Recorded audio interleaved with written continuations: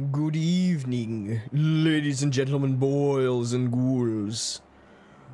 Welcome one and all to Spooktober 2025. And today, we will be playing Resident Evil. Very evil. Super evil. In fact, we are going into the evil residence that is the title of Resident Evil. Well, that's my excuse anyway. Yeah. Hey, everyone. Welcome back to An Iron Plays. My name is An. Today, we're going to be playing Resident Evil again. It's been fun coming back to Resident Evil. I think if I was to come back to Resident Evil in the future, I would definitely go with hard mode. I've been, as I've been playing through the game, I've been thinking to myself, this is really fun. I'm really enjoying it. But it hasn't really been that much of a challenge. And I keep making the same mistake every single time that I play this. Because there used to be just two options. There was hiking and mountain climbing. But they added a third option, which is like going for a walk. And so I think to myself, oh, right, yeah, going for a walk, that's easy mode. Then going for a hike is normal mode.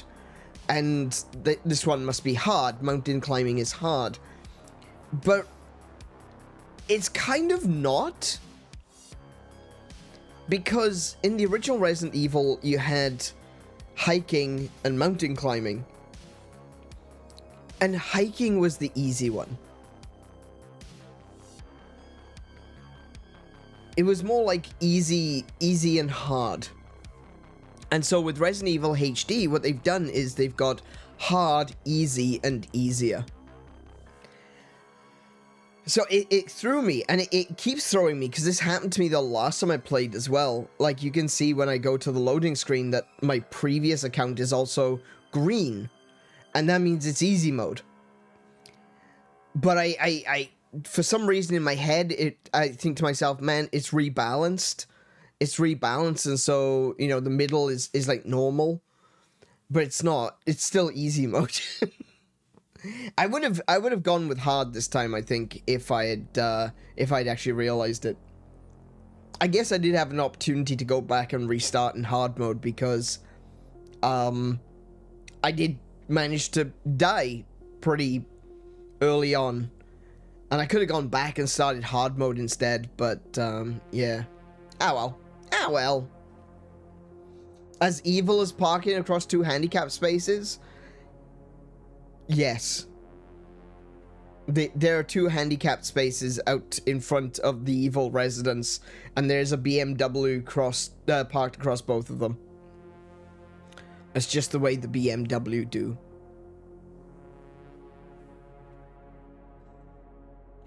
But yeah, I think if I play this again in the future, I'll play hard mode. I feel like there hasn't been that much, I don't want to say tension. Like, this game does a really good job of being very tense, being very scary, scary the right word? Not really. But it is very tense. I mean, it scares me when the spiders come out, right? But it's a very tense game, and that much is fine. Like, even in the easy mode, it's fine. But I feel like, after playing Silk Song especially, I'm playing this and thinking, like, man, this is easy. Hey, Molly, welcome back. How you doing today? We're back in Inconvenient Rich Person House game. We are indeed the evil residents. Do you want the spiders to be harder? Admittedly, the spiders do take more shots, but I don't know. It's not so much. Yeah, I guess. It's not so much that they are difficult to kill. I'm scared of spiders because I'm scared of spiders. That's just me. But yeah, that's kind of my own level of difficulty, The fact that there's a spider in this game at all is bad. And that's not even the biggest ones. Those are the small ones, which I kind of hate. I know that there's a bigger one later on called Black Tiger, and she's called that for a reason. Yeah. You know, there was actually gonna be... I actually made a post about this. I commented... I think it was on the very first Resident Evil stream. There was actually an enemy type that was going to be in this game. I don't know if it was in this one or if it was supposed to be in 2. I think it was supposed to be in 2, actually. There was an enemy type that they'd come up with the idea of, and it just gives me the ick from head to toe. It just makes me itch. I absolutely hate it. And it was this man-spider hybrid, right? But it wasn't like a hybrid. It wasn't like Spider-Man, you know, where you know, it's a dude that can crawl on walls. No, it's much worse than that. It's body horror, right? It is actually a human man with one of the giant spiders embedded into his back, right? And the fangs of the spider are injecting right into his brainstem, where it's constantly pumping him full of this fluid, you know, whatever the venom has been genetically modified to do, which basically puts the guy into a state of suggestibility. He's basically sedated, and it's just being pumped directly into his brain from the fangs of the spider that's embedded in his back. And the spider's legs weave, they like thread in and out through the flesh of the man. 2 of the legs go through the arms of the man, and 2 of the legs go through the legs of the man. So the spider's puppeting the dude. And if that's not horrific enough, it begs the question: if the spider is puppeting the man, does that mean the spiders are also intelligent? I hate everything about that. I hate everything about that. This... Okay. I'm just gonna go with That's my full critique. That's my review of the spider puppeting a man thing that was going to be an enemy in this series. And it's just... No thank you. Okay? I don't want it. To think, though, they actually thought of a way to make giant spiders more scary. With body horror. I hate it. I hate every second of it. I wish I hadn't learned that. I gotta be honest. It was like, it's bad. I've had spiders on me in the past, right? I'm not a fan of spiders. I have had severe panic attacks because of spiders. And there was one time that I was out clearing some crap in the garden, like there was some trees where a lot of it'd been very windy, there'd been some storms, and like a lot of the sticks and branches had fallen down into the garden. And I was we had an inspection. We were told about this inspection that was happening, then the storm happened, then there was all crap in the garden. So I was like, you know what, I'm gonna have to do it, you know. At the time, it was myself, Kiko, and Ritterwolf were living together. And Ritterwolf was in work, Kiko was in work, it was my day off. And I was like, you know what? Look, I'm just going to have to do it. So I went outside, I started moving these big sticks. And a friend of mine who was living in the street, he just came up and he was chatting to me. And I could feel my arm was itching. And I thought, oh, I think I've gotten sunburnt now, because I've been outside for a while. I looked down and there was this big ass spider climbing up my arm very, very slowly. And this is kind of weird because it was huge. It was like the size of my hand, right? But it looked like a tarantula. we don't have tarantulas in Australia. Not natively, at very least. It may have been like a pet that had gotten loose or something like that, but we don't have tarantulas in Australia. But there was this spider. It was slowly crawling up my arm the way that tarantulas do. And I looked down and I gasped so hard that I hurt my diaphragm. And with my other hand, I just whapped it off my arm. I felt the thud of hitting the damn thing. It was so big and bulky. I just hit it off my arm, and I'm freaking out. I take about 2 seconds, which felt like a lifetime, just standing there, staring at my arm, and my friend was looking at me. He's like, "Are you okay?" And I'm like, "I don't think I am."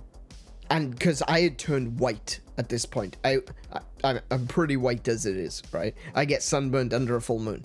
But I had gone pale, and he could see that I was not okay. And I'm like, I'm just standing there, stunned, in shock for a moment. And then everything rushes back. And I get this massive head rush. I get a rush of adrenaline. I start freaking out. I run into the house and just, thankfully I got to the bathroom in time, just started vomiting. I don't do well with spiders. So when you saw that I was having a bit of a freak out when the first spider appeared in the last stream, that was legit. That was 100% legit. You should have been there when I played this game a few years ago, and I'd completely forgotten about Black Tiger. I had completely forgotten about Black Tiger. I forgot she was even in the game. And I thought that, I knew about Black Tiger, and we'd gone through the residence where all the big spiders are, and I was like, oh, right, okay, I guess Black Tiger isn't in this game. Maybe she's in something else. Maybe I'm just misremembering. So we carry on playing through, and then we do the next chapter of the game, and that's when Black Tiger appears, and I'd completely forgotten that she appears later in the game. So I just walk into this room without thinking, and there is an even bigger spider just square in the center of the screen looking at me. And I freaked out. I couldn't breathe. And that was live. That was on stream when we first played not my first time playing Resident Evil, but when I first streamed Resident Evil back in 2021. Also for Spooktober. I did not have a good time that day.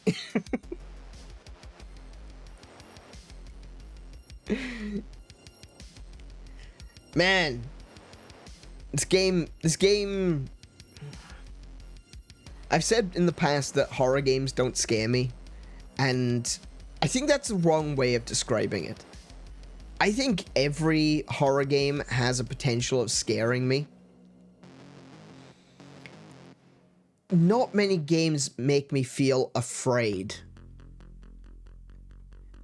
And what I mean by that is the difference is, like, Five Nights at Freddy's, big jump scare, sure, you know, oh dear, I'm a little bit scared, I'm a little bit startled, you know.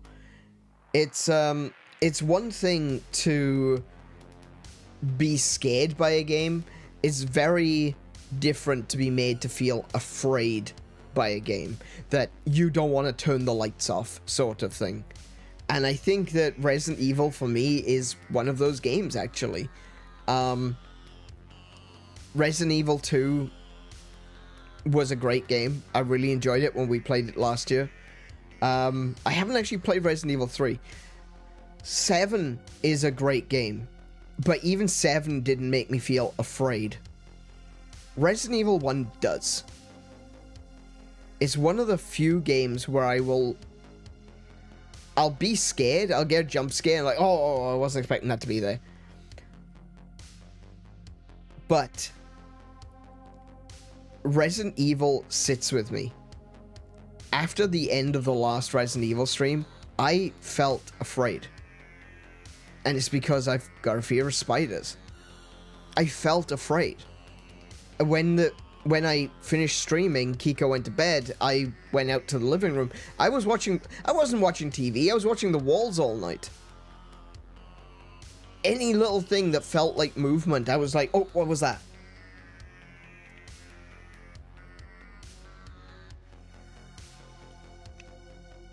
And I think it's obviously because it's spiders. You know, that's obviously the reason why. But like a lot of horror games, I don't feel really. A lot of horror games don't do things that make me feel afraid. They scare me in the moment, but they don't make me feel afraid. That moment passes, I'm good again. You're afraid of spiders? Wait, you live in Australia? Yeah. I've always been afraid of spiders, and then I moved to Australia. Yeah. Blame Kiko for that one.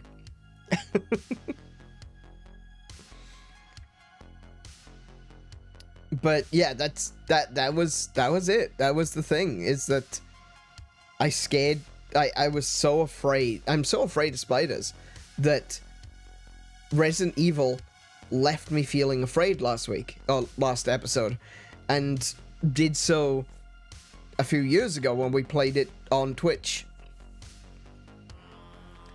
This is one of the few games that actually makes me feel that way, and I think this is the reason that for the longest time Resident Evil was one of my favorite horror games. Was probably the first one was my favorite game in the series.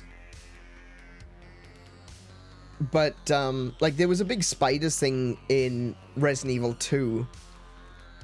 But in Resident Evil 2 remake, they replaced the spiders with those big cancerous tumor monsters, which I kind of appreciate, but it does mean that I was not afraid of Resident Evil 2 the way that I am with Resident Evil 1.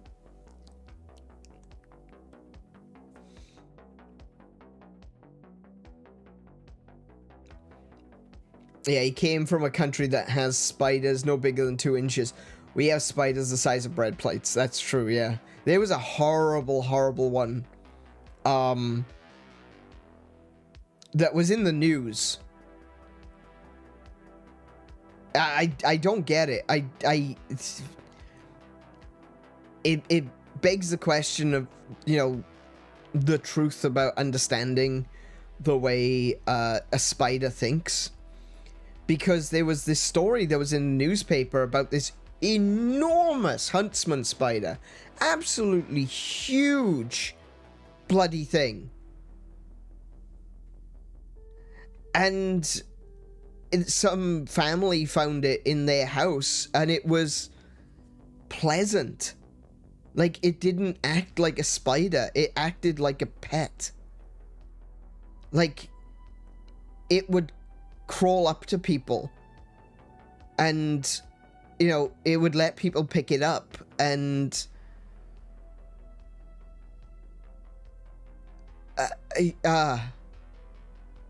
it was like it was smart, you know? It was so big, it was intelligent. And they took it to like a farm for it to live in this wide open area where it would eventually become king, you know? But yeah, I'm not gonna give you a link because I don't know where that is and I'm not looking it up.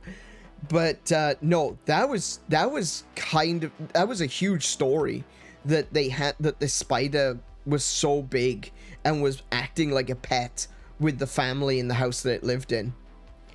And yeah, that is actual Australia. Like, there's a lot of jokes about Australia as like a country full of things that just want to kill you, and it's true. It's 100% true. The only thing that's not true is people don't ride kangaroos to work. But kangaroos do beat the crap out of your car. That is real. Like, if you're driving down a road and there's a kangaroo hopping alongside you, it will literally turn on the car.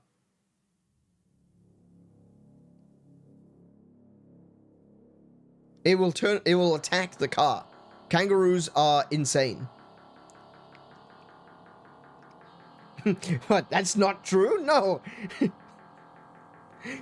Yes. People do not ride kangaroos to work.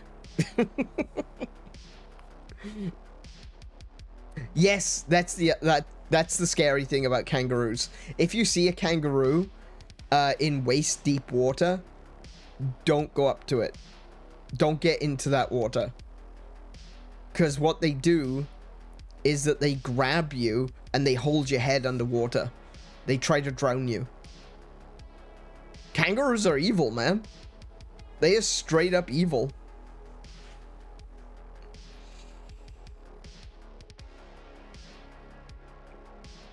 Why did I move you? My favorite description is that, you know, for Australia, especially like Australian waters, is like they've got sharks, they've got jellyfish, they got swimming knives. And every single one of them wants to kill you. It's true. Kangaroos are also delicious. That is true. I gotta give it to them. The one thing I will say for kangaroos, they are delicious. Kangaroo meat is great, and it's... I just wish it was cheaper.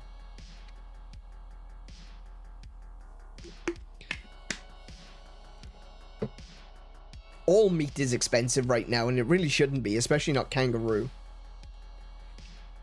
There's so many of them. It's really lean. Yeah, there's not a lot of fat on a kangaroo. It's mostly just... It can be really tough. It can actually be really tough. But for the most part, if you cook it right, it tastes so good.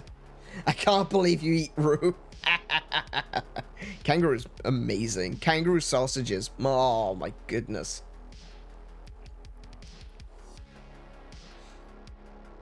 Hey, look, everything else in Australia wants to eat meat, so I think it's only fair.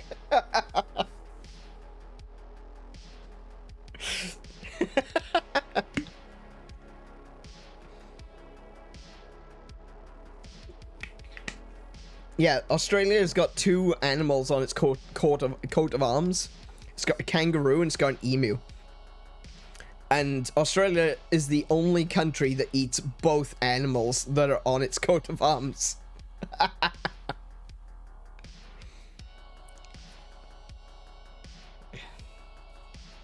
Admittedly, it's a little bit difficult for me being Welsh to eat dragon. That is a bit more difficult. I'm not saying it's impossible, but it is more difficult. Wait till you hear what the Japanese eat. Oh, I know. Yeah. Japanese, I gotta be honest though, I do love Japanese food. I love their, some of it I would never eat myself, right? Let's be real. I'm just, no. That's not something for me, but I'm glad that someone is eating it, you know? I'm glad that someone enjoys it. The one thing that bothers me, I'm okay with eating roe. I'm okay with eating, what do they call it? Caviar. Caviar is like, the Western version of roe. It's basically the same thing. I like roe. I like salmon roe. I like, I think it's kingfish roe is really good.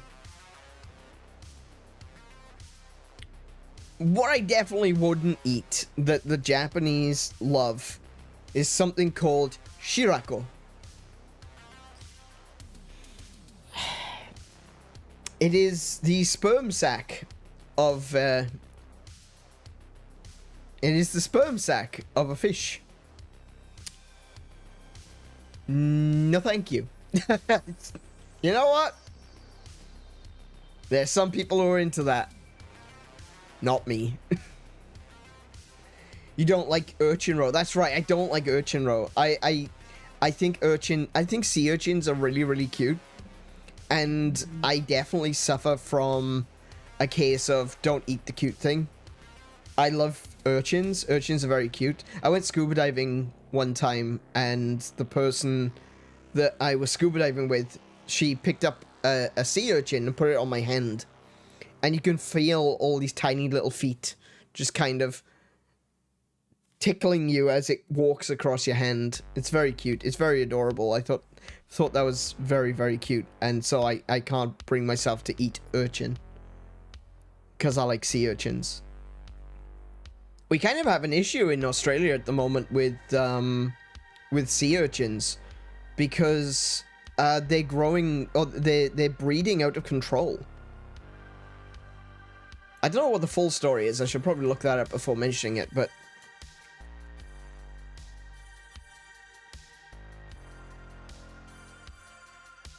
I think it's because loss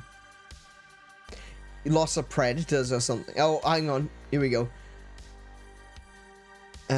Caused by loss of predators. There we go. Such as sea stars suffering from wasting diseases, exacerbated by climate change, which can extend the urchin's range. So basically, sea urchins are breeding now out of control because there's not enough predators. Some of it is because of diseases have affected the predators themselves, but also because we fish a lot of the predators as well, like certain crustaceans that eat sea urchins. And what's happening is that the sea urchins, because there's so many of them now, they're eating kelp forests. Like, kelp forests that have been around for hundreds of years are being completely eaten by these urchins, and they're overpopulated. They're just massively overpopulated. It's completely throwing off the ecosystem, which is kind of sad, because now we have to, like, you know, cull sea urchins, otherwise everything's gonna die, which sucks. I don't like killing sea urchins. That's why a lot of sushi restaurants are sourcing them cheaply. Yeah, that's right. Yeah, urchin used to be really expensive. It's now one of the cheapest things on the menu. Turtles also haven't been visiting the same reefs as much. Yeah. So it's things like lobsters and crustaceans like lobsters that can eat sea urchins, and also turtles. Turtles don't mind the fact that sea urchins are big and spiky. But yeah, we kind of fished a lot of the local lobsters. And yeah, and turtles not coming back here anymore because possibly because of climate change. It's very difficult to say, but with the with certain areas of Australia getting hotter and, you know, around the equator, it does mean that the urchin's habitat has expanded. So yeah. How do we get onto sea urchins? I don't. Swimming knives, I guess. They're just a giant. They're not really swimming. They kind of just crawl. Like I said, they got like 100 little tiny feet underneath them, and they just kind of crawl, eating weird things. Yeah. Oh yeah, that's right. Eating kangaroo, eating emu. You can get, you can eat pretty much anything here, though. I mean, there are some things that you probably shouldn't eat. Like, don't eat magpies. You're gonna get, they're gonna come and kill you. That's just what the magpie do. But, like I was saying, that, Australia is one of the few countries where they actually eat their national animal, that being kangaroo and emu. Like, can you imagine America Americans eating bald eagle. That said, we probably would if... Americans probably would eat bald eagle if Benjamin Franklin got his way. Benjamin Franklin hated the idea of the bald eagle being the national mascot of America. Yeah, crocodile. Crocodile's the other one. You can eat crocodile. I don't like crocodile personally. I tried a bit of crocodile jerky. It tastes like eating a kitchen sponge. It was not good. The texture is so bad. It's not nice at all. I don't like crocodile. No. And crocodile meat is kind of rubbery and slimy. If Benjamin Franklin had his way, eating a national bird would be a yearly thing. It would have been. You're right, JC. JC's spot on there. Because Benjamin Franklin wanted the national bird to be the turkey.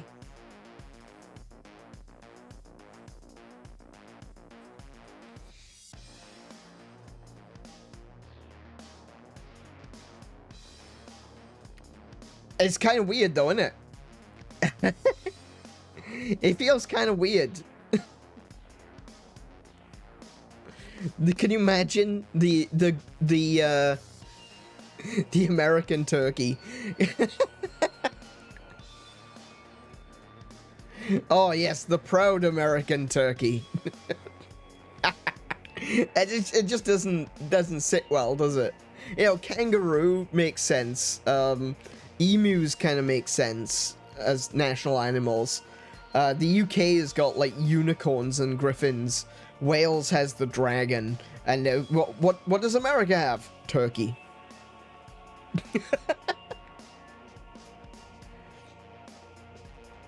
Fun fact: emu is only legal to eat when sourced from specific emu farms. Unlike kangaroos, which you can go out and shoot and then barbecue, emus, like all Australian birds, are protected by law. Yeah, that's one of the things that I think I really like about Australia, is that it is very protective of its birds. And I love birds. I've always loved birds. And, you know, that's something which I can get behind, you know, a country that is very protective of its native species, especially birds. And yeah, to be fair, it's got a lot of other problems, but they are looking after their birds. I like that. I'm on board with that. Yes, that includes all 5 species of corvids. Yeah, we've got 2 ravens, 3 crows. And we've also got, like, songbirds as well, like our magpies, and, because our magpies are not, they're not real magpies, if I remember correctly. I might be misunderstanding that. But we've got a bunch of songbirds out here, which are also, of course, protected. Oh, I just love birds. I do. I've always been a fan of birds. I always liked seeing, I remember as a kid, actually, probably one of the reasons that I've grown to love birds was, as a child, I remember my grandfather telling me that I should salute the sergeant, and that's what you would call, magpie. So, like, you'd salute magpie for good luck.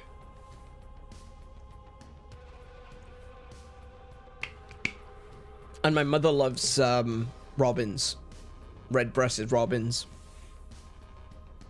and there's always a few that come through the garden during, you know, around Christmas time, throughout winter. So I've always been around people that have been very positive about birds, and yeah. And then I discovered fantasy birds. I discovered chocobos, and I discovered what else was there? Like, later on, I would discover loftwings, thanks to Legend of Zelda. And I just, yeah. I just have an appreciation for birds. Birds are great. Speaking of which, I'll be posting a thread of magpie and butcher birds later on Discord. Old pictures and some new ones. Oh yeah, I was saying so where we used to live, the apartment we used to live, there used to be a family of magpies that would come by every so often and just hang out on our balcony. And we had some butcher bird friends that would, we would feed them. We were feeding them because one of them looked like they were really messed up. Like, they looked like they'd been attacked or something. All their feathers were, like, messed up and torn out. And we called that one Scruffy. And we were feeding them so that they would get better. And so we had Burb, who was my little boy, and Scruffy. And Scruffy, she went from being very, very messy looking to being very beautiful. She was very sleek. Her feathers were very, like, it didn't look like there was separation in her feathers. She just looked streamlined. Kind of like a seal, you know? You know, like how a seal's fur almost looks like it's a fabric, like neoprene or something. Her feathers were so smooth. She became a very beautiful bird. And she went away.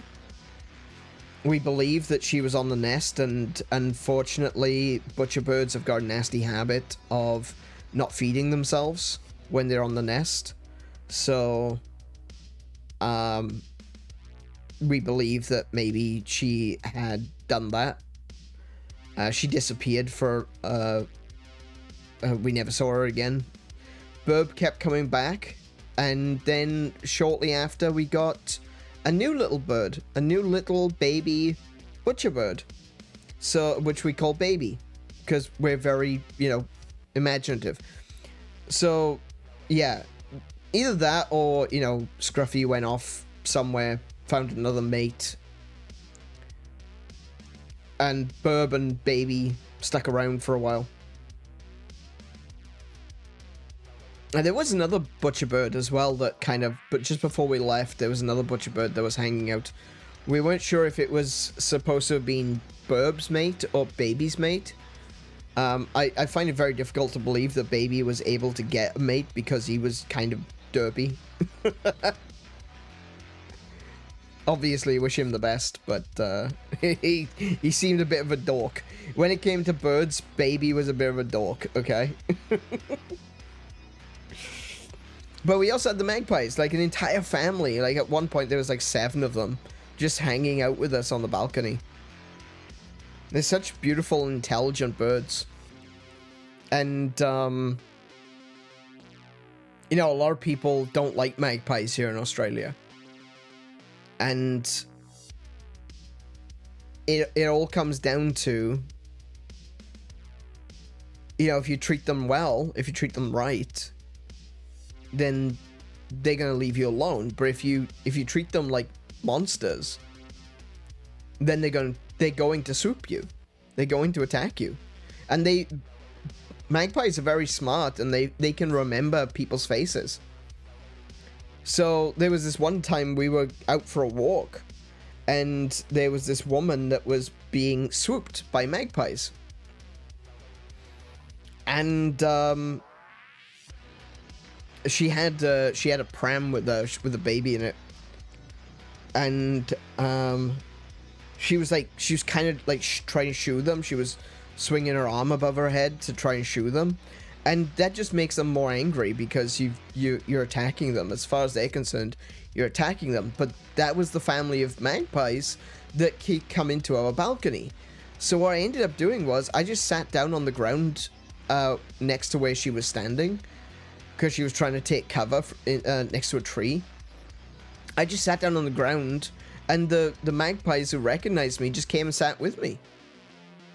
And then she carried on going.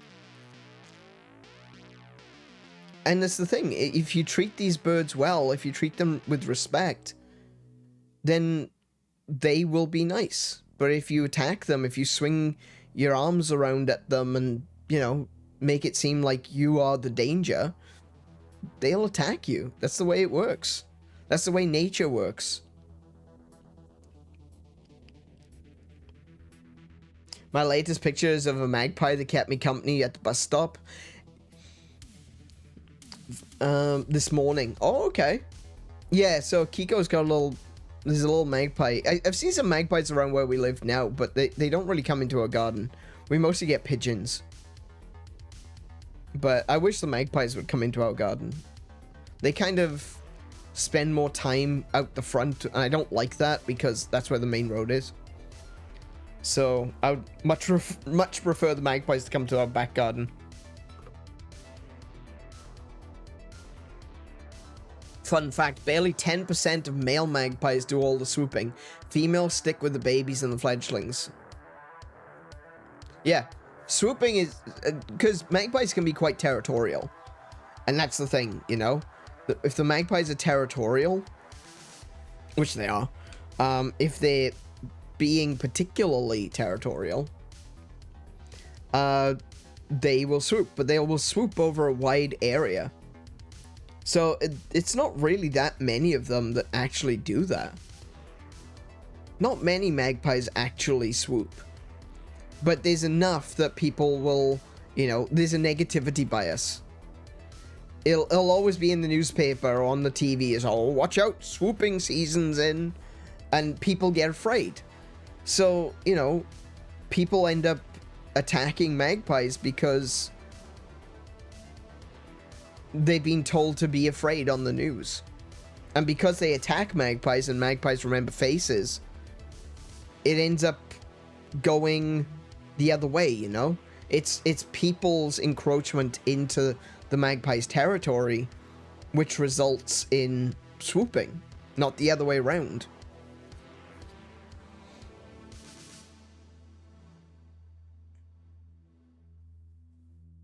I'm working on getting them into the backyard. I've strained the pigeons. Strained the pigeons. Or trained the pigeons. Yeah. Hilariously, when I was washing the car last weekend, the pigeons was watching me with great confusion. It's like, why are you out the front of the house? Yeah, it's like, our food goes out the back, thank you.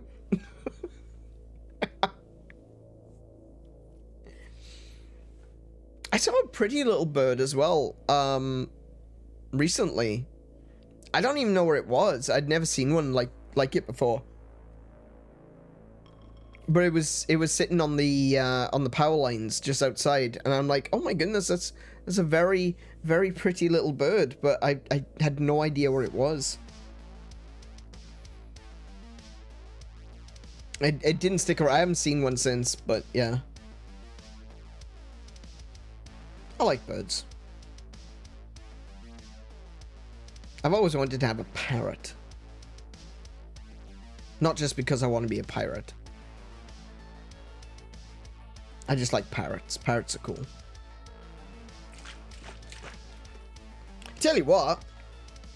Have you seen the, you probably know the meme. I wouldn't tell anyone if I won the lottery, but there would be signs.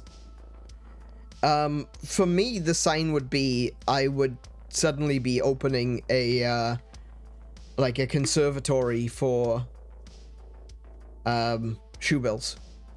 That would be my sign. I would open up a conservation, for shoebill stalks.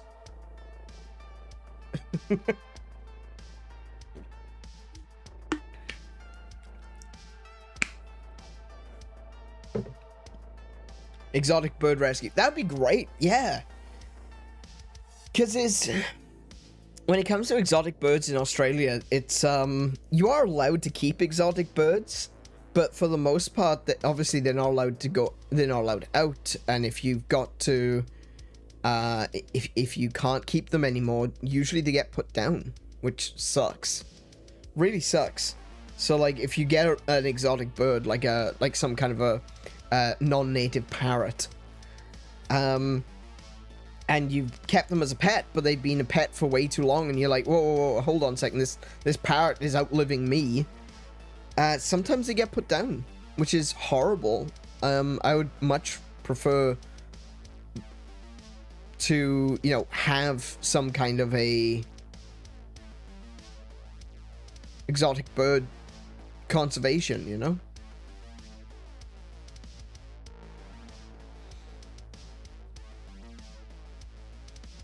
That would be the sign. That would be the sign.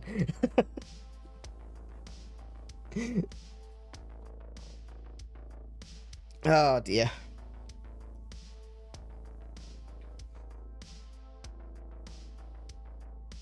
Hold on a second.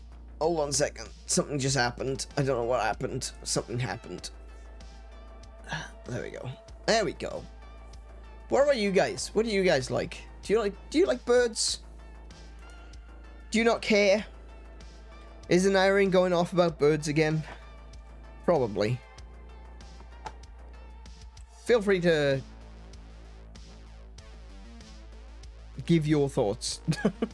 Give your thoughts in the chat, or tell you what, if you're in the VOD crew, if you're watching this later on, give your thoughts in the comments down below. I love birds. I want to talk about birds. I like talking about birds. So if you've got something bird related that you'd like to talk about, check it in the chat down below.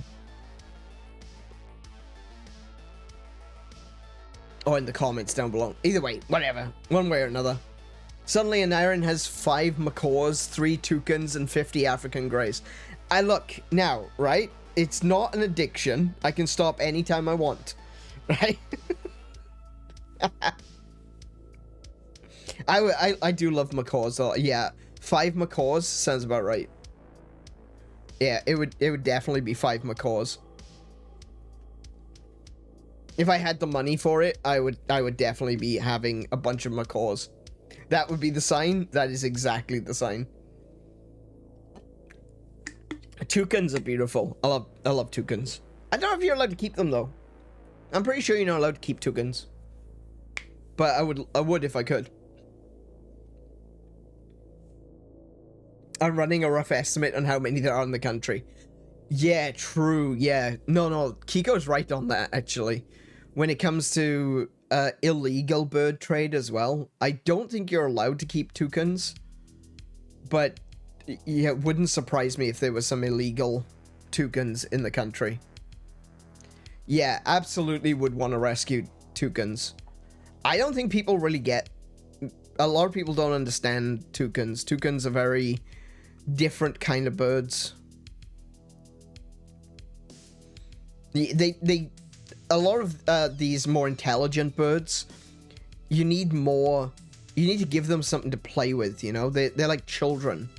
They're like toddlers. You need to give them toys. And if people don't fully understand that, toucans are pretty intelligent. Not, you know, particularly intelligent, but they can get very mischievous. And they will become destructive. So, yeah. It's kind of like what the situation we have right now with sulfur crests. Sulfur crested cockatoos here in Australia. They get up to so much mischief because they get bored. And so they start screwing around with people. And they tear things off cars and they tear things off houses. They unbolt things. That's another thing that they do, is they figure out that they can turn bolts. And they unbolt things. That's never a good thing. I know someone who has 2 macaws, a red and a blue one, and they are so big. They are. That's one of the things that I really love about them, is like just how big they are. I think I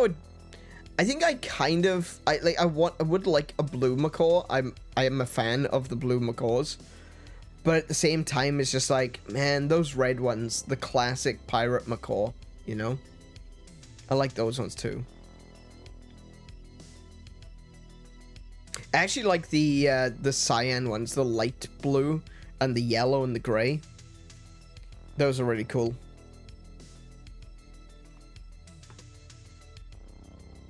But I think I would go for the red, you know, the classic red macaw. My family's cockatoo loved doing the laundry, in quotes, with my grandmother, which meant he would hang upside down and shimmy along the washing line, picking off the clothes pegs. Aww, that's adorable. I'm surprised we don't have like we've got an outside rotary washing line right now, but I'm genuinely surprised that we don't have more pegs going missing with all the birds that are around in this area.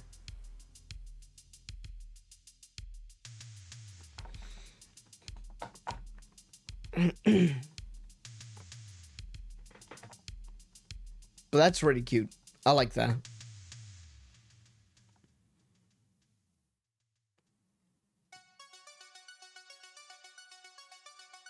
So I'm just thinking, and I know I'm keep going quiet, but I'm actually just kind of thinking like, it'd be nice to have a bird. Too many children's toys in the neighborhood to steal instead. That's a good point.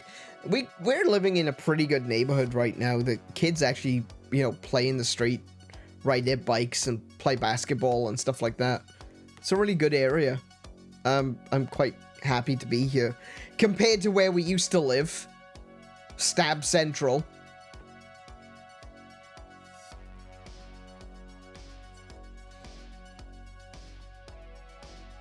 Yeah, I think the only issue we've got in this end of the world is the idiots driving around in very, very loud cars, you know? That's actually kind of been bothering me recently, and I hope that it's not affecting the stream too negatively. But, you know, I try to listen out for when the cars are coming, and I mute my microphone if I can. But I know that I'm not catching it every single time, and I hope that that's not becoming a stain, you know, on my streams. Unfortunately, there's nothing I can really do about it. I can't really soundproof my room, because we don't live here, you know. If this was my own house, if we lived here and I had a few grand spare, then I would completely soundproof my office. But unfortunately, that's not something I can do where we are. And it's kind of a shame too. Like, if I had known that this was, I don't think I would have turned down the house because of it. But if I'd known how pervasive the idiots in fast cars with tiny penises were, I may have considered maybe, you know, moving somewhere else. Maybe I would have considered thinking about how to properly set up this office before moving in. Because right now, if I wanted to change anything in the office, I gotta take down all of my shelves that you can see behind me. I need to take down all of those shelves. I need to move them. I need to do something to the walls. I need to do something with the window, and you know, really block out the sound. But unfortunately, I just don't have a way to, to do that right now without making any changes to the house, and I definitely don't want to be doing that. We've got a really good landlord, but I still don't want to be pushing my luck and doing things that might damage the house in the long term.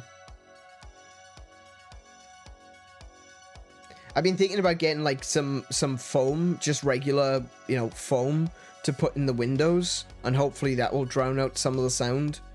But those guys revving around this area, I don't know how much putting foam in the windows is actually going to fix. I don't know how much it's going to solve. So, yeah. I don't know. I think at some point maybe I'll try it, and we can go from there. But I just don't want... I don't want the idiots outside being a negative effect on the stream. And I've been worried about that. We've talked about this before. I'm a bit of a perfectionist, you know? And I want to try to provide the best value to anyone watching. And if I'm talking about birds for an hour and, you know, everyone's like, oh, he's talking about birds again, and you just click off, that's fine. But I don't want people to be like, oh my goodness, there's that noise in the background again. This is so annoying. I'm just gonna click off.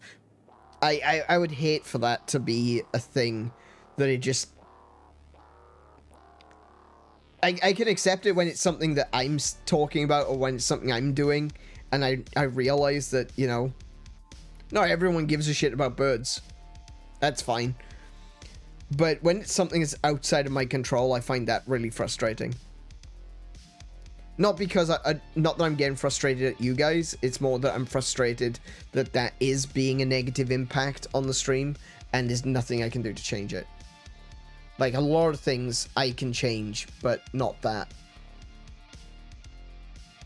I think the car noise is worse through my mic. I would imagine so, because I don't have any sort of... I don't have anything on your mic to cancel the noise. Whereas with mine, I think it mitigates it for the most part until it gets to the absolute loudest.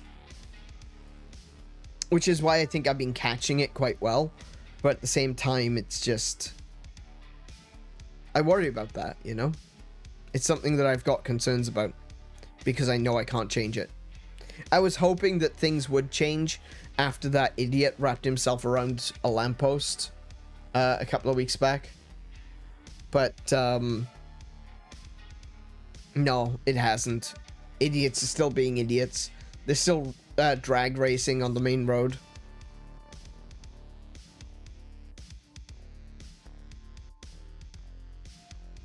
Sucks, really. Nothing I can do about it, though.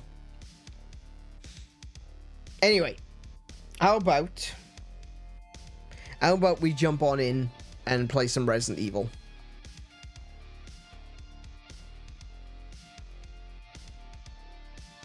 I think it's time. I do think it's time. It is time.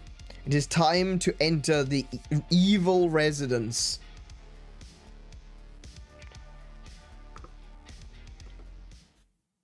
There we go.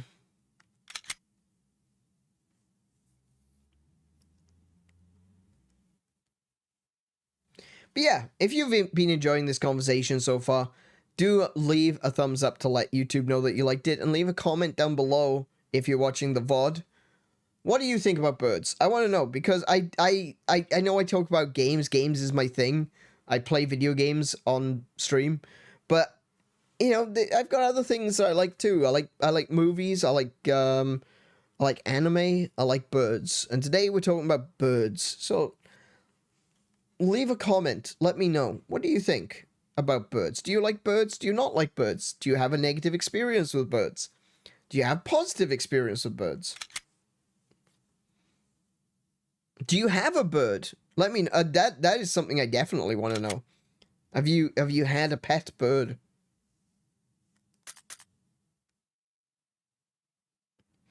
The game where you can't respect the birds because they will take Jill's hair out. And eyes. Yeah.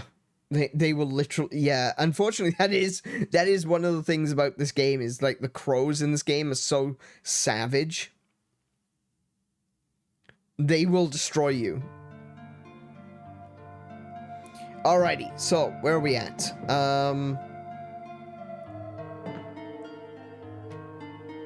Are you scared of birds like Dave Boreanaz? Yeah, so Dave Boreanaz does not like birds.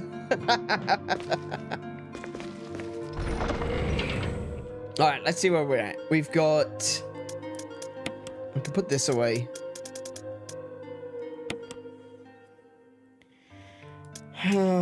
We've got our handgun. We've got 32 bullets. We've got shotgun with 10 bullets.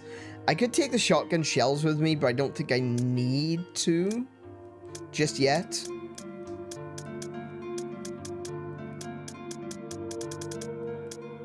I've also got the Magnum, which I don't want to take with me right now because I want those bullets for later.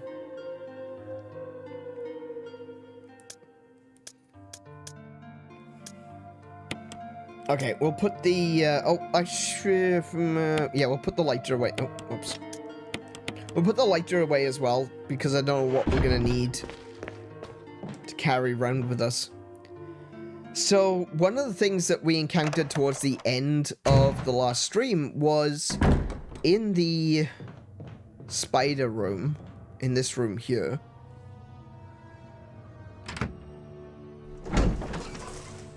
I think the spiders are definitely gone now. Yeah. So in here was a puzzle. And the puzzle was with these oil lamps, right? The lamp shines with green light. And... oh, yeah, I'll take that.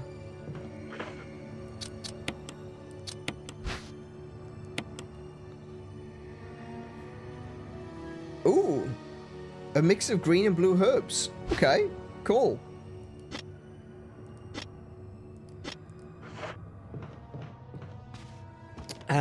And there's also a green herb over here as well.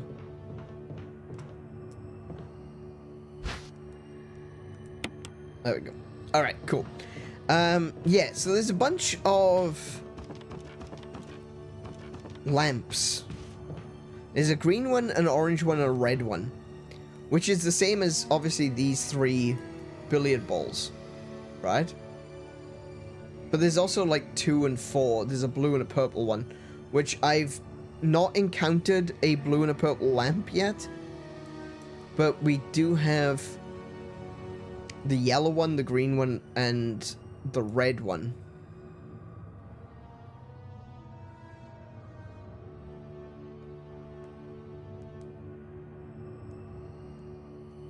And it doesn't appear to be anything significant about their order.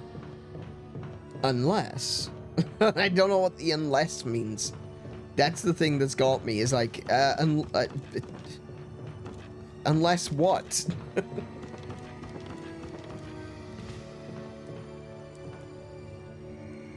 Is that a thing on the floor there?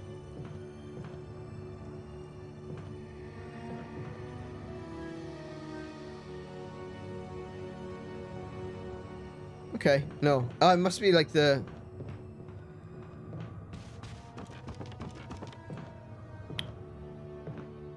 see what I mean? There's a thing on the floor there. I thought maybe that was something, but it's, I think it's just the cork out of one of the barrels.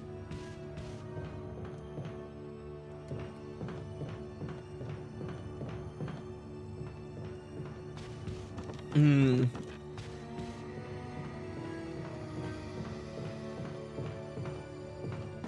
So yeah, we...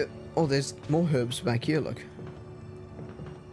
I can pick up all the herbs and take them back to, back to the box. So here's the red lamp. The lamp shines with reddish light.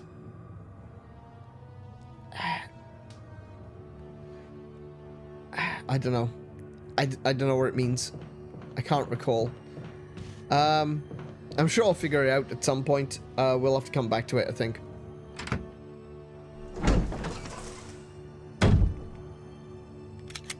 Nope.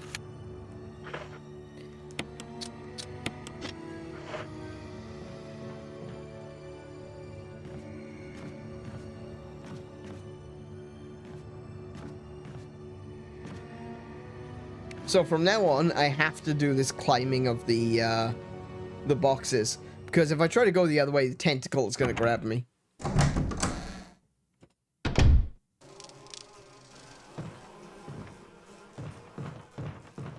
Oh, the bees! I forgot about the bees! Hang on a minute. I should get my knife, I think. I think it's easier to kill the bees with the knife than it is with the gun. Also, you know, gun, bullets, don't want to waste them. So we'll do that.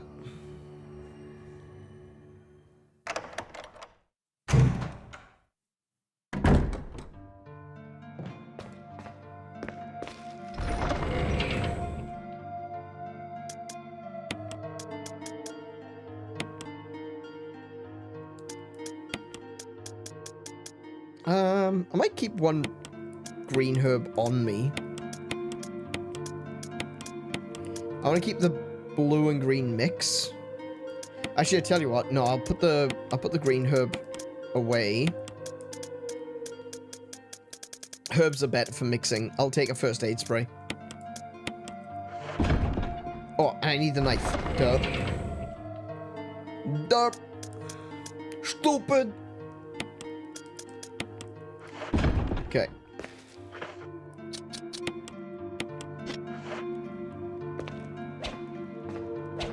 Okay.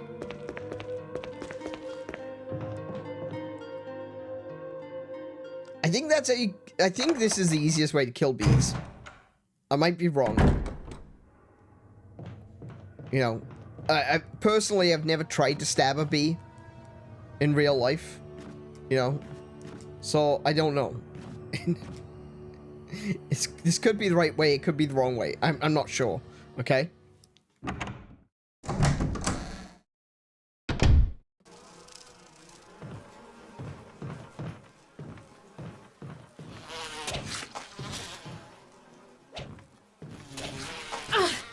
Ah, no, it's still stinging me.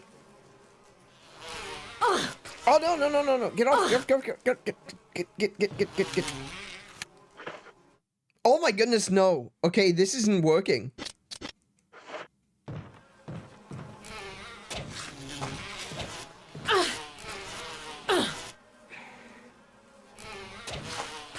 Oh my goodness. Okay, this is not working at all. Oh, that was bad. That was bad.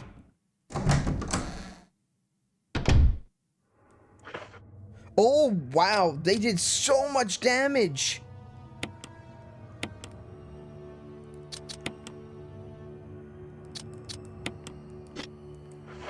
I guess I have to shoot the bees.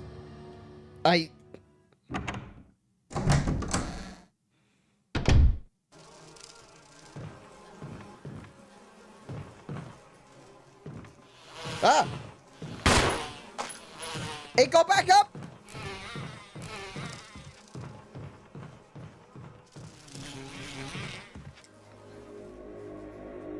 Oh!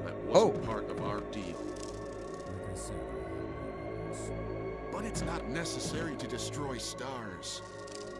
Barry? What about my family?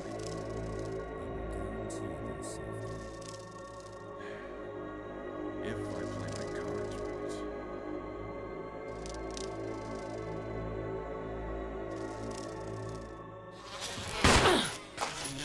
Why are they getting back up? Can you not kill these bees? Oh, of course it's bloody locked. The door plate reads gallery. Okay. I'm gonna die to bees.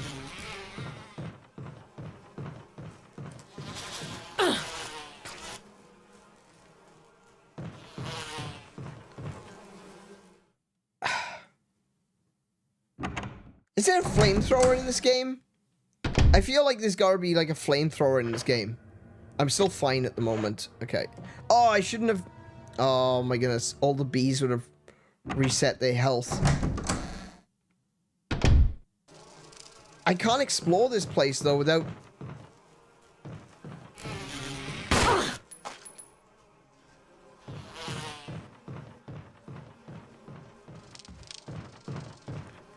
So that's the giant bee.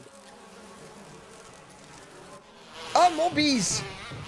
That was a mistake.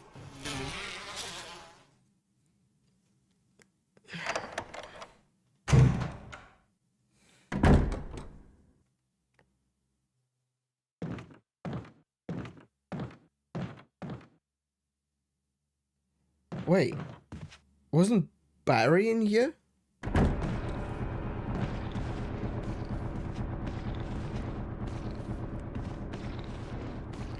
Oh, Zombo.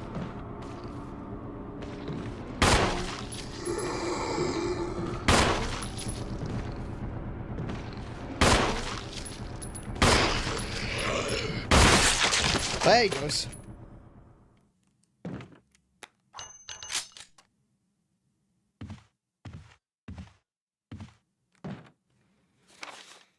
Plant 42 report. 4 days have passed since the accident.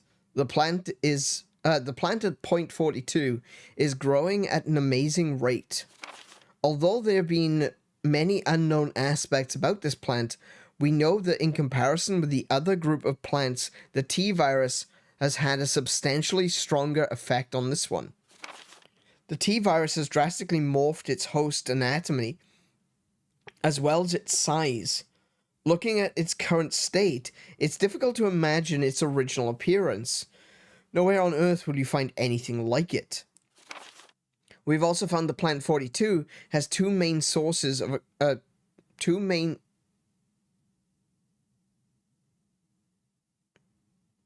That's not right. That grammar's wrong. We've also found the plant 42 has two main sources of acquiring its necessary nutrients. One source is through its root. Somehow it has rooted itself down to the basement. Immediately after the accident, the scientists went mad and destroyed the aqua ring. Ever since the basement has been like a pool, there's a high possibility that it's one of the chemicals in the water that is promoting the plant 42's rapid growth. However, we've yet to determine the specific chemical. A bulb-like body of plant 42 has been sighted hanging from the ceiling on the first floor. We are sure that it uses air ducts to reach the first floor. Numerous long tentacle-like vines are protruding from the bulb. We believe the vines are the second means of acquiring its nutrients. When the plant 42 senses prey, it uses the tentacle-like vines to capture its prey. Is it me, or does this sound...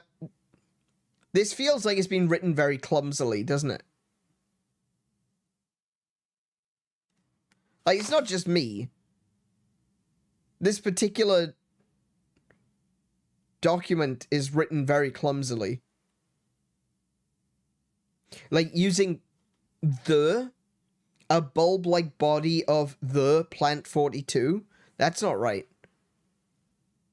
It would be a bulb-like body of plant 42. It is very awkward, isn't it?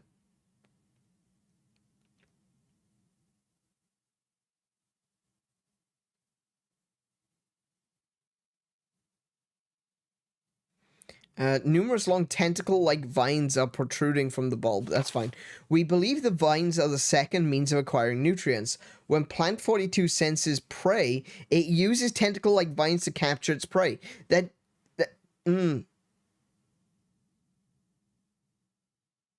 Like, using prey twice in the same sentence there is a bit weird. After doing so, suckers on the vine drain the prey of its blood. We've also noted that it has some intelligence. When it captures its prey, or when it's inactive, the vines twine around the door to stop possible intruders. Unfortunately, several of our scientists have already fallen victim to this plant 42. When we heard the stories from the survivors, they all observed one thing in common. When their uniform petal-like flaps open and reveal its vital internals, it has a tendency to become more aggressive. One witness reported that it was as if was trying.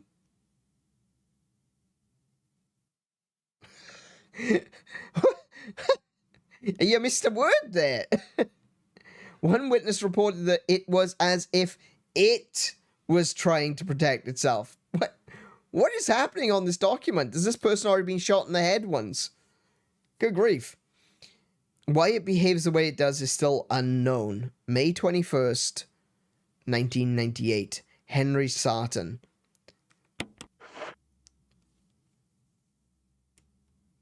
Brain donor. There was a door. Yeah, it was a door. Cool.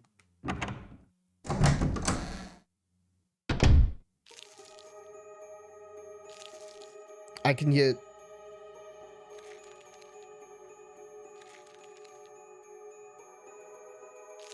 Why can't I hear scrunchy noises?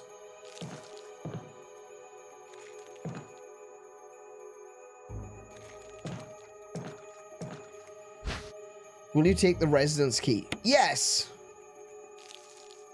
Water is leaking from the tank. Okay, at least it's leaking from the tank. Water dripping from the sink. Perhaps the valve is broken.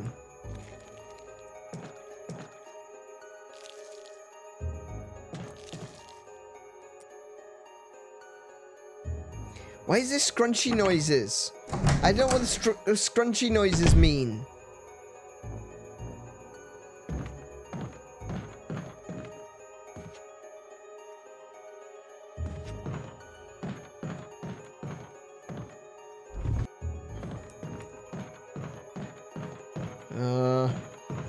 Maybe I shouldn't have done that. Maybe I shouldn't have pushed that.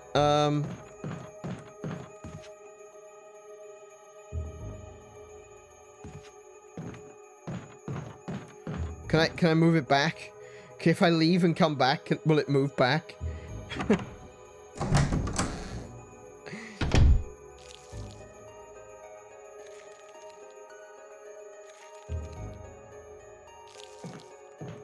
Yeah, it sounds like there's something in the ceiling, or... like, it doesn't sound like dripping water.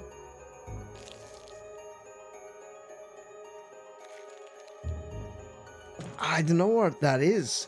I don't like it. I don't know what it is. I don't like it.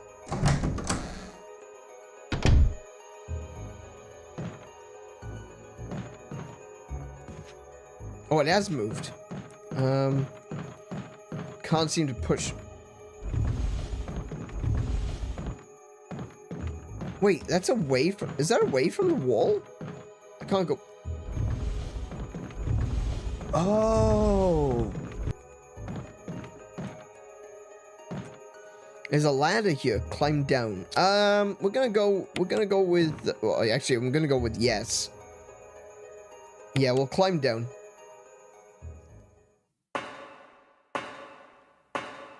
I don't want to leave the residence just yet. Oh, I know where I am.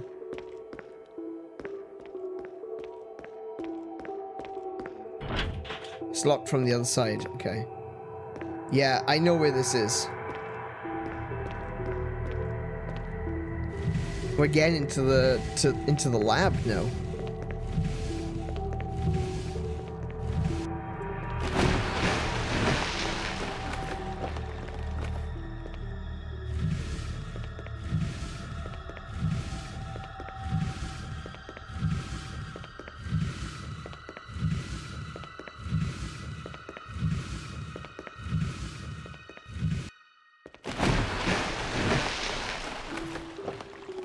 Oh my goodness, when the music just suddenly stopped then, I'm like, oh, what'd I do? What'd I do? Did I do it wrong?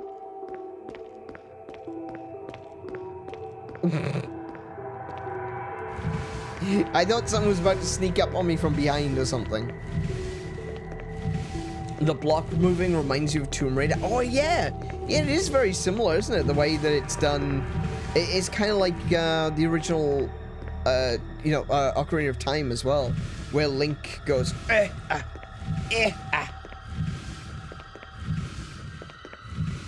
It's all like intentional block movements, not natural fluid movements.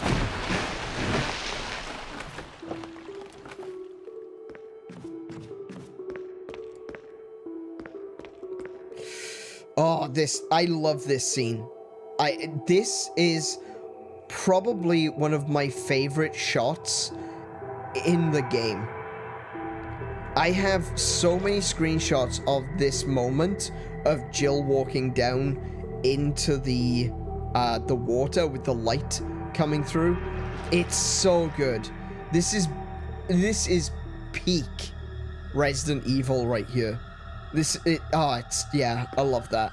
I love that scene. New screenshot time. Could probably take another one. Yeah, sure, why not? Normally I have her with a shotgun at this point, but let's line her up. There you go. New screenshot. We're on Switch 2, do it. Unfortunately, the Switch 2 screenshot capabilities are massively hamstrung And despite the fact that it can output 4K, it doesn't take screenshots in 4K. It only takes screenshots in 720, and I kind of hate that. That's really annoying.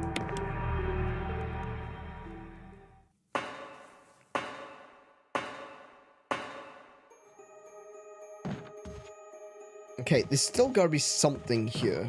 I have to be missing something. There's nothing special. Okay. Alright, I think I have to go brave the shirt is soaked in blood. Okay. I'm gonna have to brave the bees again and see if the... Because I've got a key now for a locked door. I don't know what the locked door is. Run! Jill! Run, bees!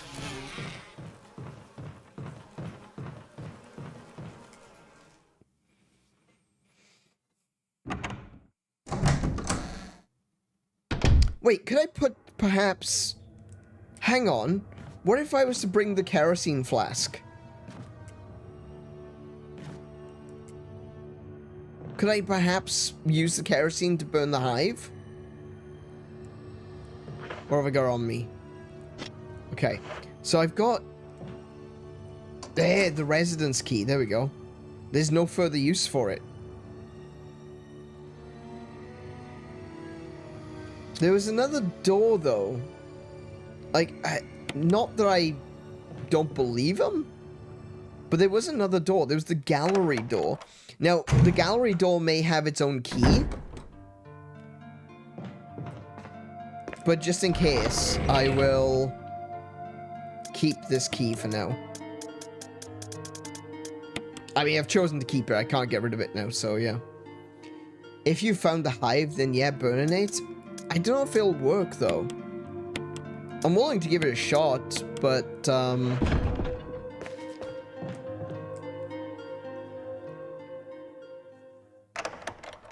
I just don't know if you can actually do that. You might be able to. I think that there might be spiders in there. Let's...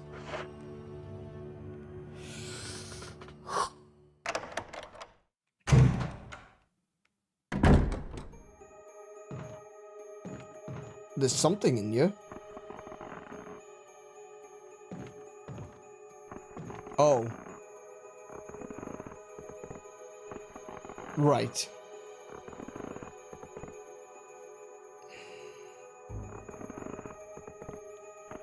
Okay. So there's a door here.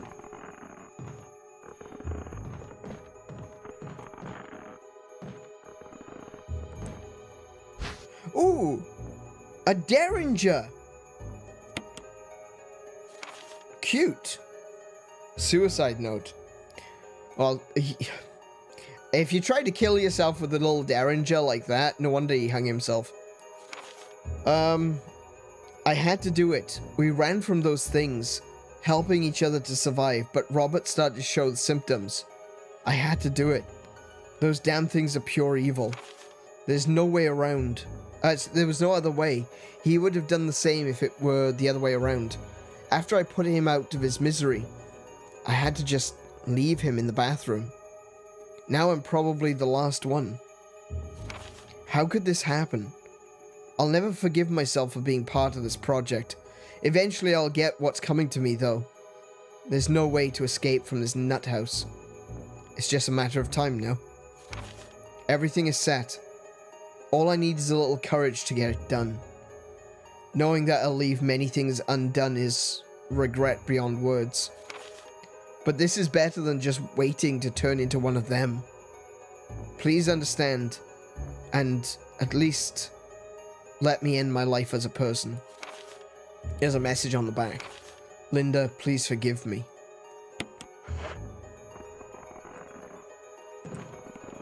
Oh, yeah, I'll take the handgun mag.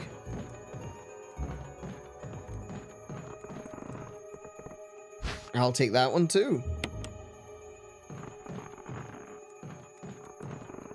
Old bookcase. The books are mostly concerned with literature and philosophy.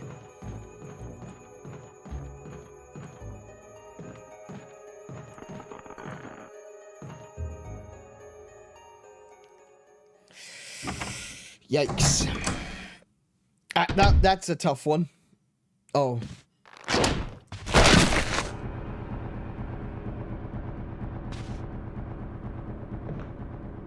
Oh, I can hear him moving outside.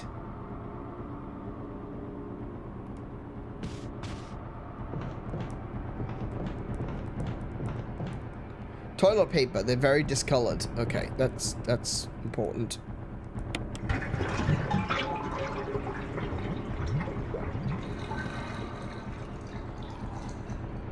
There's something inside the bathtub.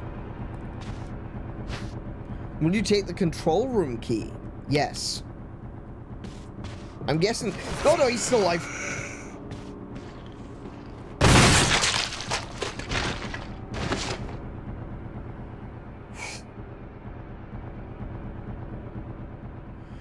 You did a terrible job of killing this guy. Like, holy shit. You turn around, you've written a suicide note, you've written a letter. Oh, I had to do it. I had to kill him. It wasn't my fault. He turned into one of them. Good bloody job you did. Did you shoot this guy with the Derringer? Is that what happened? You shot this guy with the Derringer. And you thought that would do it. Where's the matter with you? Now you've gone and strangulated yourself instead of actually hanging yourself and breaking your spinal column.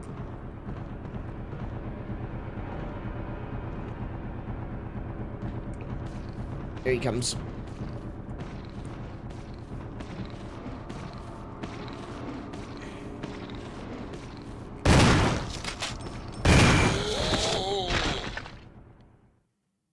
Well, he's not dead. Well, he might be, but I'm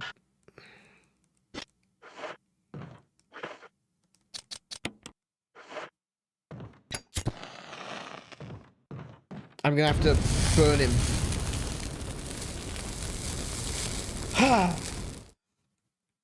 You think he did use the Derringer? Probably. Called it a self-defense gun. What are you on?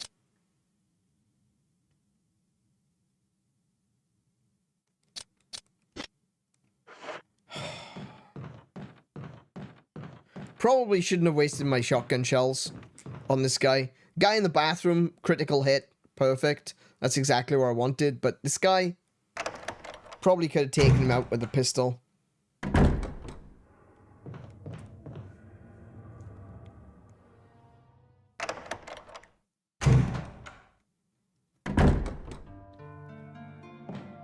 I suppose that's the move, isn't it? You know, you use the shotgun to try and get a headshot. And if you don't get the headshot, switch over to the pistol. That's probably the move. All right, hang on. Let's take a little look at this gun, shall we?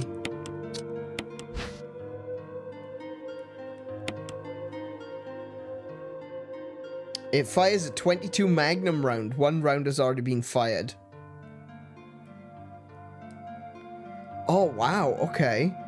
So it's kind of like it's essentially the Magnum. Okay, actually that's not too bad. It uses the 45 ammo.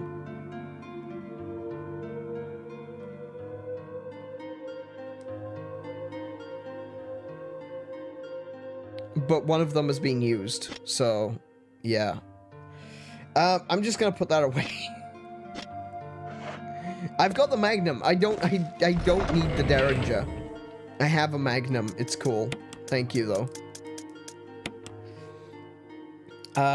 Let's reload. Hold on a second. Let me just do a little bit of rearranging.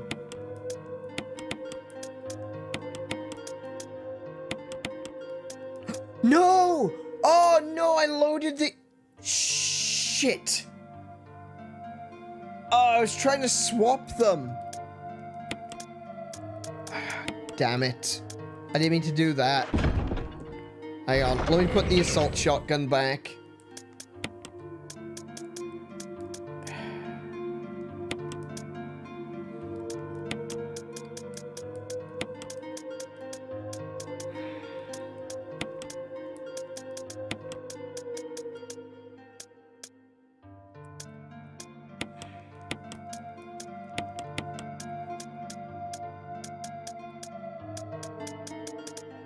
Yeah, I was trying to move it so all the weapons were together, but then I accidentally loaded the old shotgun. That was, yeah, Alright. Not happy about that.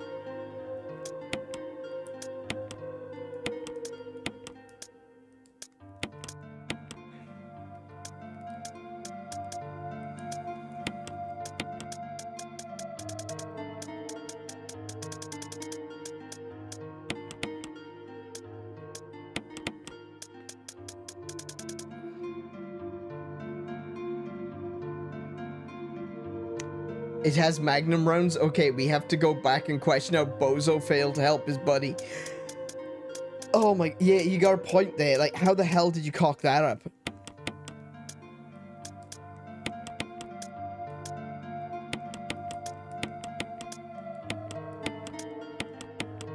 Okay.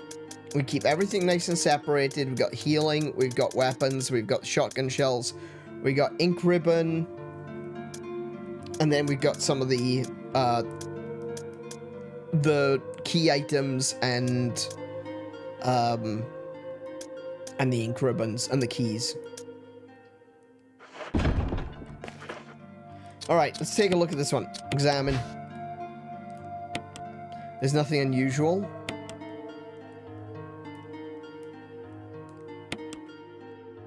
It's a key for entering the control room. Alright, fair enough.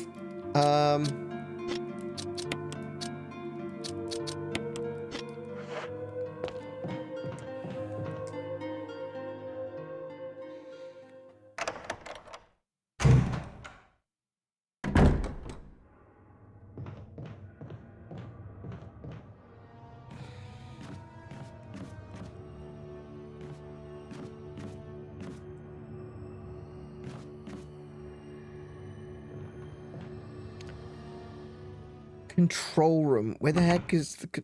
Oh, that would be... Wait, would that be the room that I couldn't get into that was in the lab? Did I bring the... I did. Hang on.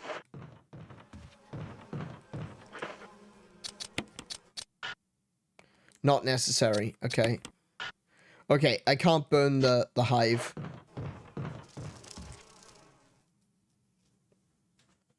Alright, well, I've learned that. You can't burn the hive like that. Okay. Oh, I should look at my map, actually. See if there's anything that I've missed. It looks like I've missed something in the corridor there. Because that one's still red. Everything else is cleared. But this is still red. Maybe there was a herb here that I didn't pick up. Okay. Alright, down into the basement we go.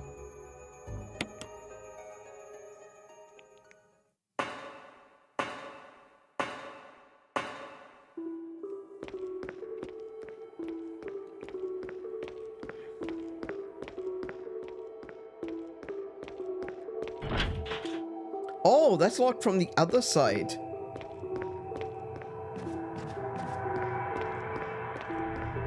There you go. See, this is what I mean. That look with the shotgun as well. That's just that is cinema. That is perfect. That is just peak Resident Evil.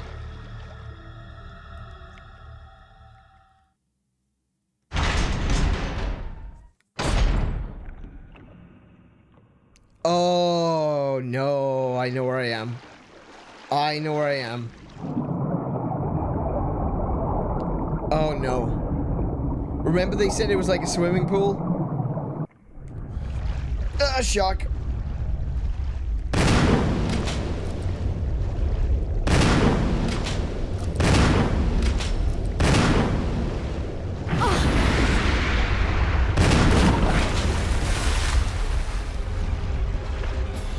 One bite just wrecked me.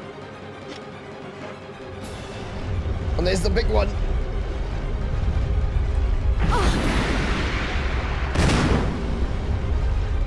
I'm going the wrong way. I'm gonna die. ridiculous. Run, run, run, run, run, run, run, run, run, run. I'm not gonna be able to make this. I'm not gonna make it. I'm not gonna make it. Ugh, crap. I killed one of the sharks. It took 4 shots. It took 4 shots from the shotgun to kill one of the sharks.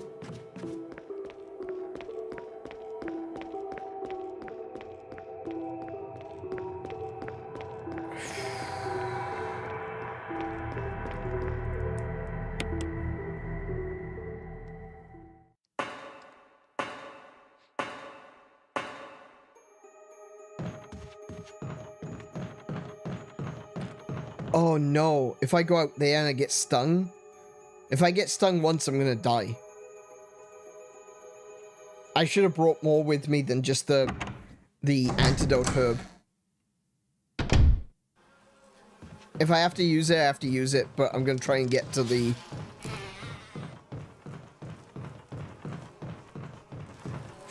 Okay, we good, we good, we good, we good. Just don't make a stupid mistake and walk over the tentacle.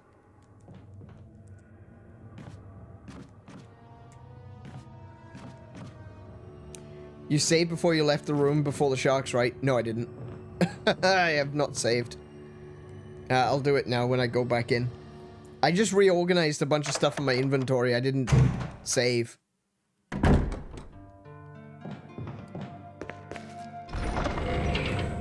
Okay, so we can put the fire away because the fire is doing nothing. We can put this shotgun away again. Switch out for the assault shotgun. I don't think I need to worry about being poisoned right now. So instead I'll take green mixed herbs. I'll take 2 of them. So I'll take that herb as well. Combine. Alright. We'll take another one.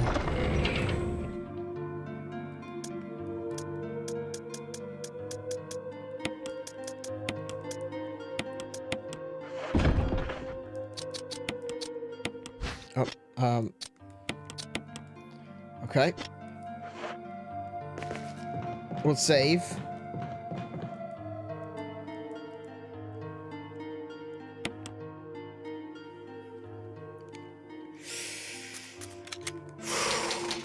Okay.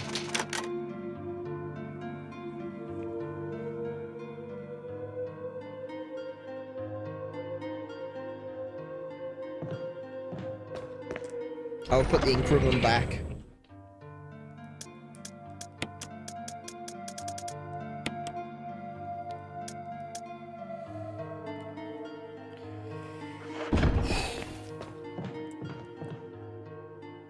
Yikes. Okay. Oh, wait. I just had a thought. Hang on a minute. Hang on a minute. Hang on. Hang on. Hang on. Hang on. Hang on.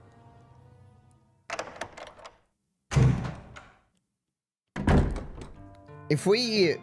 let's think about this a little bit more logically, shall we?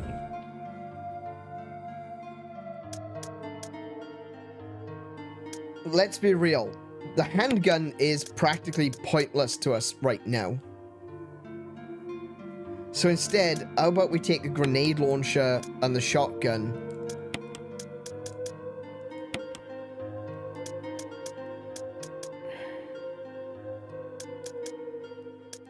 We've got the Magnum. We could probably take the Magnum with us as well.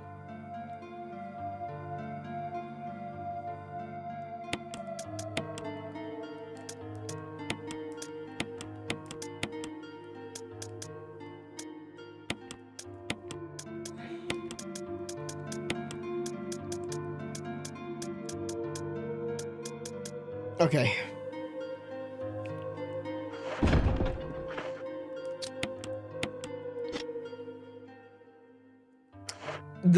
The sharks take 4 shots from the regular shotgun, which means they probably take... I don't know if the assault shotgun does more damage. I mentioned that last time. I don't know if the if it does more damage, then it'll take probably 3 shots from the shotgun. It should only take 2 shots from the Magnum, though.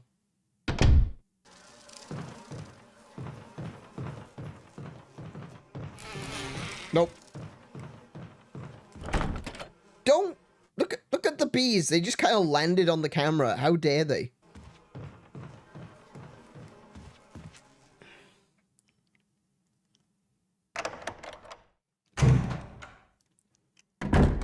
My biggest concern isn't so much the smaller sharks, though. It's the big one. The big shark. I don't know if we have to fight it just yet. I don't even know if we can fight it. I just realized, like, a lot of the later parts of this game, I don't recall very well.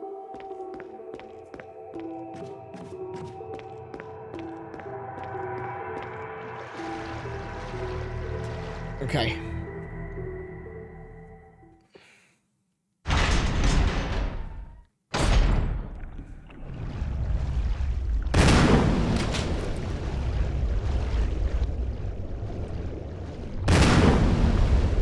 Two.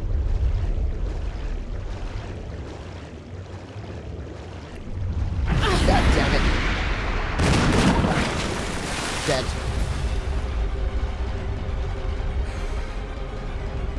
I don't know where I'm supposed to... Oh, maybe this way? Use the control room key. There we go.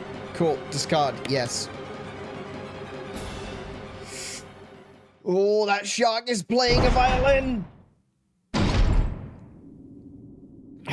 Okay.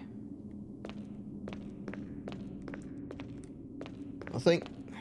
Nothing. Nothing. Nothing. Nothing. Nothing.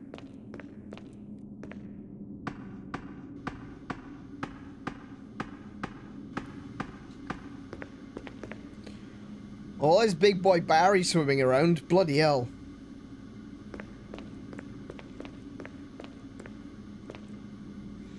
The control room for the main system. Everything seems to be in proper working order. Okay, cool. That big red light suggests that it's not in perfect working order. Oh, there we go. An error message is being displayed. Something appears to have gone wrong while the water was being drained. There's a switch to drain the water. Press it. Yes. Oh, he did not like that. Emergency. Unknown source of pressure detected. Locking all doors to achieve maximum safety. Bugger. Okay, we'll take that. Now is not the time? What am I supposed to do? Oil pressure regulator. There's no need to adjust this pressure right now. Reaching 30% of pressure threshold. The door is held tightly shut by the pressure of the water. Okay. Okay. Whoa. Okay. I need to do a thing. I need to do something. There's something I need to do. There's a control lever for the pressure shelter, but it won't budge until the safety is released. Where's the safety? Where do I release the safety? Reaching 50% of pressure threshold. Cannot resume drainage. Oh my goodness. The pressure shelter is locked. Release the safety. Yes. Okay. Activate emergency drainage system immediately. Yes. Pull that.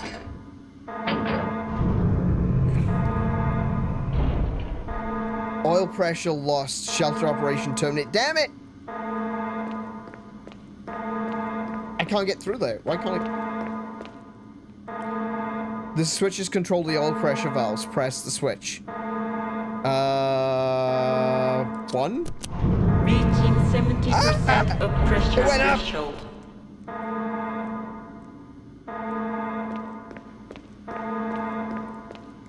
No. Can I... Cannot resume drainage. No. Safety needs to be released again. Oh, for goodness sake. Reaching 90% Oh, of I'm gonna pressure die. threshold.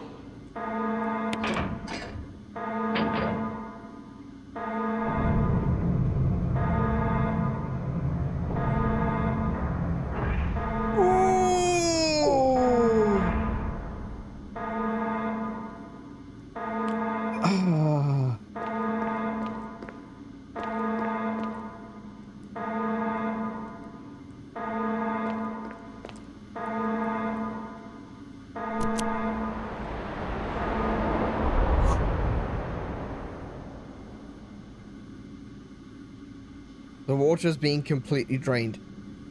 See, this is what I mean about this game being very, very tense.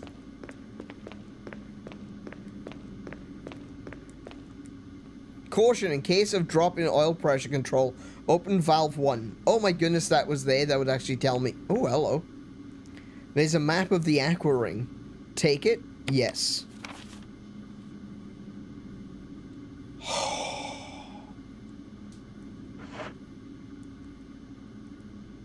Okay, let's have a look at the map. So, I'm fine. How are you? Yes, I'll take the first aid box. Let's have a look what's actually in there.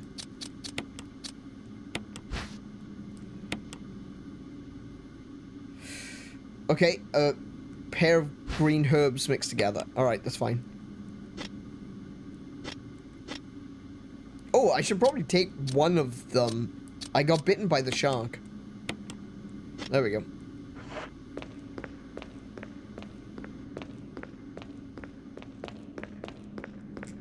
So I can now go through this door. Hey, Stormlight, welcome to the stream. How are you doing today? We are playing the remake of the original Resident Evil.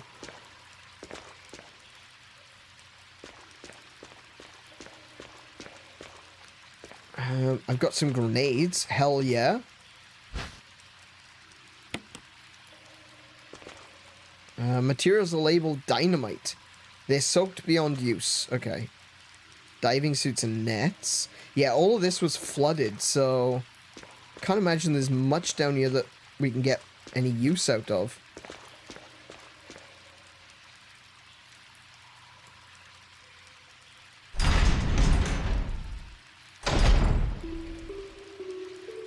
Oh, magnum rounds.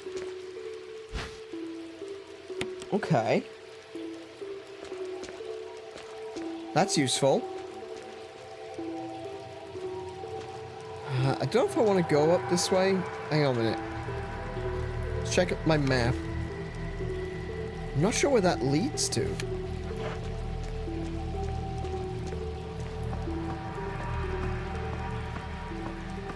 Never heard of this game? Is it new? No, this game was...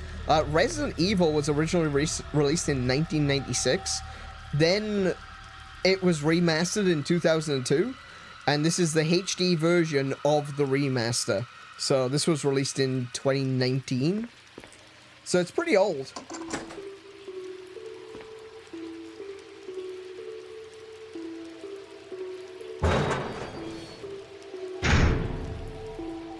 Oh, that's that door. Oh, that makes things a bit easier. Can I jump down there? The water's all gone. There's no way to get through anymore. Oh, okay. Yeah, that is the downside. I've lost my bridge now. The music in this game is so atmospheric. They did a fantastic job. And, while I feel like they could have done a little bit better with updating some of the backgrounds, the character models are gorgeous. This is my favorite version of Jill.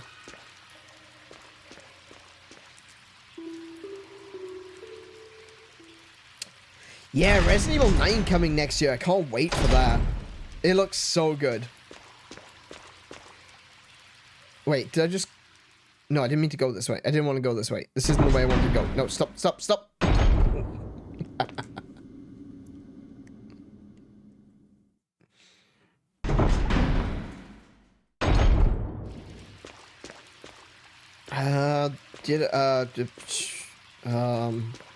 Wait, hold on. Ah, yeah. No, I want to go this way. Cool. Sorry, I knew where I wanted to go. I just got turned around.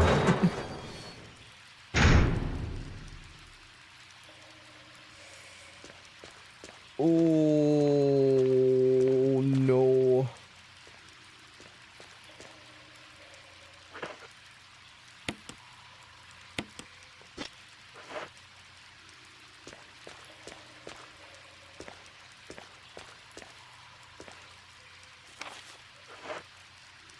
Okay, what's in here? See if there's anything I can see. There's nothing really.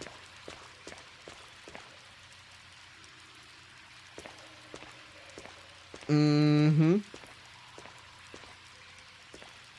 Mm-hmm.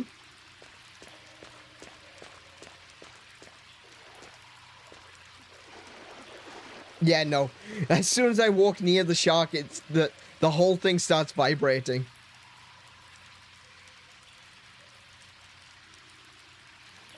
Sorry, just messing with you. Been playing Resident Evil since the original ones.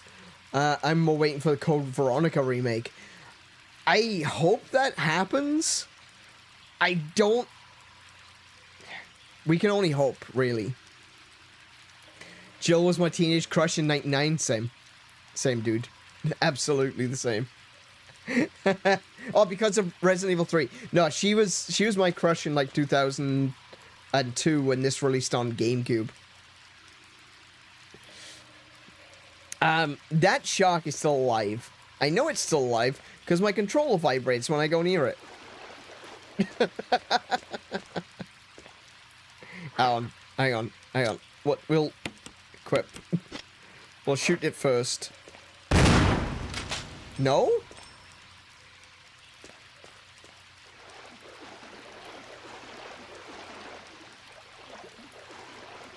It's definitely vibrating. My controller is vibrating. The water flow control system, it doesn't have power. Generator for the water flow control system. There you go, now it's got power. This thing looks like it could electrocute you. Yeah, yeah.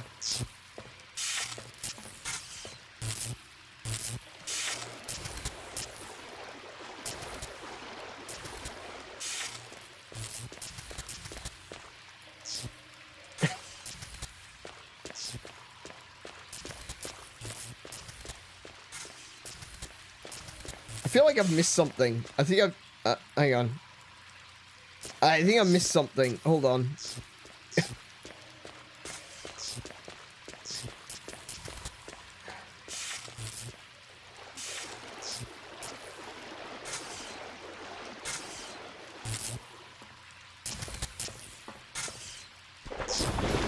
Oh, there we go.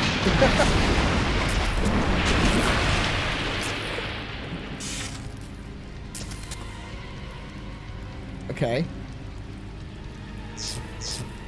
Gotta be some way to drop. Oh! Okay, hang on. I got it.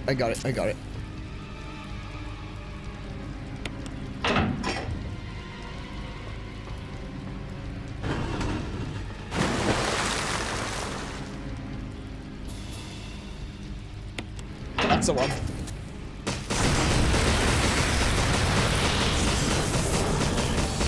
Yeah, get wrecked, Sharky. Oh, I burnt out. Okay, I can... Yeah, get wrecked.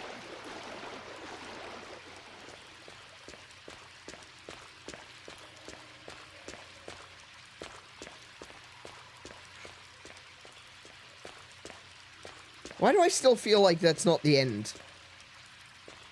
Now it's rotten and burnt. Nowadays you're a Claire person? Resident Evil 2's Claire, like the remake Claire, was really, she was really cute.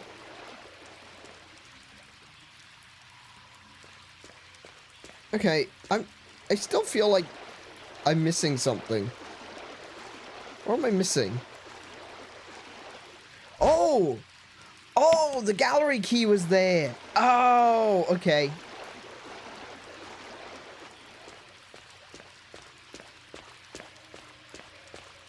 Sick.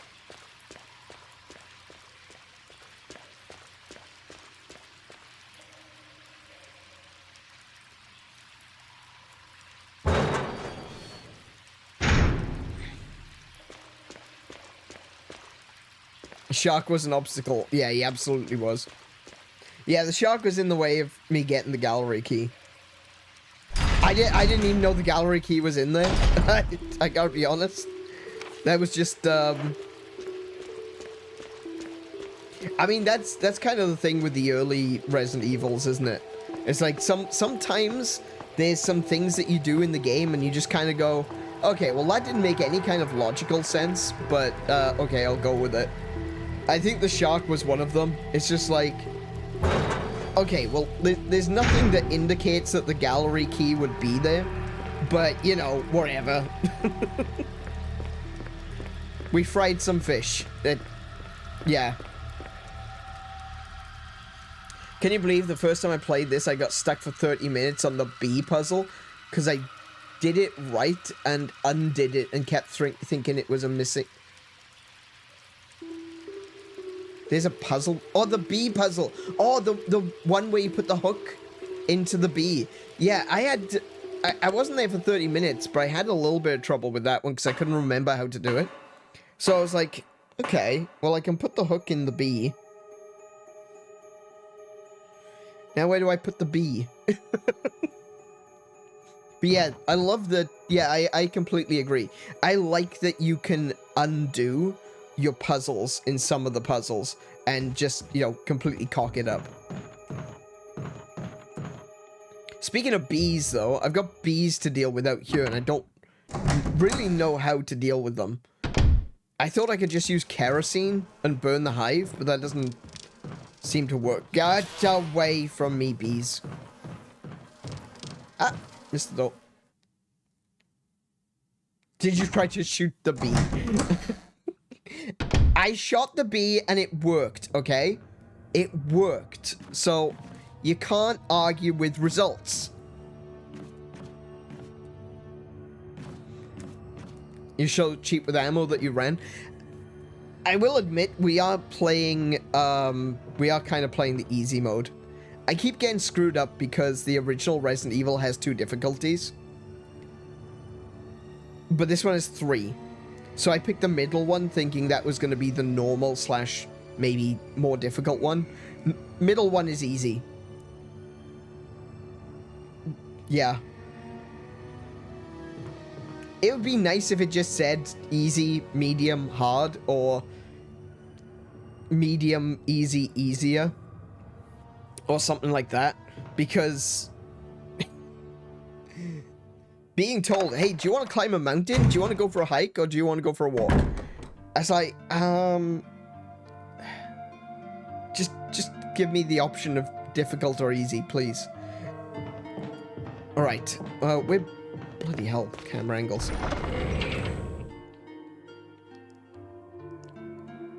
Yeah, that's right. It's normal, easy, and easiest, and then hard mode comes up later. I would have picked normal, but we started with easy, so that's what we're doing. Alright. I'm gonna put...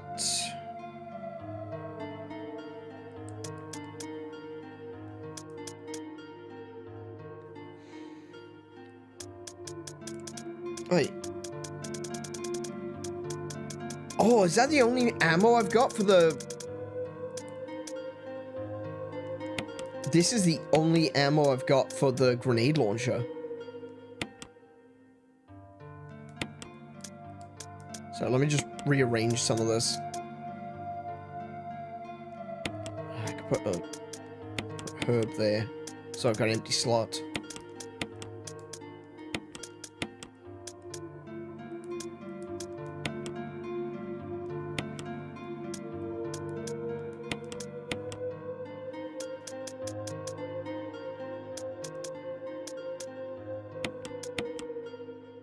Okay. I'm gonna put the grenade launcher away as well. Probably don't need the grenade launcher right now. I will refill my shotgun.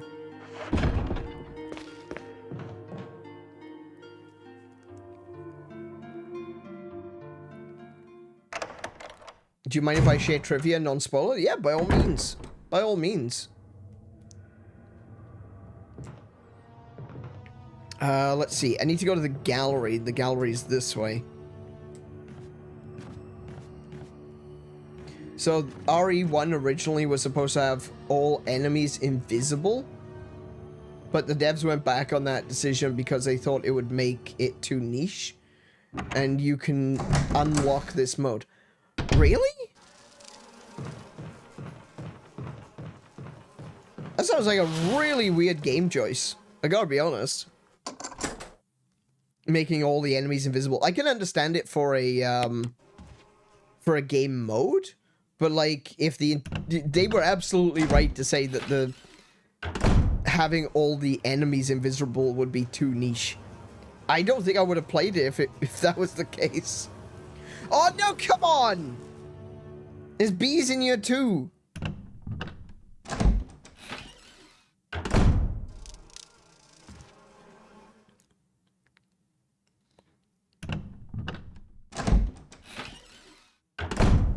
Okay, I just wanted to reset the bees so I can grab that. Where do the bees come from? They come from that way? Oh, what is this? Oh! He's holding something. Will you take the insecticide spray? Yes, I will. Can I insecticide spray? Oh my goodness, that's a big... Oh my goodness, that's a lot of bees! It's too dangerous to go any further? Oh no. What? Have I been cornered? No, I haven't. I'm okay. I'm okay. I'm okay. Oh, that one's locked. That's the wrong door.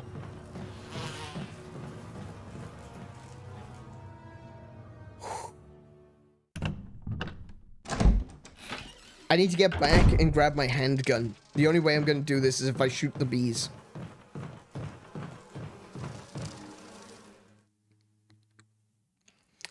Yeah, RE was supposed to be a niche mode because it wasn't a popular thing to have survival horror games. Well, aside from its original, I mean, Resident Evil was the first game to be called a survival horror, but the original one was actually Sweet Home.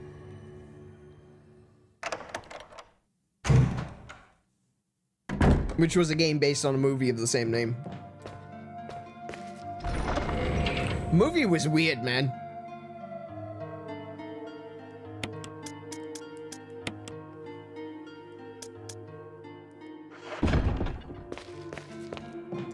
So, I can kind of understand why Resident Evil would have invisible enemies, now that I think about it. Because if it was like Sweet Home, that was more about ghosts. And, like, it seemed like the house itself was trying to kill the people in it. So that kind of makes a bit of sense, seeing as Resident Evil was based on Sweet Home. Or was, like, Resident Evil was inspired by Sweet Home. It has the same development team, but, like, much later.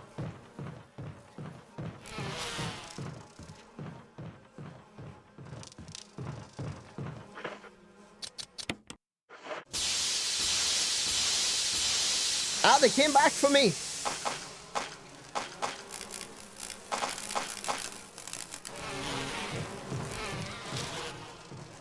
Get me out of here.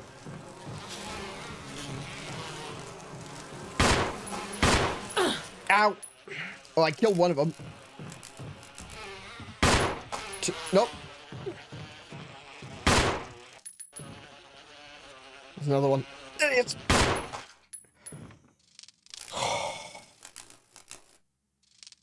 Get squished. Get squished. Get squished. Get squished. There we go.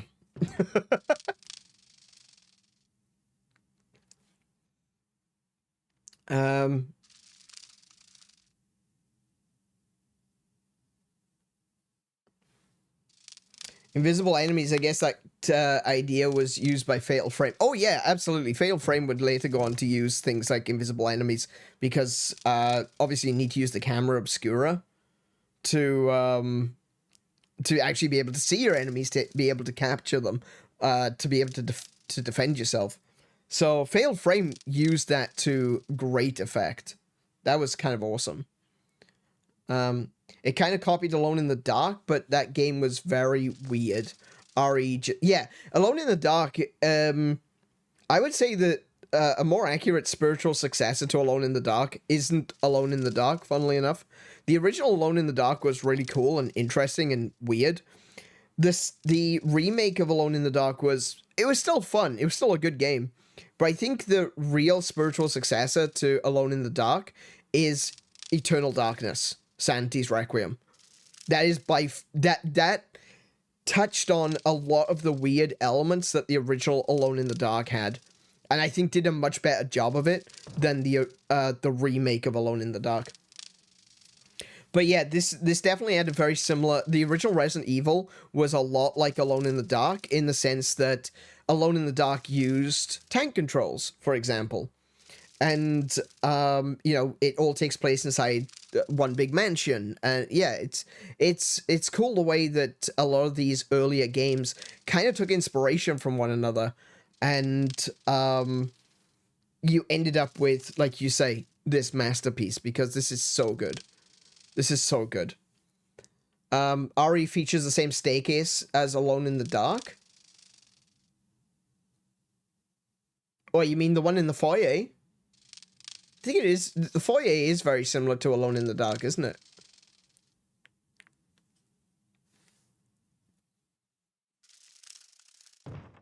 Now then, gallery key. Okay, I can go back in here now.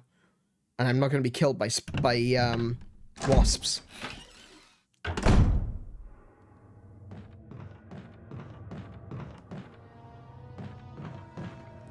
What's my HP looking like? Oh, I'm fine. Damn right Jill's fine. Sorry, what?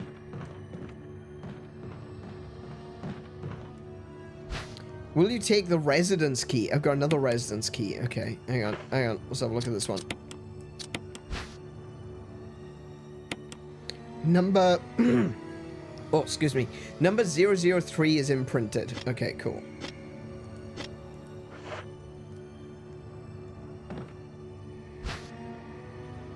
We'll take the red herb. Yes. An evil residence key. Yeah. We have come to the conclusion that Resident Evil is actually about this little house on the prairie. This is the evil residence that Resident Evil was named after. Lab equipment you've never seen before. Could these have been used for some kind of experiment? Yes. Yes, they could have. An assortment of old test tubes and flasks. Okay. Lock mechanism for the door. Use it. No, I don't have the... I'll say yes. Oh!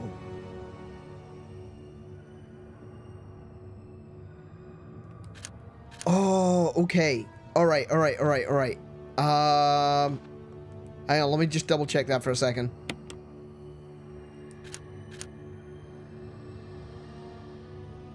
Okay, I'm gonna have to write this down. I know what this is for now.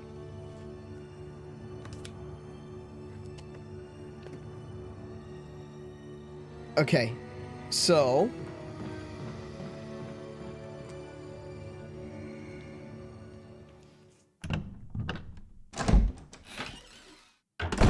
Imagine if we could have a game called Biohazard that plays like that. I know, right? Be crazy, man.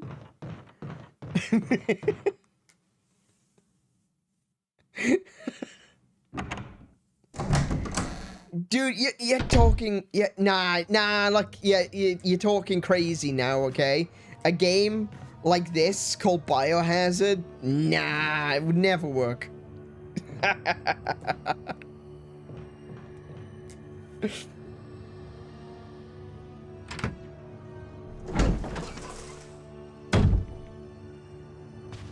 Okay, so let's have a look now. So we've got... I...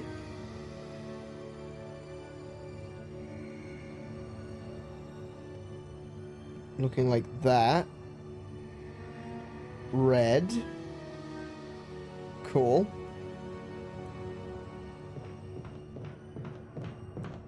So what I'm doing right now is I'm writing, just writing some notes. I'm drawing the eye and putting the color with it.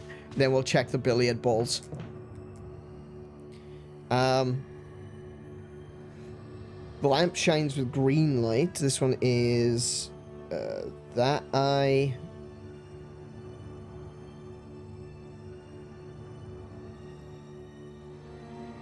Green.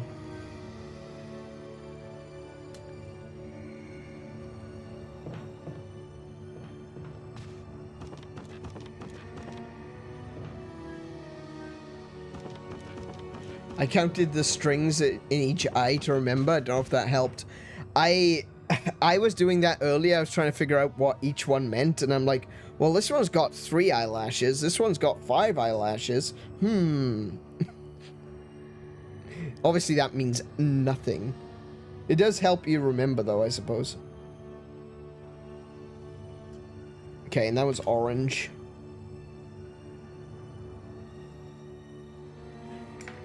I've got into a nasty habit when writing stuff. My N's look like W's now. I don't know why. I don't know what happened. Okay, so red is 3. Green is 6. Orange is 5. There we go.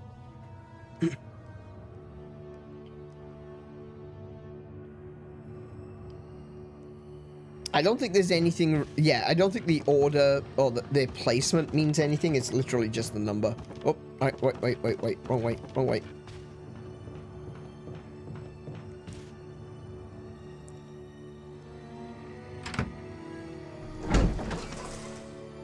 Yeah, on the panel, the images on the panel are the 3 different eyes. Yeah, you're right. So I've just drawn them. I've got a piece of paper next to me. I'm an old school gamer. I usually have a notepad next to me when I'm playing something.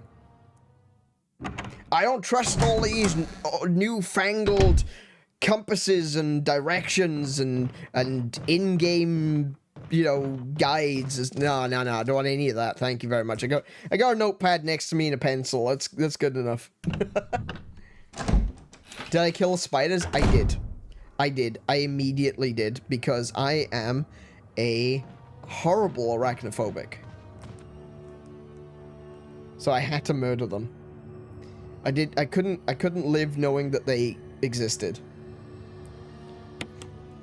Alrighty, so we got red is the first one. That one's 3. Second one is orange, which was 5. And green is 6.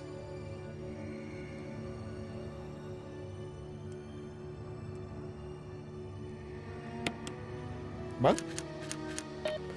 Oh! Okay, I get it. That one's red, so that was 3.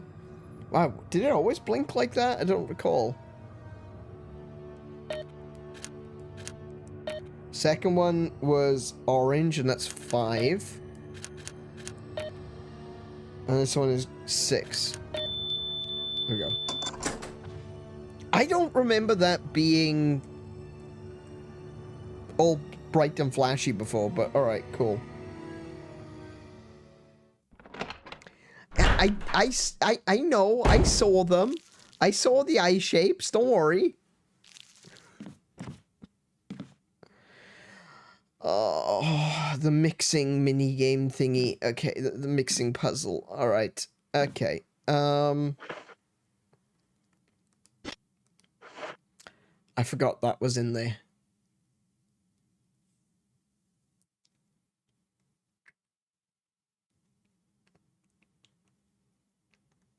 I use the shapes to ignore the colors. But you can't ignore the colors. You need to know what the colors are to know what the numbers are.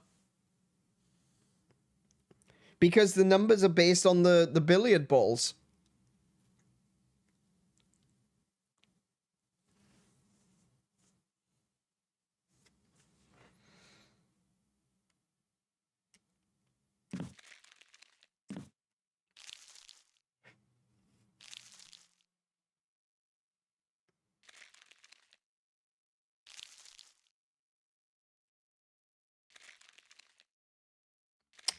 Right, so what I'm gonna have to do now is, I'm gonna have to...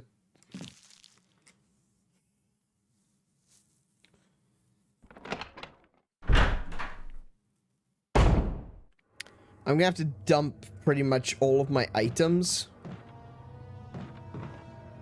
I can go into I can go in here. What's in here? Let's have a look what's in here. I doubt it's another safe room, but if it is, that is convenient.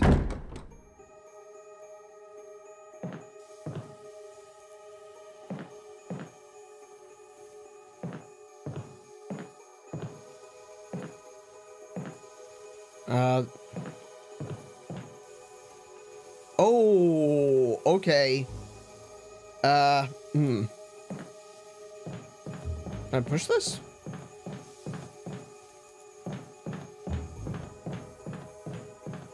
Can I interact with it at all? Okay, never mind. Oh, I see something though. Oh. It's an old typewriter. Okay, hang on a second. Let me have, wait. I know what I have to do here. Okay. Take the white book. Organic chemistry lab experiment. The similarities in cellular characteristics of rapidly growing plant infected with the tyrant virus have been reported in previous papers. However, while repeating these experiments, an interesting new fact became clear. We learned a chemical in the UMB family, UMB number 20, contains a compound that is toxic to cells of the plant. We have given UMB number 20 a new name, V-Jolt. If calculations prove correct, then V-Jolt is applied directly to the root of the plant. The entire plant should be dead within 5 seconds. The V-Jolt can be made by simply mixing the VP and UMB chemicals in a specific ratio. However, extra care must be taken when handling these UMB chemicals. They have been known to generate toxic gases if mishandled. The characteristics of each UMB chemical are as follows. UMB number 3 is red. Yellow 6 is yellow. UMB 7 is green. UMB 10 is orange. VP 017 is blue, and V-Jolt is a dark brown. Okay. So I've got the... What's in here? I'm gonna be curious.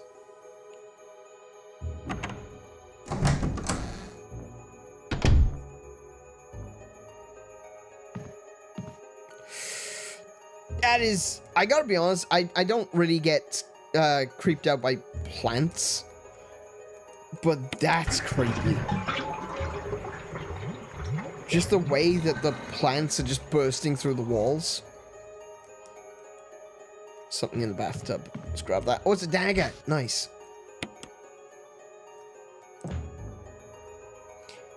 Shelves aligned with various soaps and cosmetics. They're all Umbrella brand products. Ooh. Oh, I wonder if Umbrella had something to do with this. Holy crap. I hadn't even thought of that. Maybe this is the Umbrella Corporation.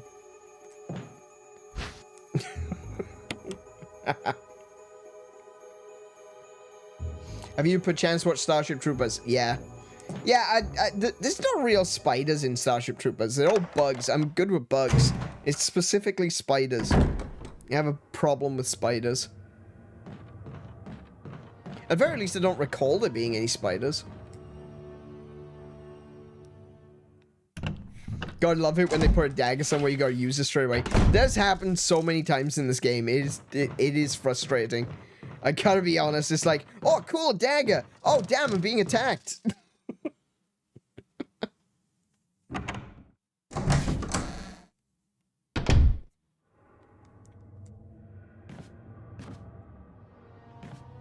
So they gave us a typewriter to be able to save our game. But they didn't put like a box in there.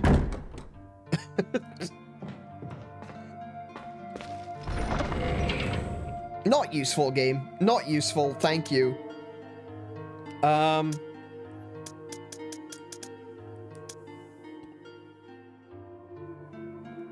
put wait. Let me put this away first.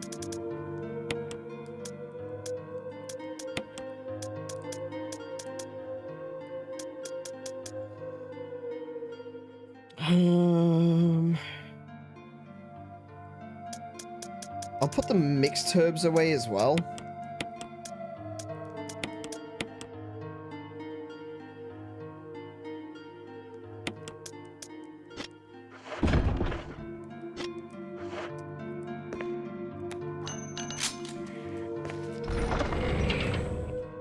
I'll put the bullets away.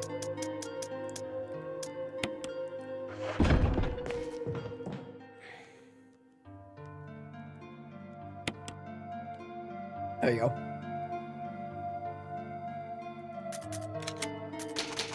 Oh yeah, RE logic. When there's a typewriter with a ribbon without box means that you may die if you enter the next room. The hints are so cool. It kind of feels, yeah, it does, doesn't it? That is exactly what it is. It's giving you an opportunity to save, and there's like, oh, wait, there's no box in here. This is a problem. It's like when you go into any room, like in Doom, or Wolfenstein, or anything like that, and you just enter a room that's got loads of ammo, and you're like, oh, this is gonna hurt, huh? The signs are there. They are indeed.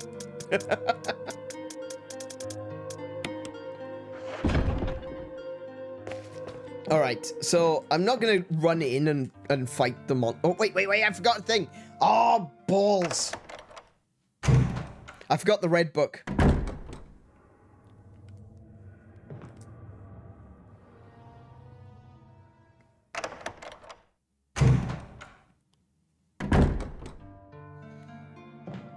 Your friend playing with the magazine.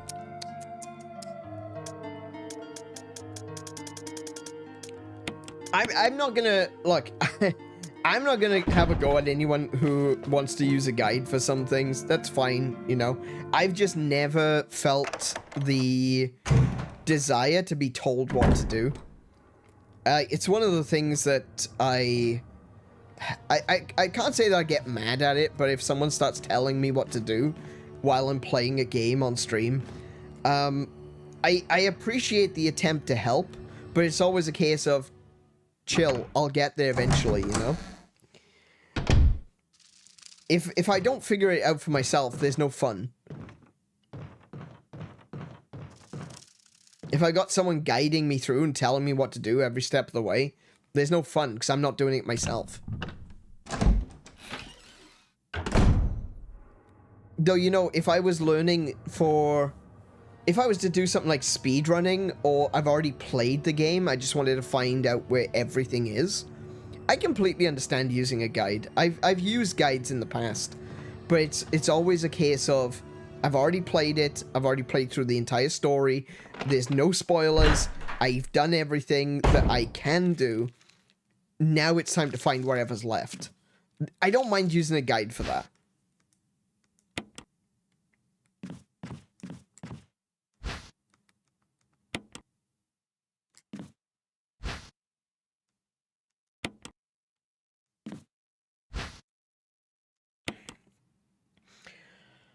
Okay. All of these jars say acid nitric. They're all wrong. Alright. Okay, so this puzzle, let me get my file.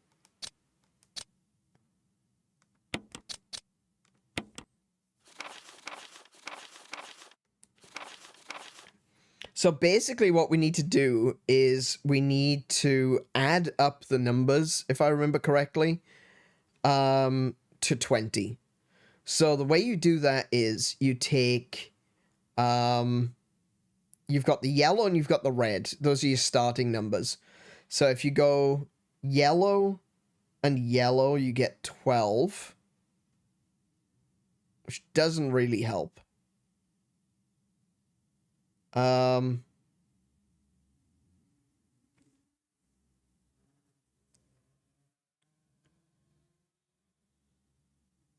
Have you done Resident Evil 2 Remake? Yeah, we played that one last year. We played that one last year for Spooktober.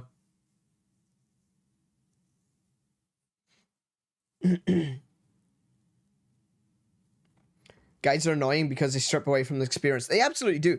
But when you're playing, when you're playing with a guide, you've got a guide next to you. If you're constantly looking away from the screen to read the guide, you lose out on the immersion. Any sense of fear, especially when you're playing like a horror game, any sense of fear goes away because you're not in the game. You're just operating what the guide is telling you to do. You're looking at the book rather than the game itself. And especially with survival horrors, that's completely pointless because you lose the horror part. It's not even survival at that point because good guides will also tell you exactly how many bullets you need to use. Or give you, kind of a guide for, well, you'll see this zombie, but you're never coming into this room again, so don't attack him, just leave and keep your bullets. You don't have to think for yourself. And so any sense of fear, because you're not putting yourself into the game isn't able to affect you, which sucks. It kind of ruins the game. He beat the game 3 to 4 times and had no idea how to move around the mansion, its layout. Meanwhile, I was doing it by myself. And during the first... Yeah, that's the other thing. No, yeah, that's another thing. I completely agree with that. Is that because you're not doing it yourself, because you're not walking around and experiencing the mansion for yourself, you've got no sense of conjunction. Like, you don't know where all of the different rooms line up. You're just following a guide. The guide says, oh, take the second door on the right. You take the second door on the right. You have no idea why you're taking the second door on the right or how it lines up to the rest of the mansion. You're just doing it. So, yeah, I completely agree. Like, especially survival horrors, I would not want to use a guide unless I've already played the game, I've already finished it, and I want to try to get 100%. Or if, for example, I'm trying to learn to speedrun, I think the first thing I would do is just follow an optimized guide and then see where I can cut corners, and see where I can do to, like, oh, well, I don't have to go through this way because I'm using this guide. I can figure out a different way of getting there. Maybe I can do it quicker. I think I think there are good reasons to use guides. Guides should exist. But at the same time, if someone uses a guide to play the game for the first time, are they really playing the game? I don't know. I don't think so. I mean, I guess if you've reached a difficult point where you don't know how to continue, maybe looking at a guide just to get past that one puzzle, so then you can play the rest of the game. That's fine. I don't have it. I'm not going to tell people they're wrong for doing that. But yeah, I agree. I think that especially when it comes to survival horror, you should play the game for yourself first. Yeah.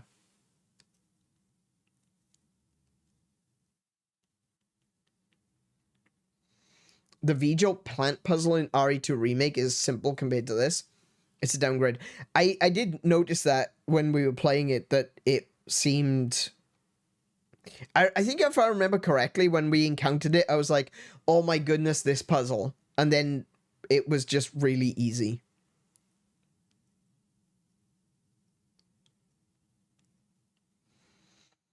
I think a guide can also increase anxiety because it tells you how the enemy it tells you about the enemy next door and tactics that worked for them, but it's not how you play. Oh, that's true. Yeah, I hadn't even considered that. You're absolutely right. Because there's never just one way to beat a boss.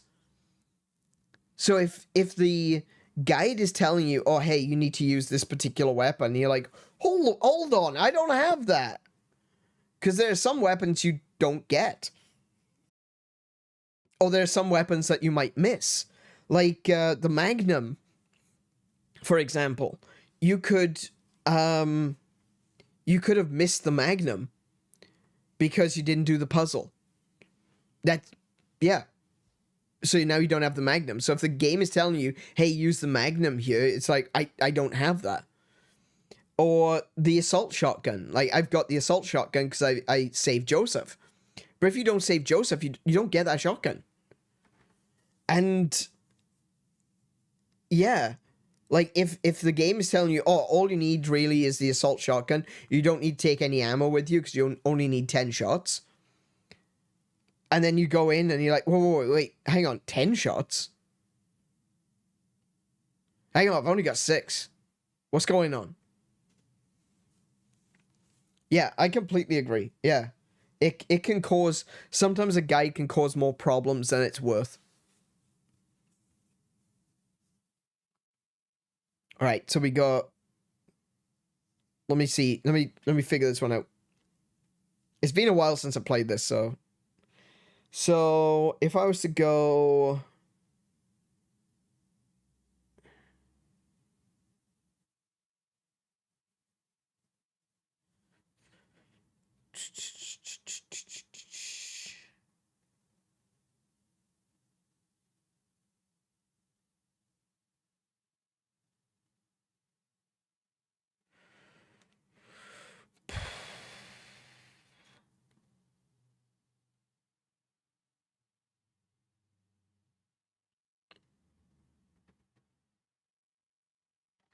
does water count as 1?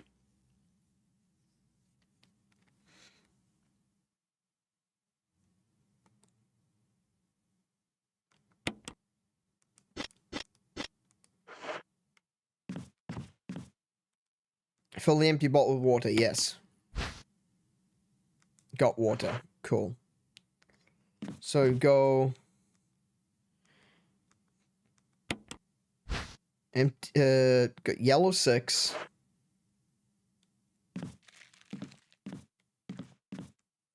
Right. Red 3. Oh, wait, hang on. There's a scrolling on the wall here. There's something written on the wall. 1 plus 3. Oh, it gives you the answer? Oh, for goodness sake.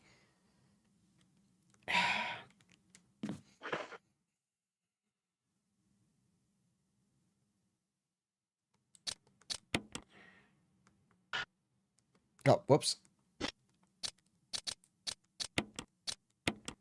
That's water. Combine with that one. Combine with... Oh! Wait, did I do that wrong?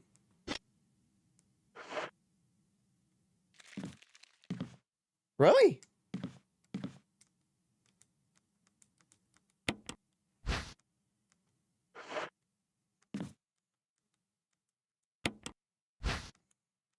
Yellow 6. Oh, yellow. Oh, my goodness. Okay. Yeah, I did cock that up. That's my bad. I did that in the wrong order. Okay, so combine that with that one. Combine that one with that one. So that's now UMB number 10. Next we need 7. So I need... Come here. 6. Yes. Cool. Empty bottle with water. Yep. Combine that one with that one. Combine that one with that one. And we've got 17. Now I need...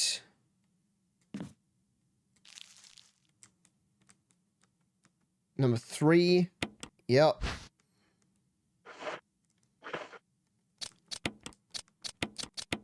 There we go. So that should be V-Jolt. There it is. Brilliant.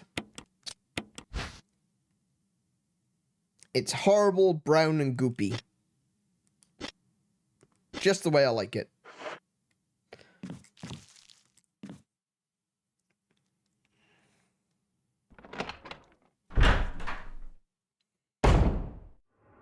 So I need to apply that to the forbidden caramel. Welcome to back to the stream, Marley. How are you doing?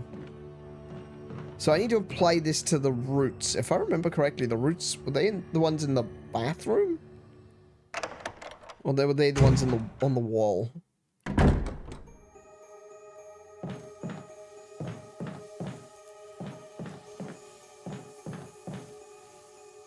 A gigantic plant is crushing the wall. A swarm of angry moths surround it. Okay. Well, first things first, I put the space between the books catches your attention. I know, I made that space. Put the red book in. There we go. The bindings of the book seem to form some kind of a pattern. Reorder the books, yes. So I want to swap those around. I'm concerned that YouTube is gonna be unhappy with me because there's gonna be some nudity.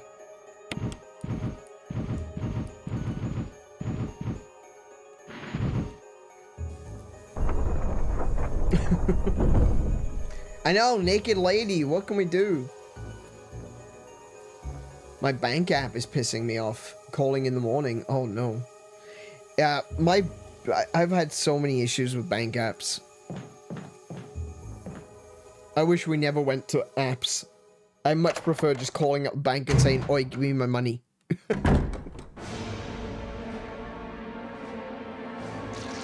Up, out. In. Okay, fair enough. So I need to apply this to the roots.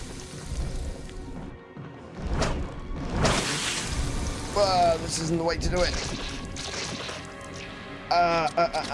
I've got like no weapons on me.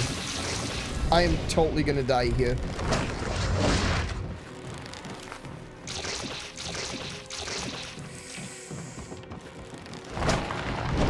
I should not have come in here. This was a mistake. Oh, I can escape through here. Okay, cool. Right. Don't go in there. Is what we've learned. Let me go and re-equip myself.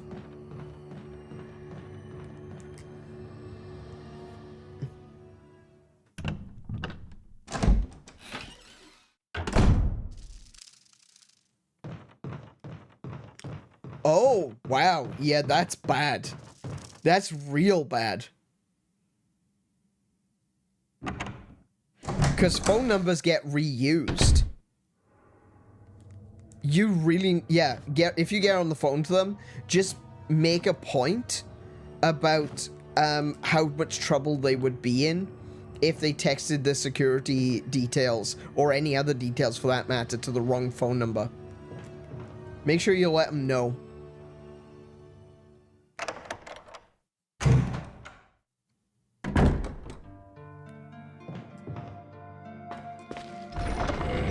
Alrighty, okay, so I'm gonna put all these bottles away.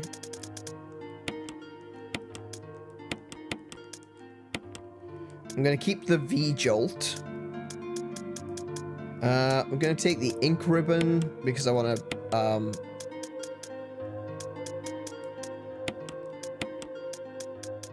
gonna take the grenade launcher. I'm just trying to think, do I want to keep... I want to keep the grenade launcher. I would have taken the grenade launcher with me.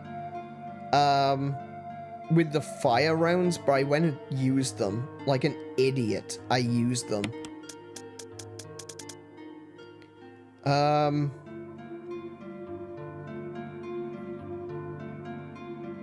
think I might want to keep... I think I'm going to get some more rounds before I reach Black Tiger. But I want to keep...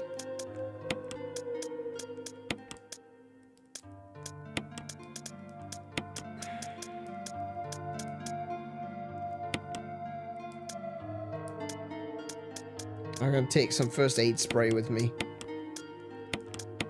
Cool.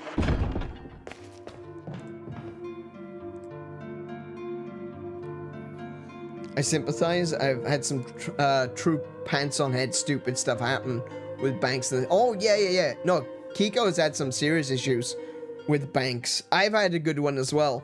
I called up my bank and I was saying to them, so there's these charges on my card that that I didn't make. And the person on the other end of the phone was like, sorry, could you confirm your name for me? And I told them what my name was. And they said, I'm sorry, I can't deal with you. I'm like, excuse me? What do you mean you can't deal with me? They said, Aniran isn't a woman's name. And you're a woman. And I'm like, Biscues? Biscues? I think I am. Can I speak to your manager, please?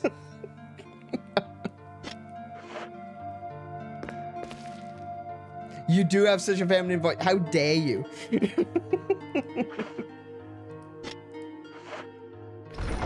I don't have a feminine voice, do I? Do I?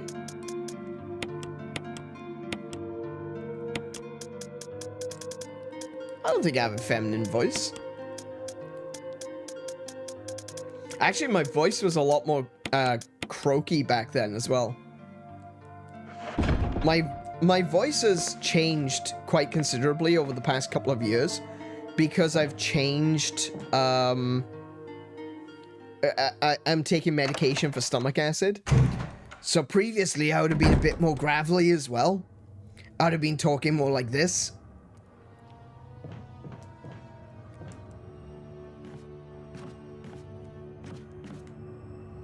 It's totes masculine, but right now it's higher than the stereotypical male, I guess. Yeah, I suppose I do have a higher register. Because long before my stomach acid issues were causing me problems, when I would sing, because I used to sing, I used to have quite a high voice. I could hit the high notes. But I can't sing now because my throat got all screwed up due to stomach acid. Alright. Now that we're here...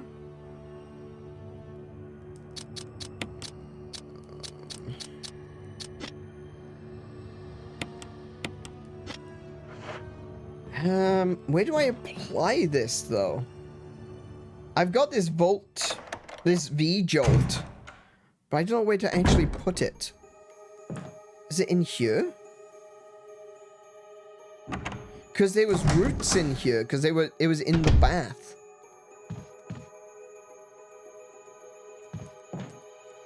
Roots of some kind of plant sticking out of the wall. Okay, can I use V-Jolt?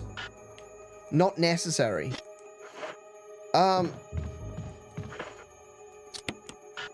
Not necessary. But I was told to use it on the roots.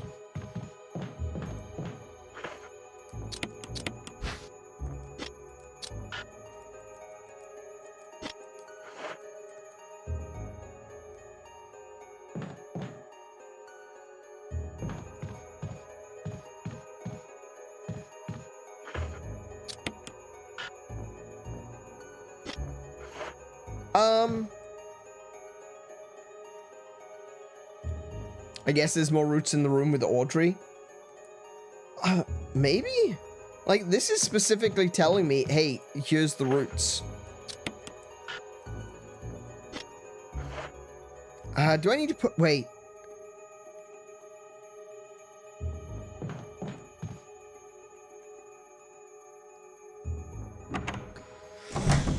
Do I need to put in some kind of, spray?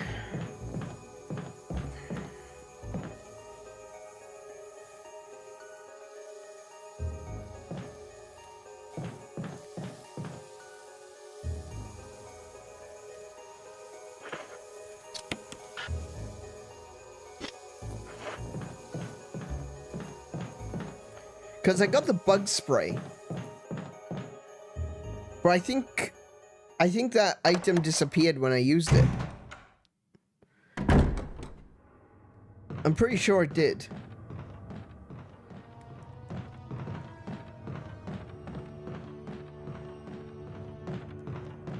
Yeah, there's nothing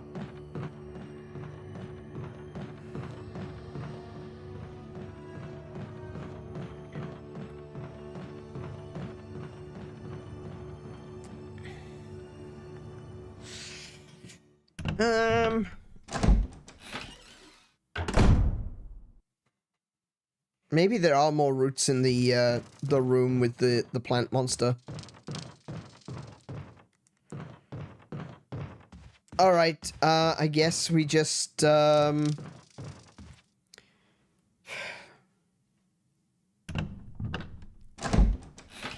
guess we ball. I mean... what else can I say? We ball.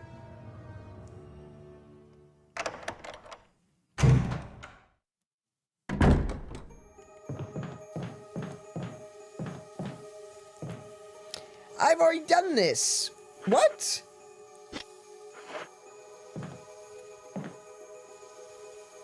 What?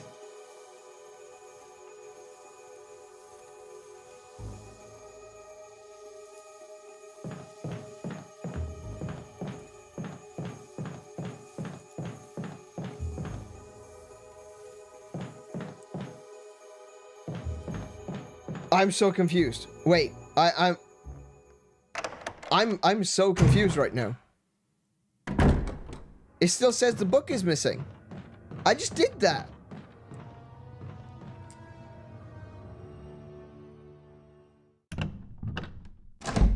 Did I still have it in my inventory?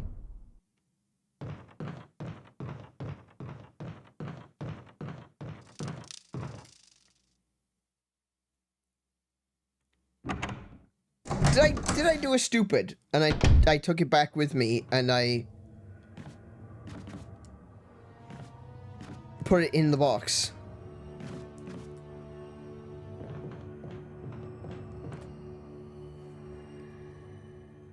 I can't believe I would do that.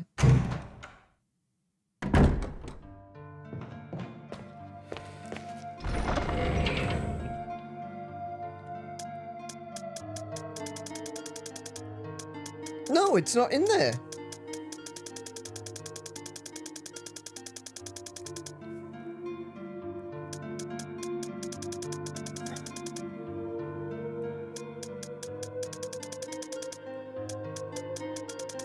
Wait, hang on.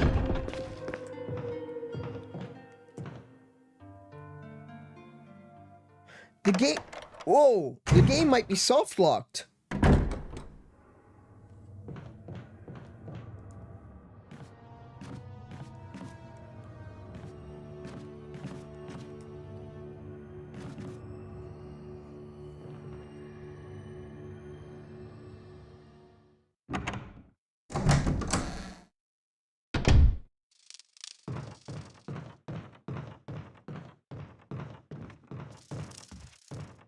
Oh, no, this way. The game might be soft locked. I don't think I can go back through the double doors. We'll find out, but I think these doors are locked from this side. Oh, I can go back through. Okay, cool. Okay. Oh my goodness, that scared me for a second.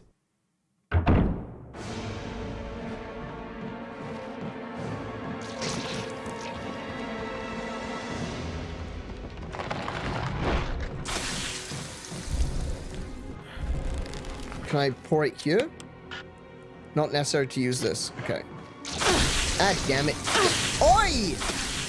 You hit me twice in a row? How dare?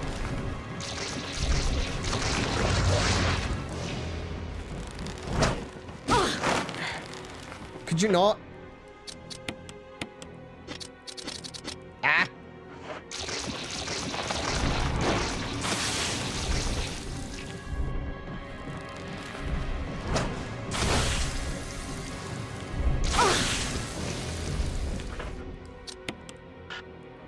I can't use it. I've just forgotten how to do this.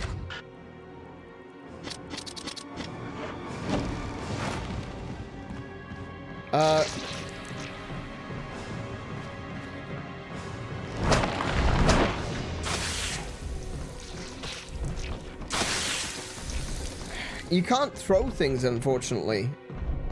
It doesn't really work like that. Wait, where's the... Oh my gosh, I'm gonna die. If I die, it's fine. I've gone and used a, okay.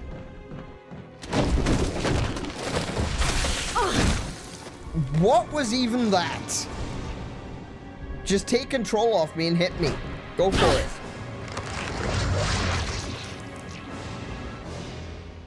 Okay, I may have to reload. Yeah, I think I'm gonna... I've just wasted one of my sprays. Actually, no, I'm not gonna reload.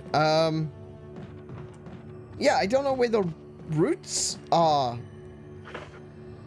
Wait. Hang on.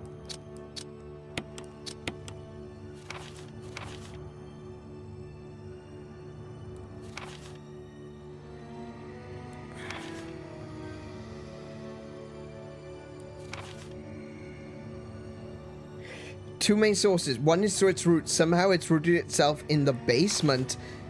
Immediately after the accident, a scientist went mad and destroyed the aqua ring. Ever since, the basement has been like a pool. There's a high possibility that it's one of the chemicals in the water that's promoting Plant 42's rapid growth. Okay. Alright, hang on. I got it. I should have just read the bloody notes. We're going to reuse the spray. We need to go down into the basement. We need to go into the lab, into the aqua ring.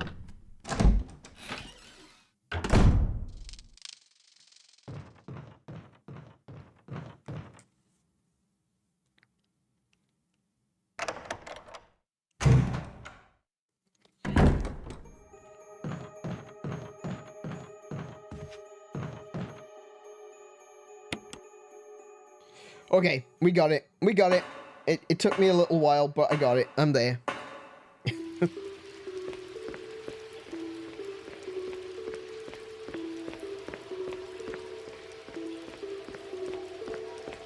So somewhere in the aqua ring, there will be some plant roots.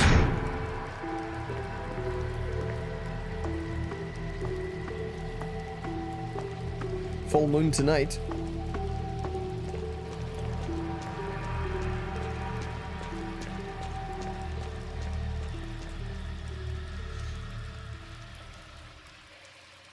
Yeah, so what it says is that V-Jolt, when applied to the roots of a plant, should kill it within 5 seconds. Whether it will actually kill it within 5 seconds, that is neither here nor there.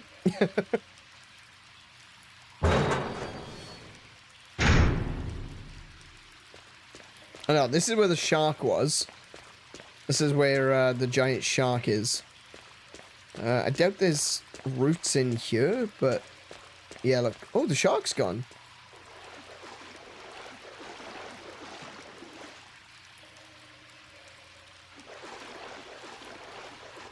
Oh.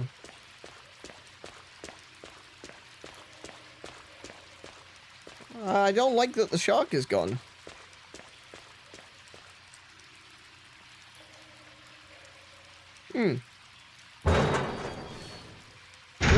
Not fond of that.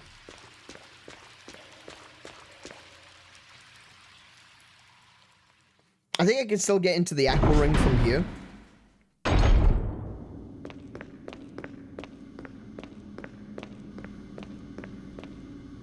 I just realized I'm carrying my grenade launcher.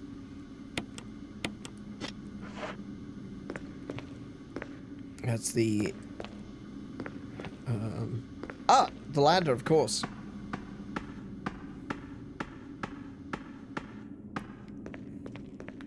I see a full moon rising.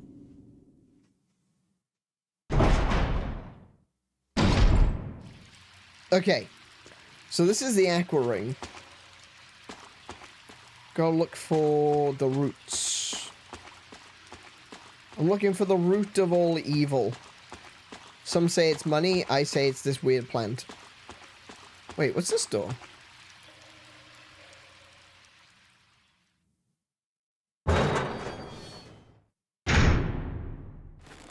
Ah, just about.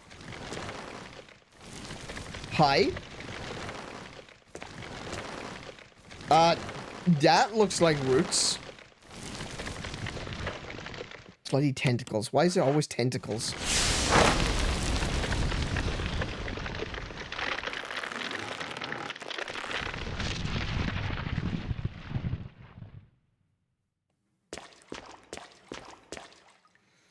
It looks like the control system for the water tank, but it's broken and cannot be used. Okay, that's fine. Any items? Anything? Nothing? Nothing at all. Locker is completely soaked. There's nothing special inside.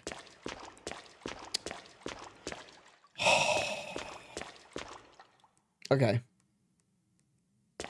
Right, so we killed the roots. The plant should now be dead.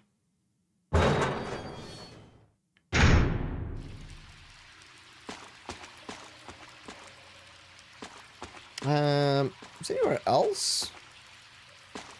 Any other rooms I haven't been in down here?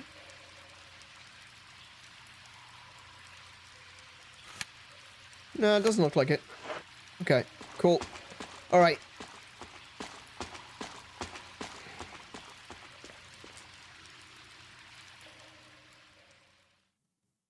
Yeah, I think that's it. I think that's the one. I was actually able to pull the V-Jolt on it, so yeah. See, the thing with V-Jolt is... the name sounds like an energy drink, doesn't it?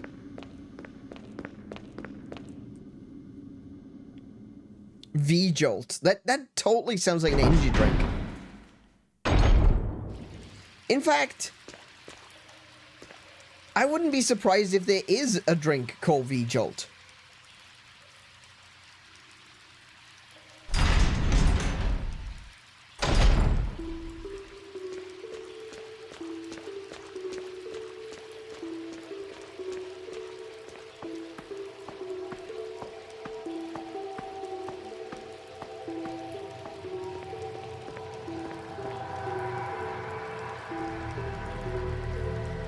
Should have had Jill take a swig of it first, just in case. See if there's anything in there. See if it helps. See if it heals. Or if it just kills and destroys plants. Because when I think about it... oh, Jolt Cola? Yeah, there is Jolt Cola, that's right. When I think about it, though, if you take any kind of energy drink and just pour it on plants, it'd probably kill them. When you think about it.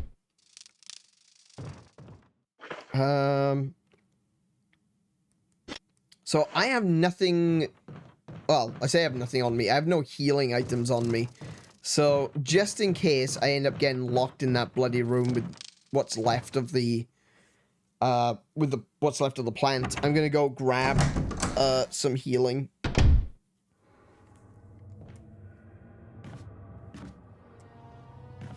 All the stuff I had on me, I used, yeah.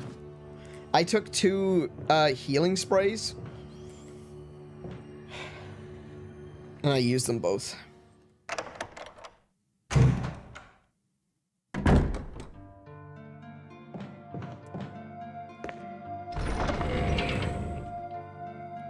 So I've got 1 healing spray left. I've got 2 of these mixed herbs. So we'll take the mixed herbs. I think we should be good with that.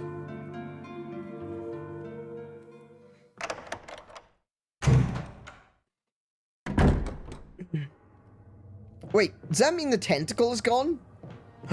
The tentacle is gone! Oh, brilliant! Excellent. Okay. I don't have to climb over things all the time now.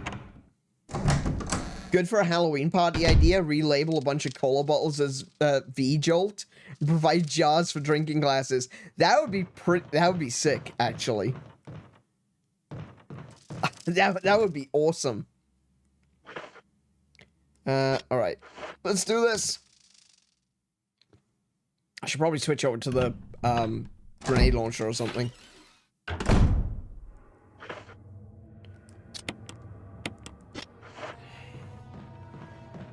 Alright, let's go. Let's do this.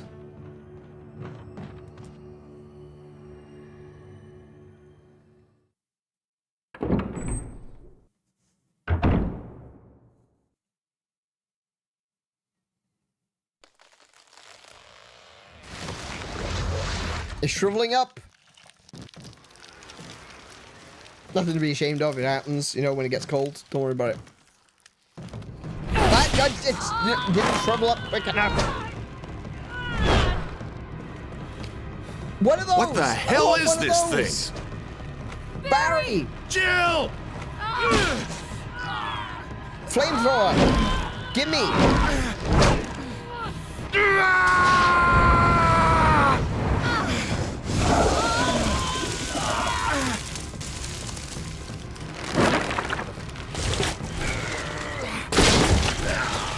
Oh, the petals are coming out.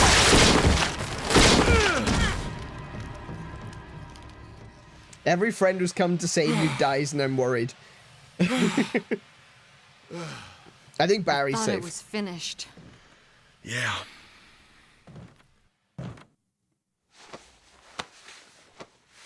That was close. Thanks again. Don't mention it. But what was that? What the hell's going on in this place?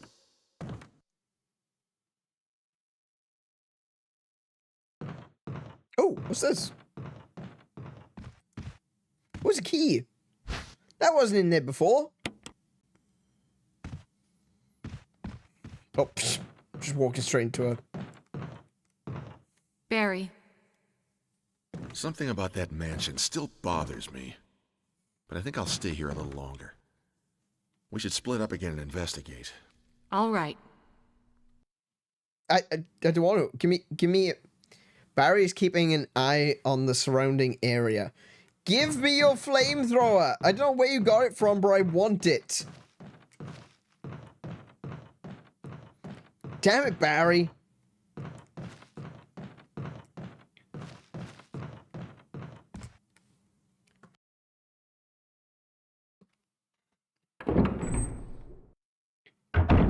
And now he's a statue. Is he okay?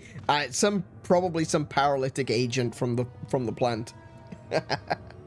Now, is he gonna do a magical disappear when we go back in? No, he's. I think the paralytic has worn off. Barry. I think I'll stay here a little longer. You keep saying that. Give me your flamethrower.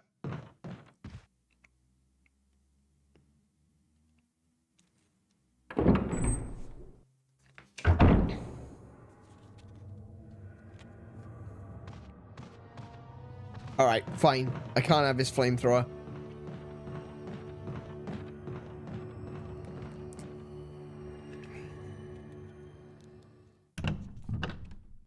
I feel like I've got some stuck in my teeth.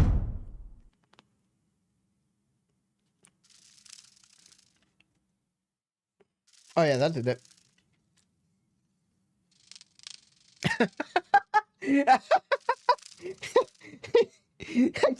I just used the corner of a business card to pick my teeth.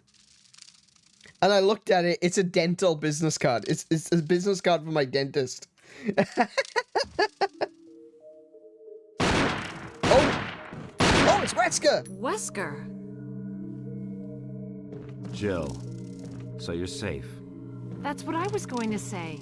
I apologize. Damn, he It's stole all my I can do line. to protect myself against those strange creatures. What were you I shooting understand. Anyway, it's good that you're safe. Did you notice? Barry, he sounded a little flaky. Now that you mention it, yeah. I'll keep a close eye. Maybe it's quite natural under these circumstances. It's not really our standard operation.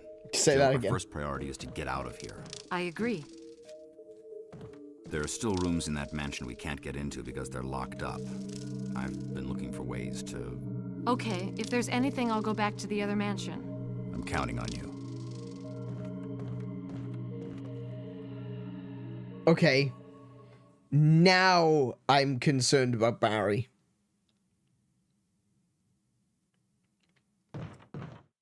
Oh, this game was a vast improvement, though, over the original. I understand what you're saying about the voice acting, but, I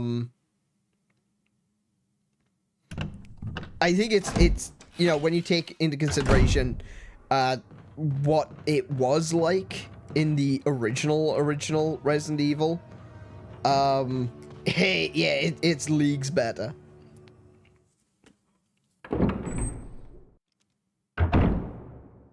Oh, he's still here. Where did Wesker go? Barry is examining the floor. Ooh, floor. Floor is safe. There is no more down from floor. Floor is floor. I like the floor.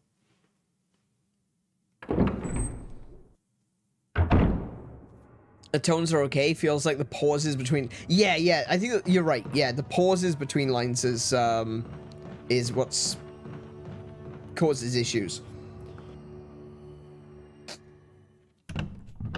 With the original, though, the voice acting was... man, that opening sequence is just... It's scary for a completely different kind of reason. So, no! Don't open that door! Oh, I can walk over this now. Yeah. Yeah, go me. What a mansion!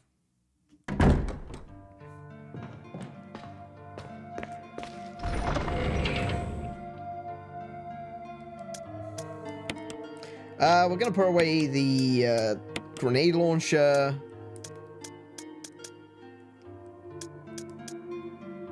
I'm gonna take my bullets with me. Oh yeah. Okay. Ah, we finally got it. That is it. That is the key, the helmet key that we have received.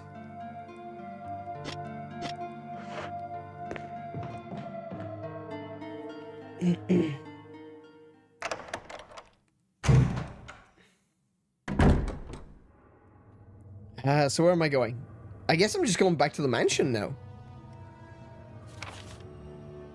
There's still something in this room that I haven't finished. There was herbs. Okay, I'll take these and I'll put them into the box before we leave. Yeah, that's done. What's in the other room? Oh, there was a red herb in there, wasn't there? I've got 2 red herbs that I haven't used. I should be fine. Yeah, I should be fine.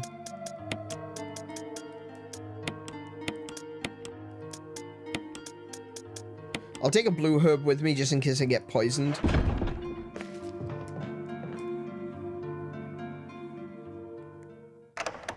Because I need to go back past where all the snakes were. Oh, do I need the crank? No, I don't think I do.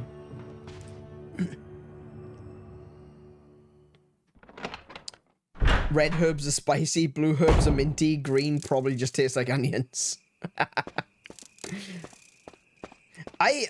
Interesting that you say mint, because I think when you look at the... This is Brad. Come in, S.T.A.R.S Alpha Team. Hello? Come in.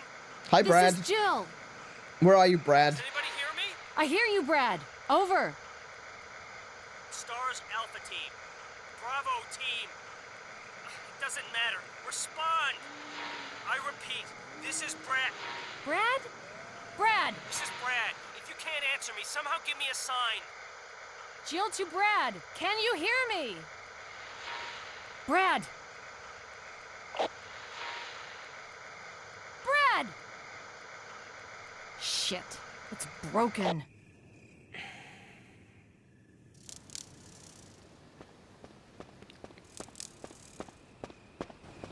Oh, there's another red herb. I'll take that.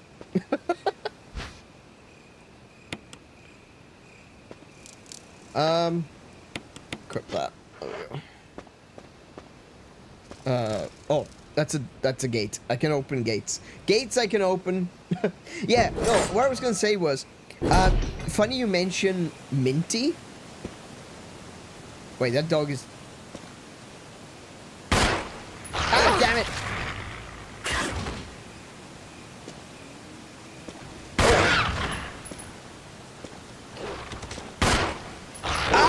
God, get off!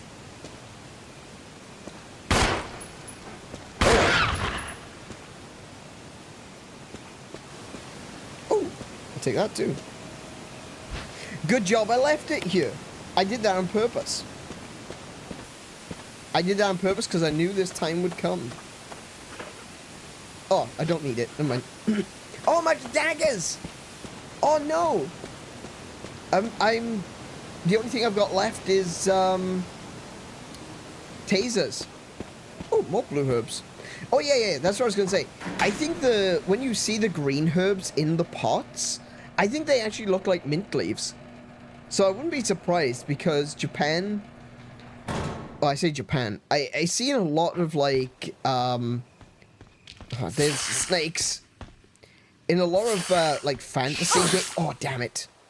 Did I just get poisoned? No, I'm good. I'm good. Gosh, dang it. Now I'm poisoned. There we go.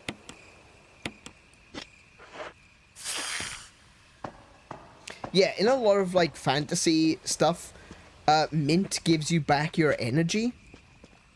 I think about, Golden Sun.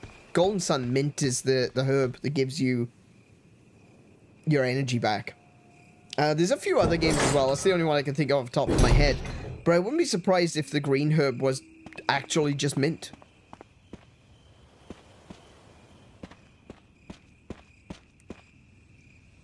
Anything else in here? No? No? Okay.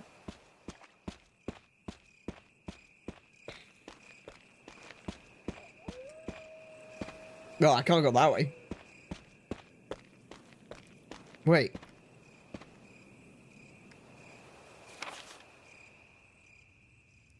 Oh, it's around the corner. Right, there we go.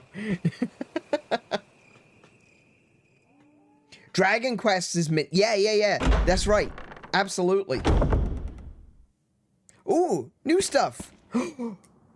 Oh, healing grenades. Oh my goodness, there's too much I can't carry at all. What's this one? Is that incendiary? Oh, there's a note on the wall. Hang on, there's a note on the wall. I need to go back and read the note.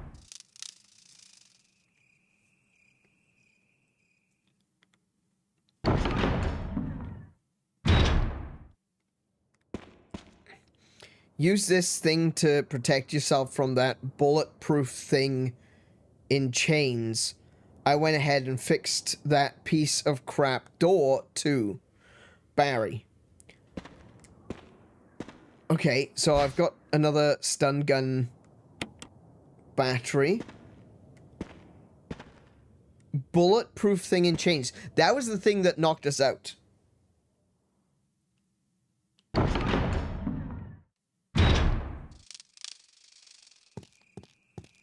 The bulletproof thing in chains. Yeah. Oh, wait. Hang on. We're re-entering the... Things are about to get bad.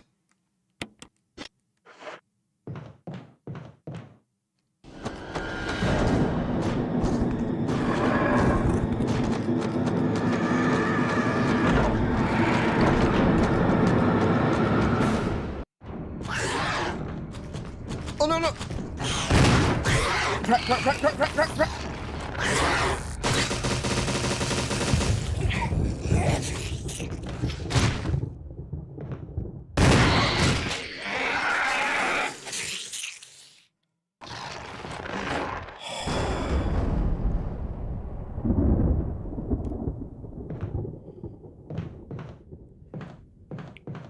You thought zombies were bad.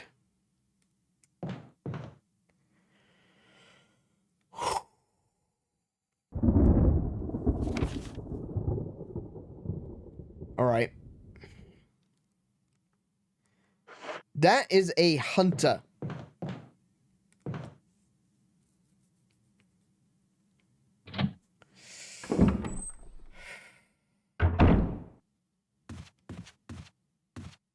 Oh, it's another one.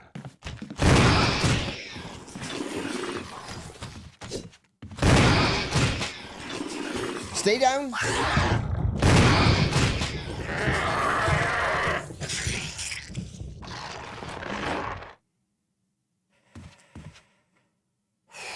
Battletoads from hell. Essentially, yeah. Okay. Alright, let's dump a bunch of stuff and then we can go back and collect some of the other,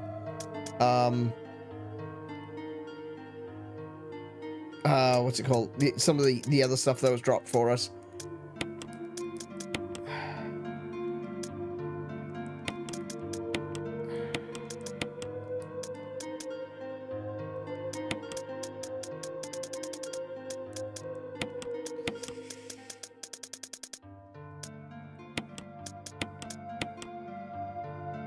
Okay. Thankfully, we don't need to burn these ones, okay? Old room! The old room's back! The doorknob has been repaired. There we go. Yeah, we don't have to burn hunters, thankfully. We just have to use a shotgun. Otherwise, it'd take forever to kill.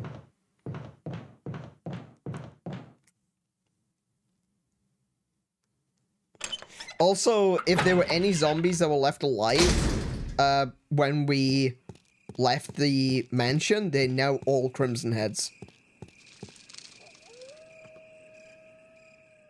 I'm pretty sure every zombie is now a Crimson Head.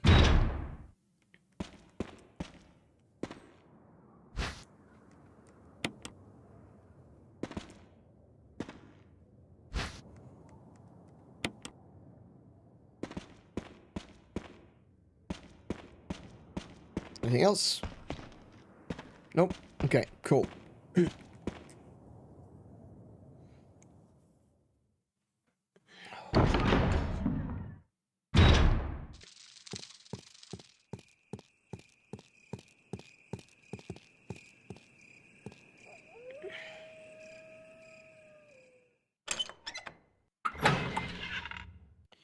All right. Where am I at? Where am I at? Where do I need to go? First of all, I want to go back to the room. Wait, hold up.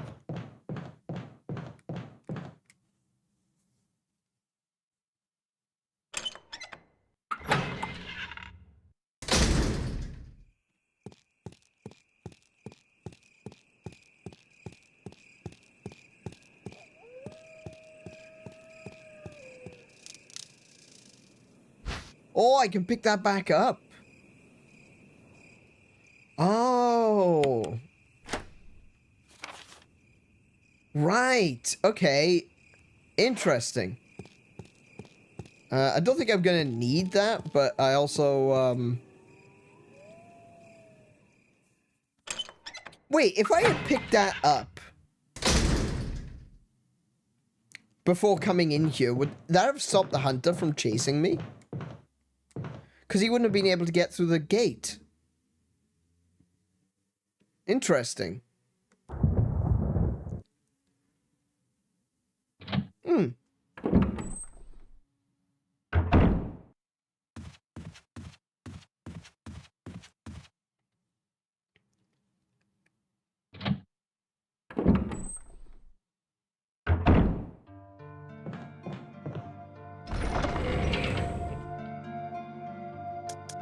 Okay.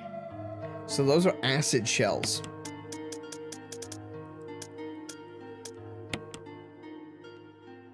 Acid shells were useful against Yawn, but I don't think they're particularly useful against anything else. Maybe I think they would be useful against the hunters, but I'm not going to waste them on hunters. Did I just come back to the mansion? I did, yes. Welcome back, Stormlight.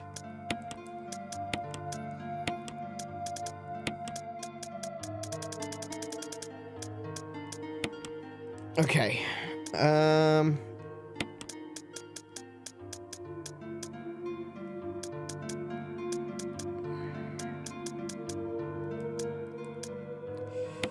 Take some mixed herbs with me.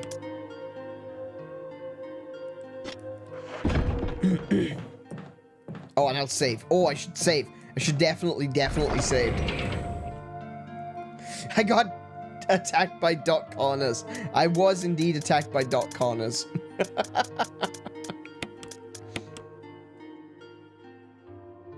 They do remind you of Battletoads. That's essentially what... Well, I mean, they're not really toads, they're lizards, but yeah. That's essentially what they were. They were designed as a bioweapon.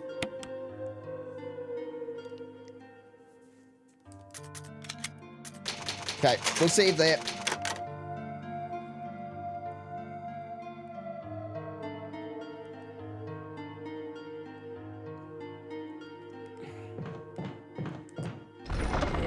That save successful screen is just long enough for me to worry. Every single time I save, it just kind of stops on save successful for just like a second too long, and I think the game has crashed. It's the scariest thing in this game. Right, let's have a look. Doors that we couldn't go in before because we didn't have the helmet key. Well, the first one is right here, so we'll do that.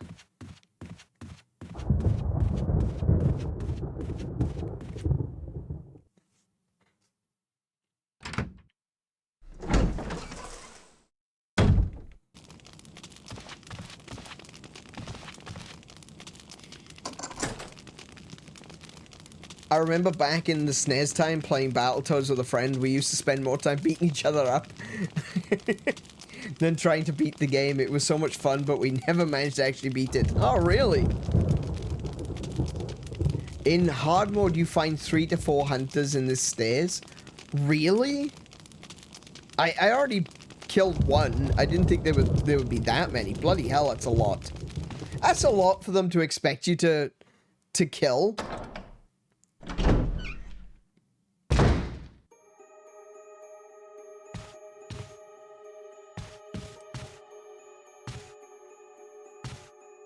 Okay.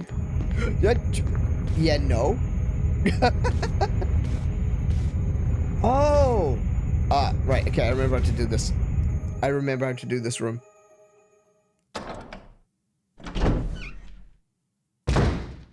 Sandwich time, yeah.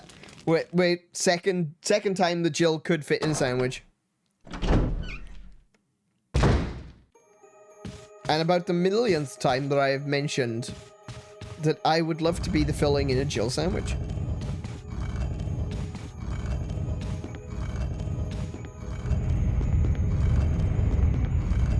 Hold on.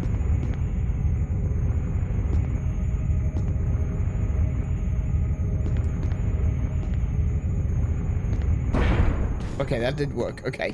Alright, just wanted to be sure.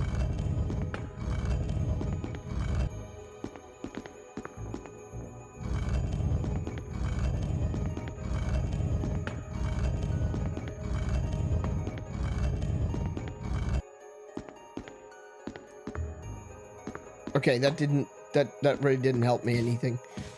Oh wait, maybe it did. Oh, there's another statue. There's a switch here, press it, yes. Oh, no, no, no, no, no, no, no, no, no, no, no.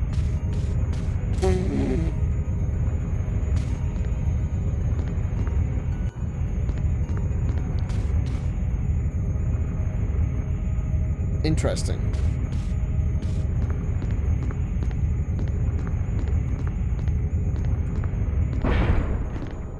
Can I pull this? No, I can't. Press it. Okay.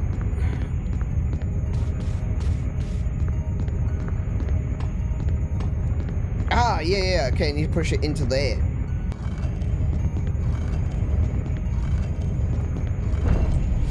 There we go. Got it, got it, got it. Oh, hello. I'll take that.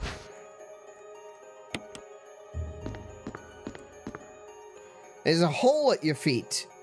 You can see far into... You can't see far into it, though. Go down. No! No! I'm not just jumping into a hole. I know it's down there, too, so no. We're gonna do a little bit more exploring. And, we're gonna go into all the rooms that we couldn't before. Then we're gonna come back, and then we're gonna jump in that hole. There's gold there. I'm sure there is. There's gold in them there hills. I know.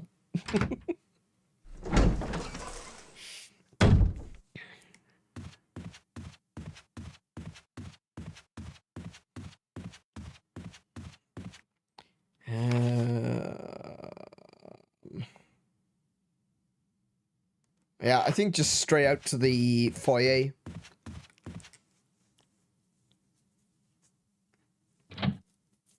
There's gonna be a crimson head. I just realized there's gonna be a crimson head.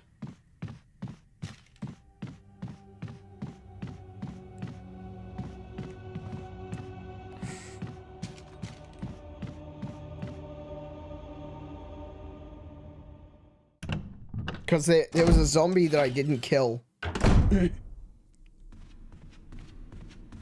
Oh, wait, hang on a minute. That's a helmet door as well, isn't it? We can do that one first.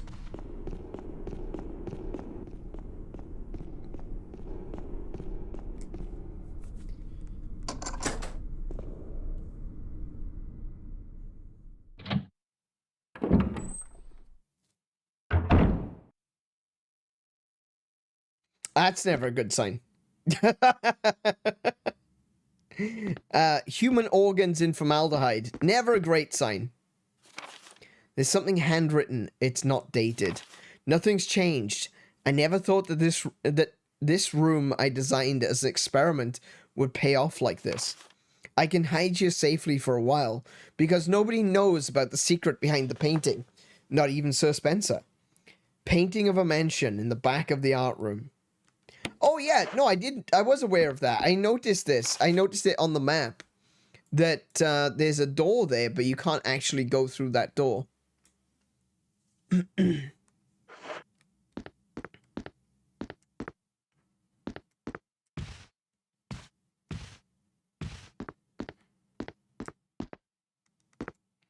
Could this be a telescope?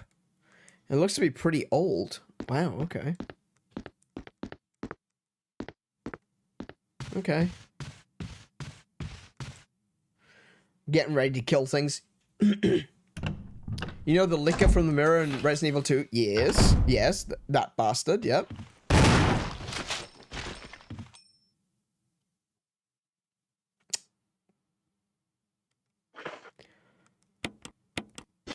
Okay. I didn't need to use the shotgun.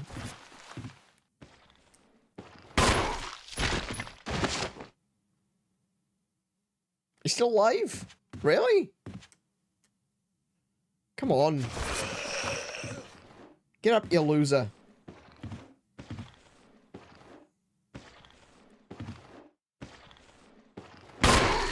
Oh no! He got me! I'm...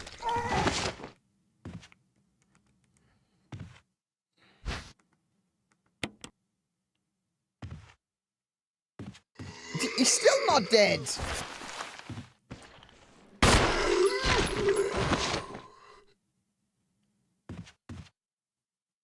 There he goes, now he's dead. Brilliant. Good grief. Will he take the jewelry box? Yes, of course I will take the jewelry box. I don't get paid enough for this.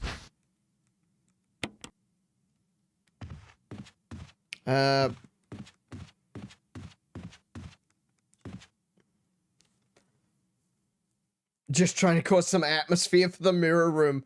Oh, okay, thank you. Appreciate it. Yeah, lovely. Thank you so much. I love you too. Let's see now. Yeah, I've done everything in here. Okay, cool.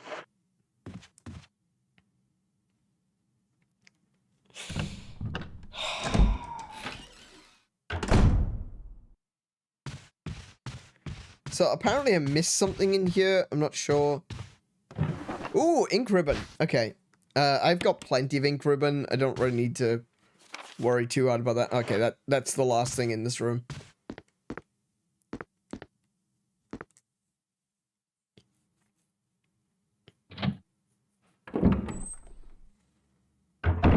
Okay, so now I should be able to find... Hang on, I need to switch back to shotgun. Oh, hang on. I'll do that too.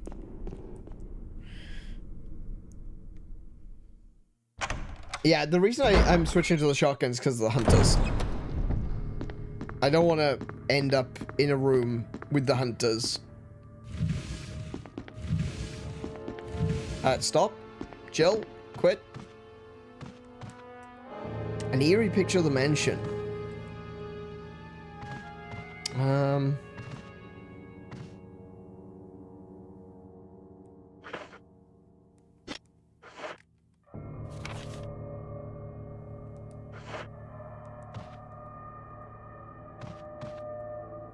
Okay.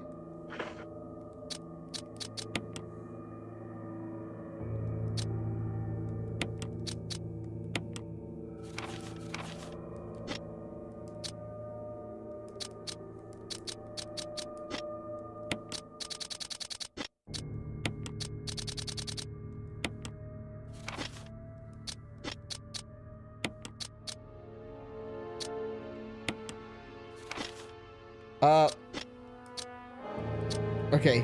I don't know where that was.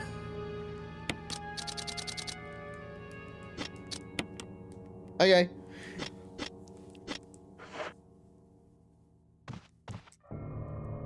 Okay, I don't know how to get through that.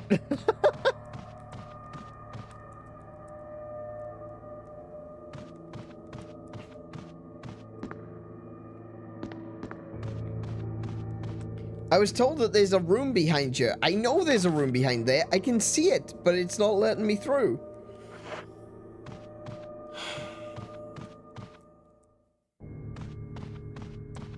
I mean, I could try like, oh my goodness.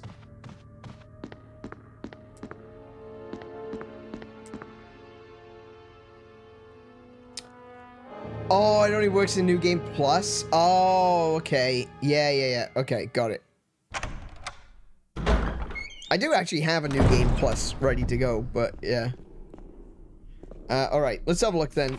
We can't use that room. Got it. There's something over here that still has some... Oh, that's the tiger room. I never found the yellow gem.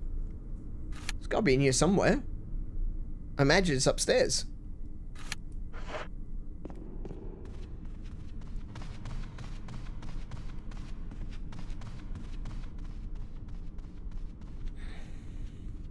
I suspect it's in one of the rooms that I haven't been in yet.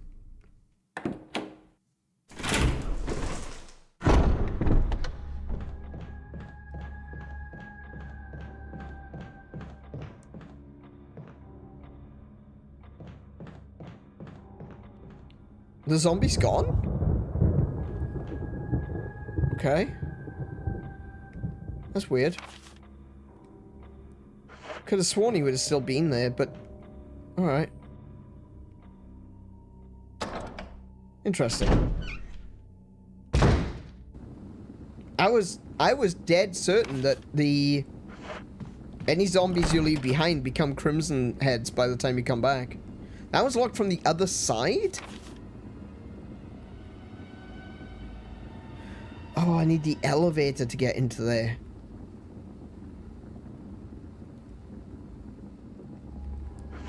Okay.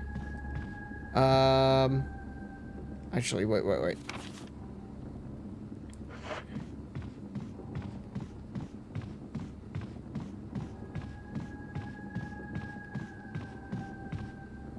It doesn't count towards the game. Sorry if it sounded like a spoiler, just...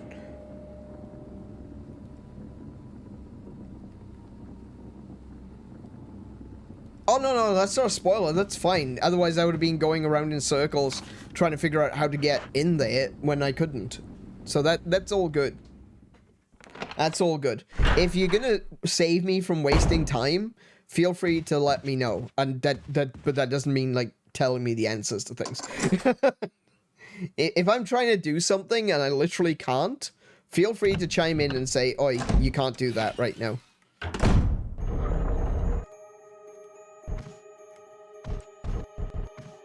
Hi.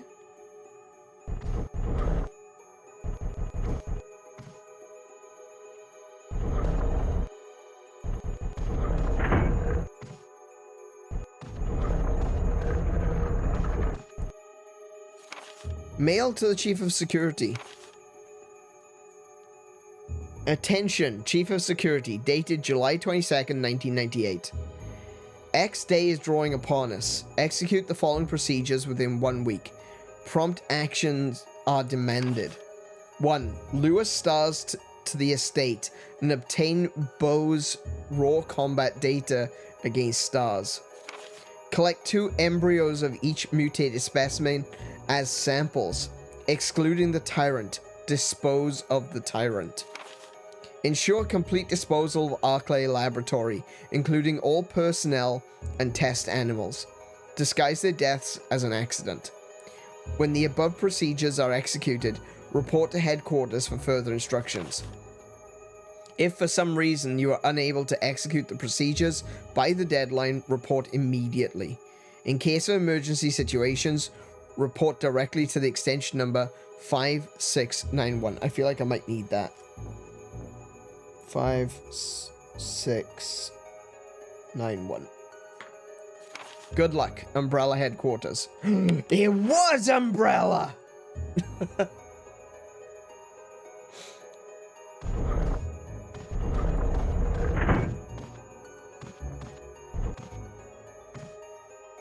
Well, that's some grenades. I'll take those. That's a dagger, I'll take that.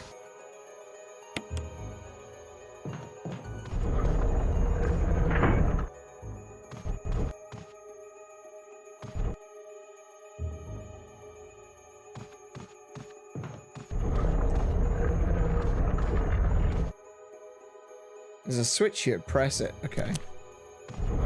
Oh!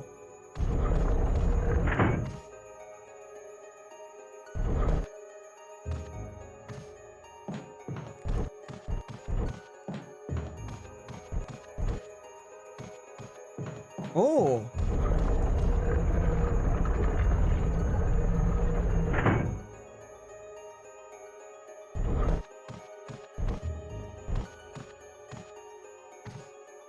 Oh. Interesting. No. Don't push it. Let me turn the light back on. Okay, now hold on a second. There's gotta be an explanation for this puzzle.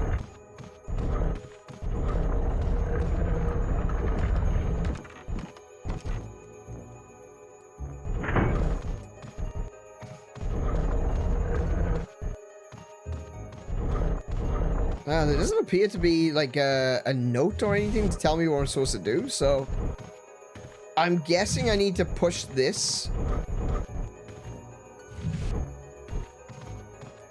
up there. A trophy of a bull. Okay. So it goes, something goes clunk. Oh, I didn't mean to climb.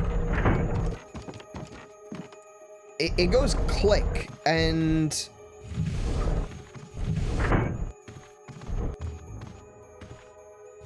the light turns off when the eagle is looking at it.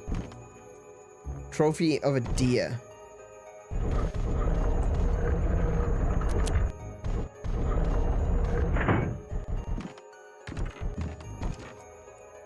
Glowing red jewel sits in the eye. Would you like to take it out? Oh. I'm gonna say no. Hold on a second. How much inventory space do I have? Not enough.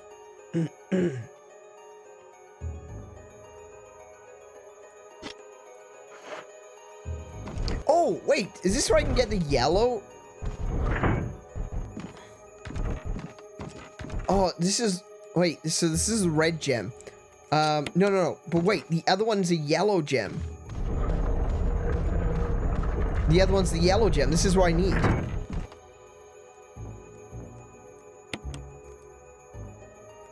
It's attached to something and refuses to budge. Damn. Yeah, I just realized I'm carrying my ribbons, yeah.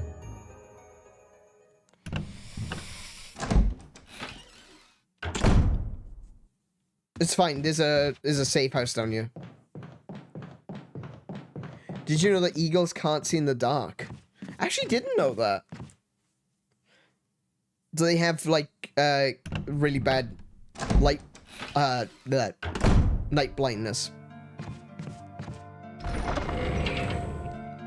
I know that owls can see in the dark. They've got amazing eyesight.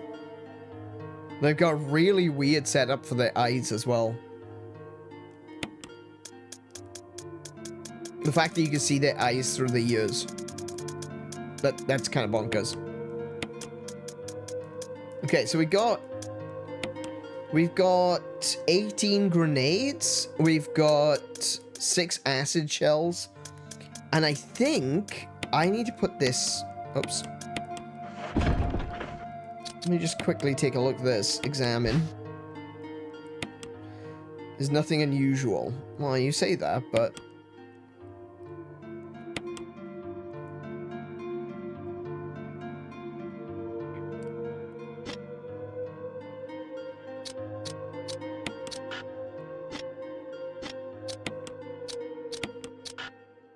Okay.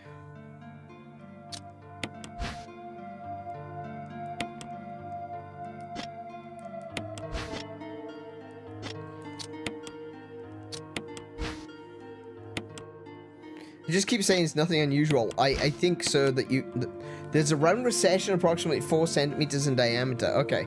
I was thinking that maybe I need to put the, what they call it, the stone and metal object.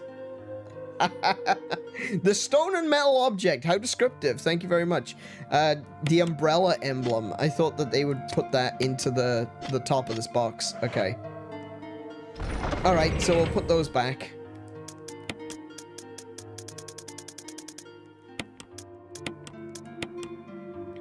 I'll see if I can find anything to put inside the jewelry box in a moment.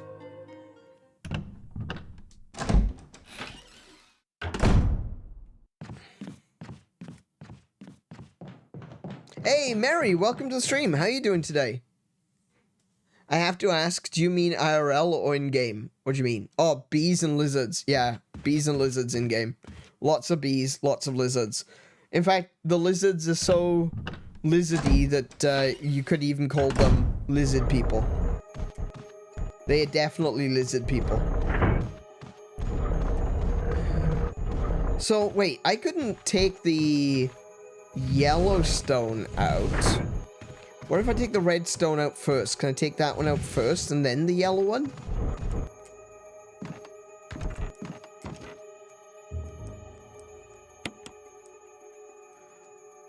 Oh, wait, no. Oh, I get it. I get it. I need to get the eagle. I can sneak under here. Ah, yes. I got it. Okay, I know how to do this now. I can't take it out. It locks the jewel in when the eagle is looking at it.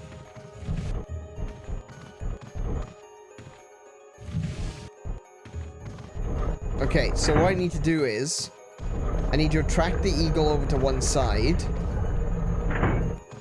sneak under, climb, and grab. There we go.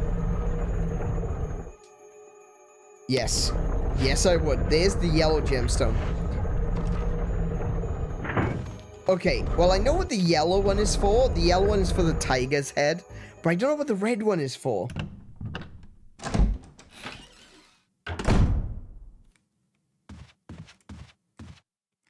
Wait, how far away from the tiger's head are we? Oh, it's literally downstairs, isn't it? Yeah, it's downstairs. Can I take the eagle's eyes? No, I don't think so.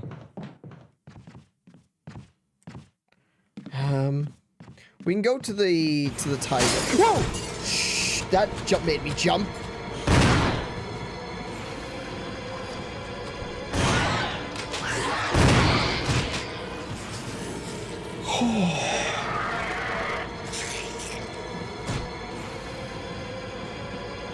Okay, that one scared the shit out of me. I have gone past these windows so many times. Oh, another one? Are you serious?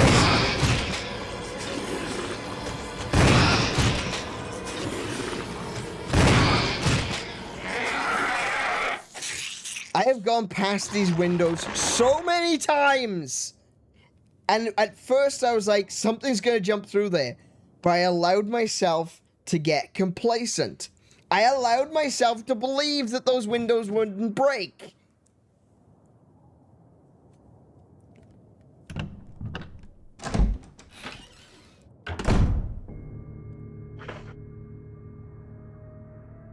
I'm down to 3 shots in my shotgun.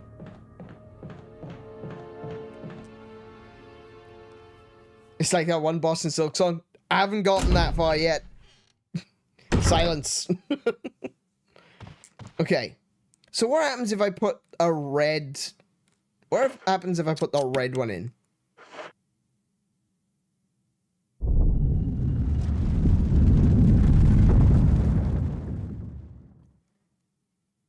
Ah! No! Snakes! Okay, I made a mistake. I shouldn't have done that. I should have done the yellow one first. I've lost it now, haven't I?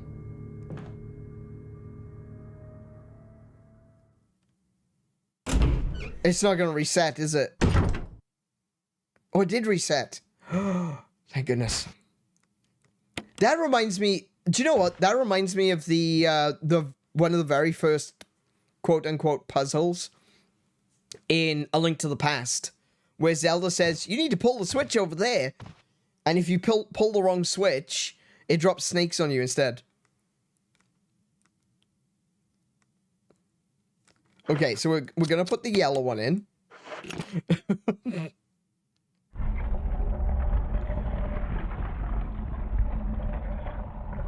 Ooh, a disc. Look how fancy that is. That's a CD-ROM. It's not a CD-ROM. Oh, that's interesting. The MO disc. We'll take an MO disc. I will take an MO disc.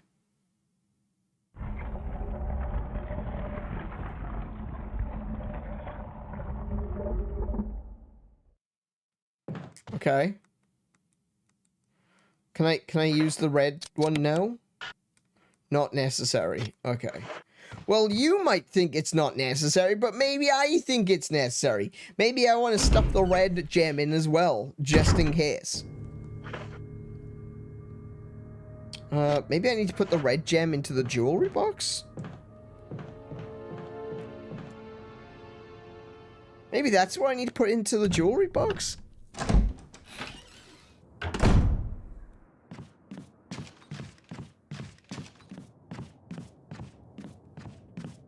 Oh my goodness. That gave me a fright. Good lord.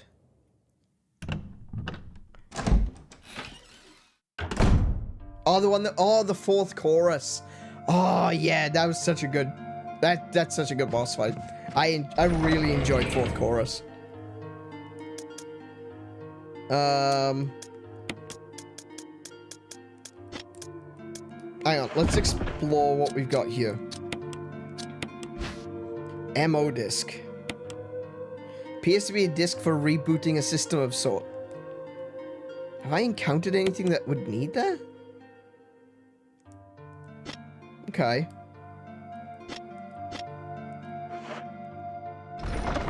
Just trying to think. There's a circle divot on the jewelry box? Yeah, there is.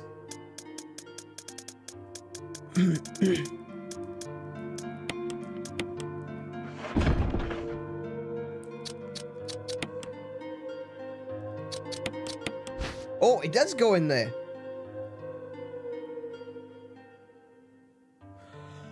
Oh, I see. Oh, okay.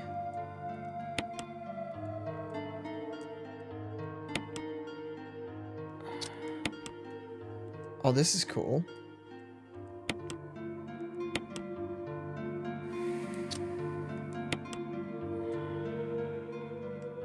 Oh, wait. Oh, wait. Hold on. I can rotate them. I just realized I can rotate them. Ah, okay. Alright, hang on.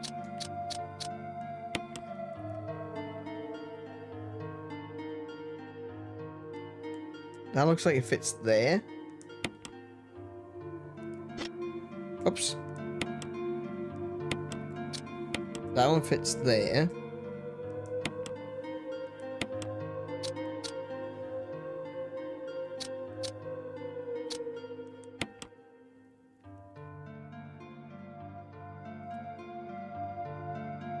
Oh, maybe it doesn't. Wait. That one doesn't. That one fits there.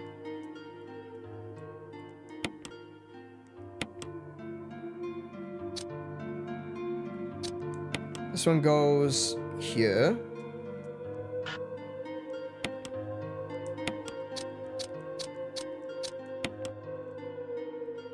That one goes there.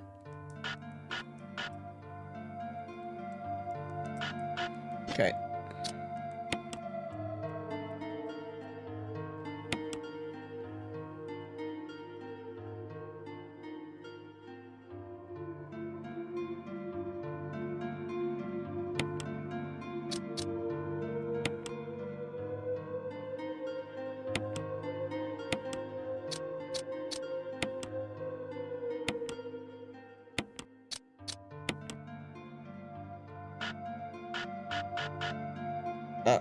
Let me put it down.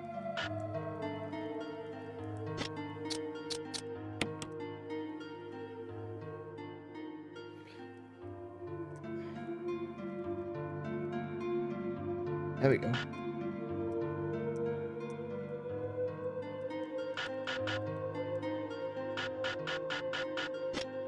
I don't know. Is it just being...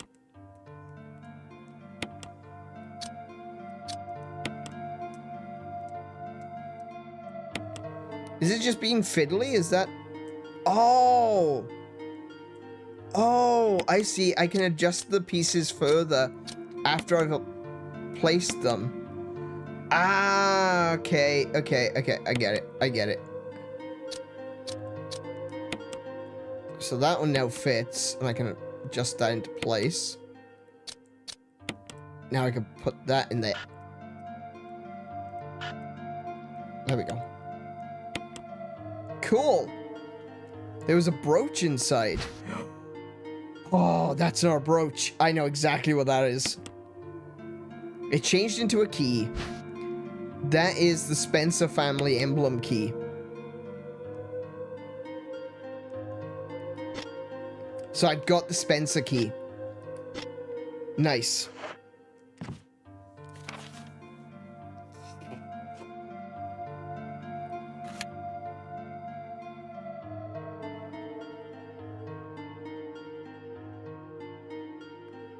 Just trying to see what else is there to do. There's some red herbs over by the... over on the right-hand side, if I remember correctly. I could probably go pick those up.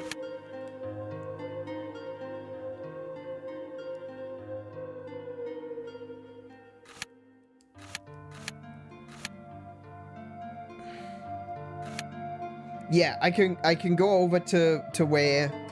Hang on a second. I can go over here. Because there's some herbs there. That's the only thing that's there, is the herbs. So, I might do that. Might go grab those. Oh, that's right. Oh. Oh, I need to go that way too.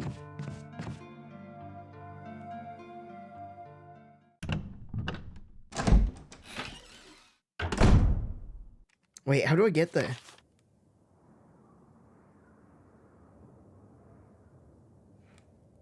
Okay, so I need to go around here again.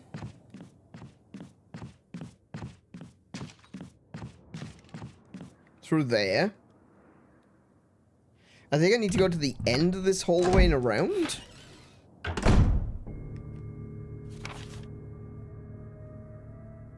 Oh, no, I need to go this way.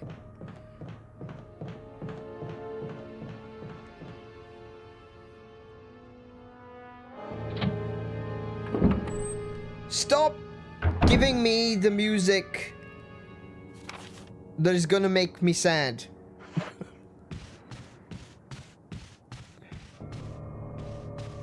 Just trying to scare the crap out of me now. I don't appreciate it, game.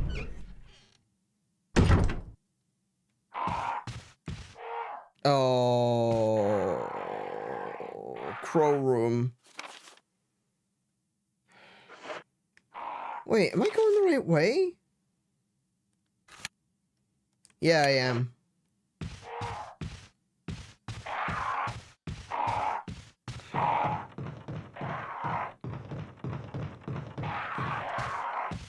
Okay, we good. No, we good. We good.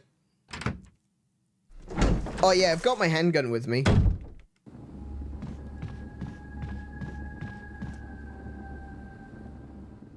Did I reload my shotgun?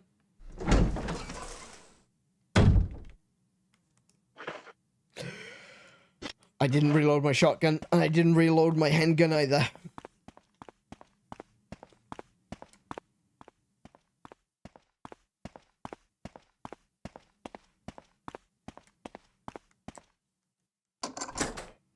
Okay, that's the last door that I need to unlock with the helmet key. Do I want to discard?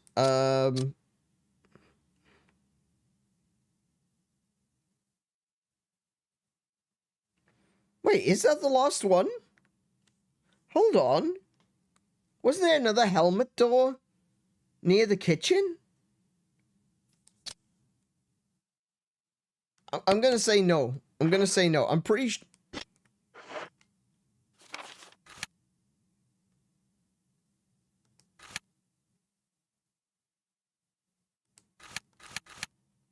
Yeah, isn't that a helmet door?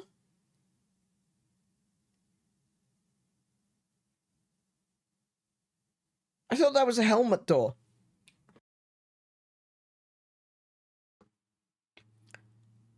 Is lying a game mechanic? I don't know. I mean, that's something I would do.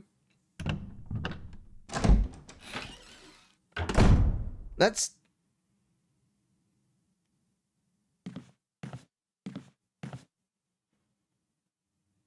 is 100% something I would do in a game. What the heck was that?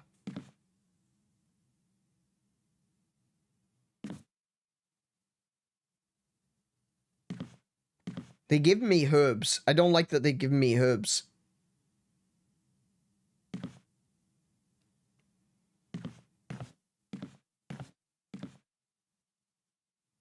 Oh, I do not like that corridor. Nope. Nope. We are going back. We are stocking up on weapons. And we will come back. Right? We're not screwing with that. Not yet. It was a loud noise. It sounded like crushing.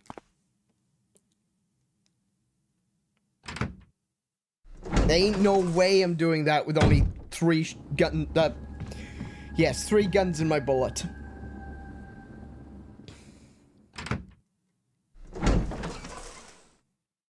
Am I going the wrong way? Is there a quicker way?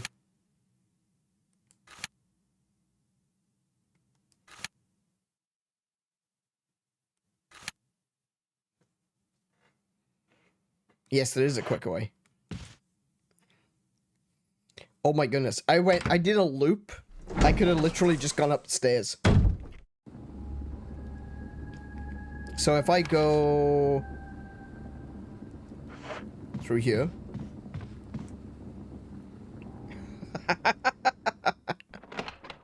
I did a big loop around, right? Let me show you what I actually did, right?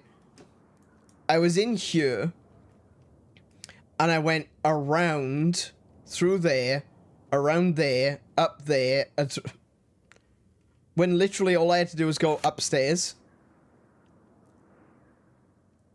And there I was in that room. So I went all the way around that way, up that flight of stairs here, into this flight of stairs to go this way to get up to there. I literally just had to go up the stairs and out this one door. And out, yeah, okay. Whoops.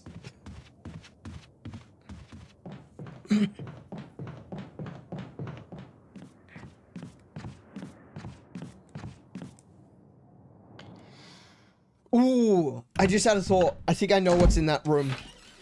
I think it's Yawn. I might be wrong, but I think it's Yawn, because Yawn got away. So I'm taking grenade launcher. I'm putting the acid shells in it.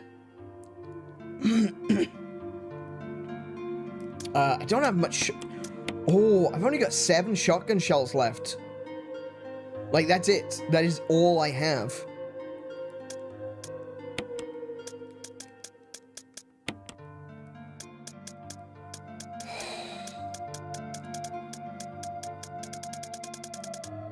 That's not great.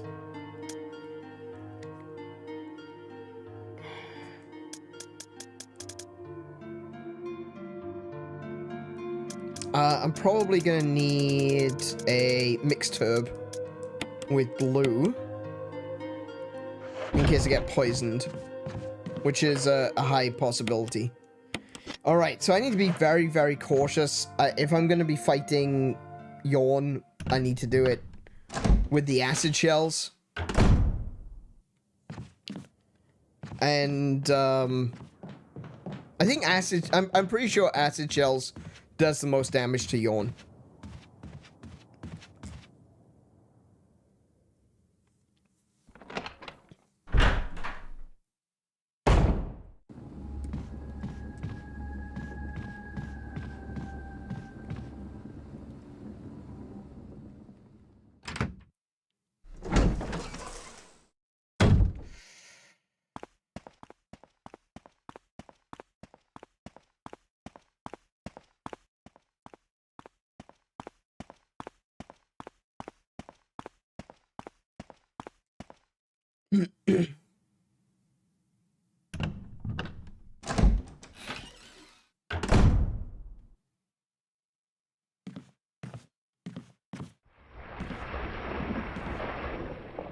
See that noise? That noise makes me think that's Yawn moving past. Because he's got a very big body.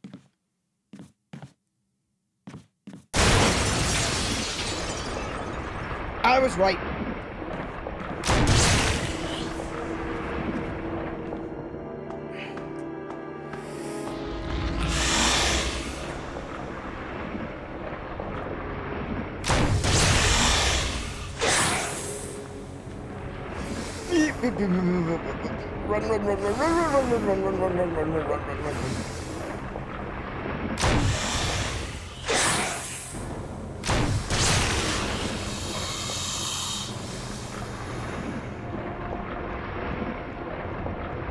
At very least I can keep them. Oh, oh no, he tricked me. Yawn tricked me. Yawn tricked me.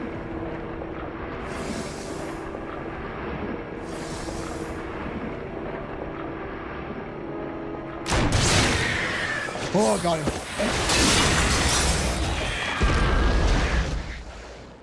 That's one dead snake. Oh, he knocked all the bugs down. Oh, hello. His body is still solid.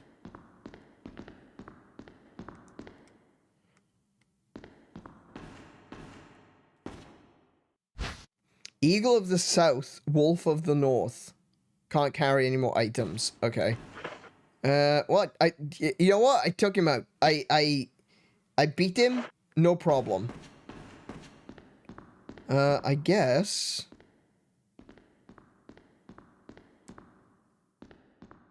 Where am I? Oh. Oh. Oh! I can go this way. The knob is broken. I guess I can't go that way. If only I had a grenade launcher to blow the doors off. Alright, I guess I'm gonna have to walk back.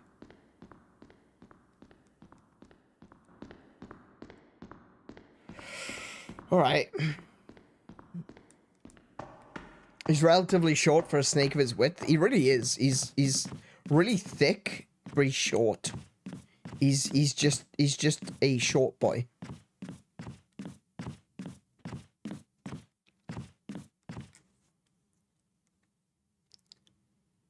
He is the most dangerous of noodles. But he's a short noodle. He's a short, fat noodle.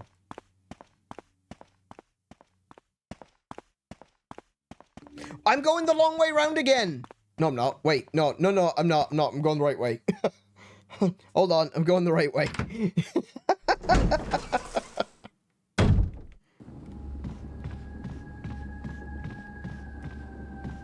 There we go.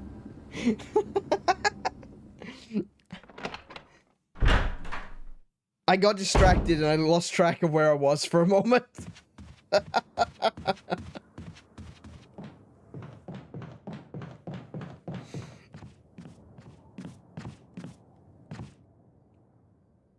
Okay.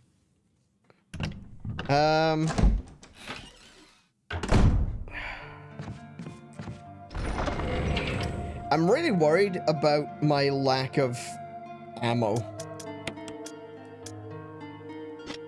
Hang on.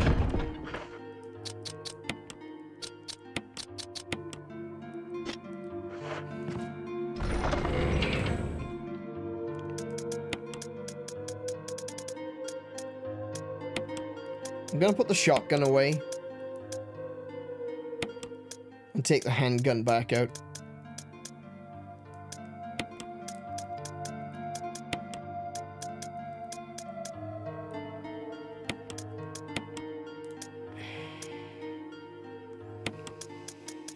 Not sure what the disc is for yet, so I put the disc away. We can put the mixed herbs away.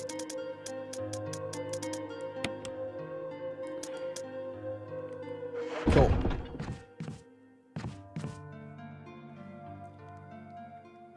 Yeah, so I didn't actually finish what I was saying earlier about the keys. I'm pretty sure that the game will tell you if you've got a key that you don't need anymore. But what I was saying was, if I was making a game like this, I would also include lying as a mechanic, so that once you've unlocked all the necessary doors with a key, you would have the option to throw it away. But maybe there's some unnecessary doors, some extra content that would be lost. Maybe say like an armory with a bunch of bullets, you know? If you know to look for it, you go for it and you get loads of extra bullets. If you don't, and you believe that the keys, you know, oh, I don't need this key anymore, I'm going to throw it away.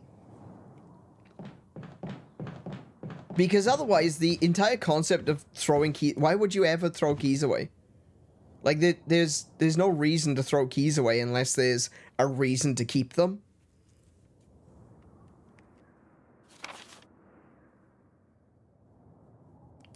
Okay. I don't know, maybe that's just me. Maybe I'm just very mean. Maybe I'm a bit of an asshole when it comes to the way I would design a game like this. I've been wanting to make a game like this for a very long time, honestly. Kind of based on Resident Evil, a little bit of influence from Corpse Party, a little bit of influence from Sweet Home. I've had an idea for a while of how it might work, but at the same time, I'm not sure. I'm not 100% sure. One of the things I actually have some real difficulty with when it comes to imagining how I would set up a game like this is that I actually want it to be turn-based combat. It would be like a JRPG. And turn-based combat with guns.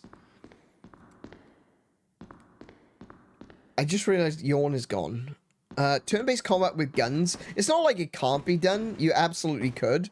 But, like, I want to have a reason why different characters are carrying different weapons.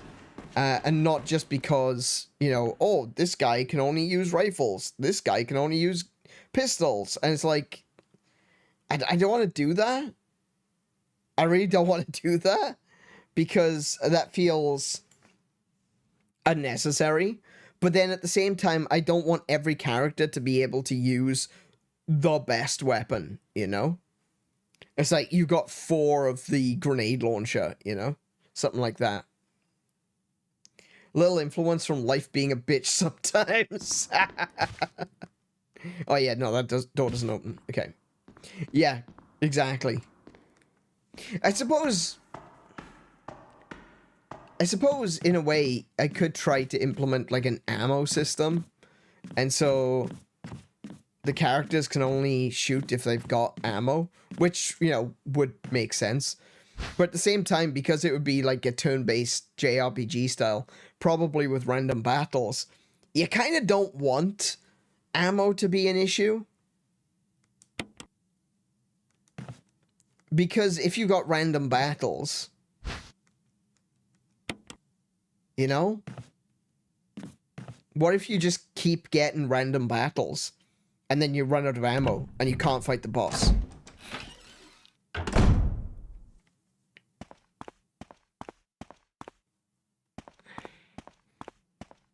Maybe there's a way of doing it. I don't know.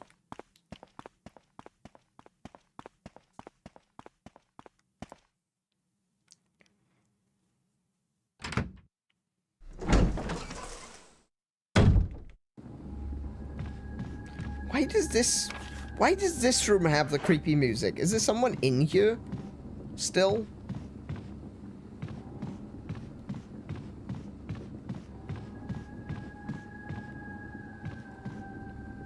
There's no zombies in here.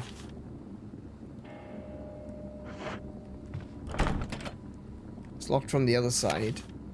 Oh yeah, the way to get in there is through the kitchen. So there's still a couple of rooms I need to take a look at. One of them is... Oops. Wrong direction. One of them is the Spencer family room, which is over here. And the other one is... Yeah, the kitchen. I don't have the... That door. I don't know what that door is. Alright. Let's head towards the Spencer room. Actually, which way do I go to get there?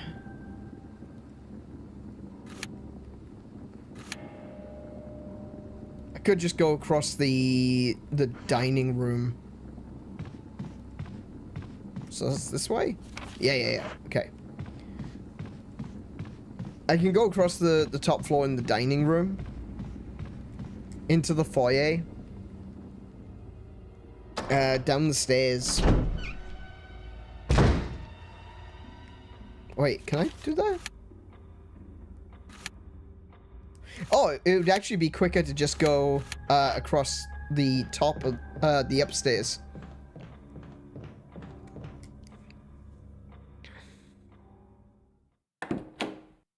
Yeah, so I don't actually need to go down into the foyer.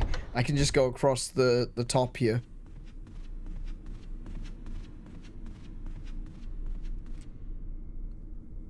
And then I can go down the stairs. And that's the room that I need to be in.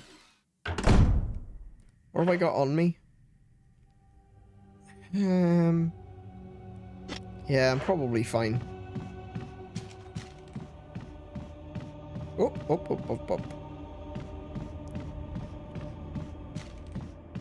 Even this far into the game, the controls are still catching me off guard sometimes.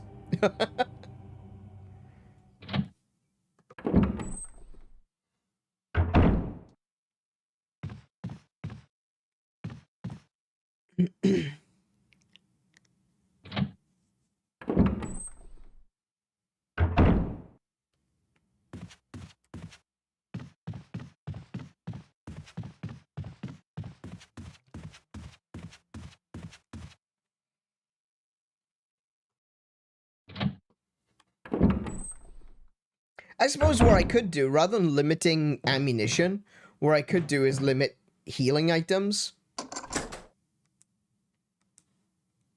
No. Sorry, I'm just thinking out loud now about what if I was to make a game like this. I might take a look. I had no idea what that is. There's a... Looks like a window frame. Swinging. I had no idea where it was. It was just moving in the corner of the... It's too dark to see anything.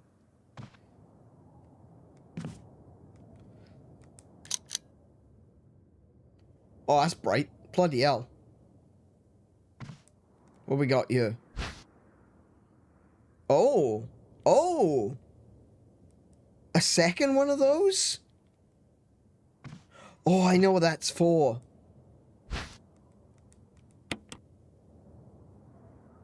Oh, okay. Oh, okay. I know where to go. Interesting. Orlando, welcome to the stream. How are you doing tonight? I need to drop stuff off in the box and then come back to that room. I know what I need that for as well. I know what the emblem is for. Ooh, okay.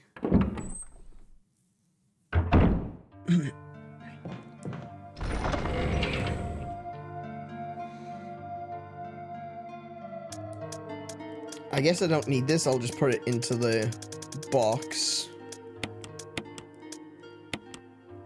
I'll put the book in here too.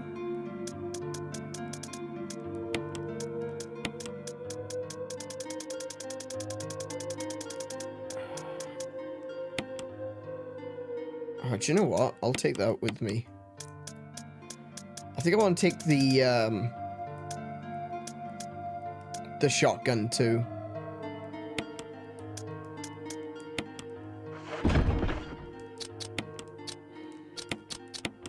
There we go.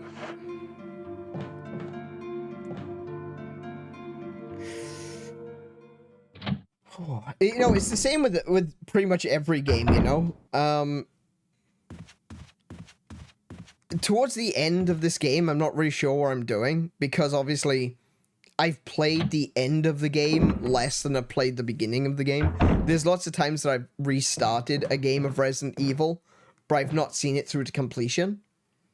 So, yeah, that's kind of where I'm at right now, is like, I feel like, even though when it comes to the start of the game, I pretty much know what I'm doing, I could, you know, off the back of my hand. But, why can't I pick that up? There we go.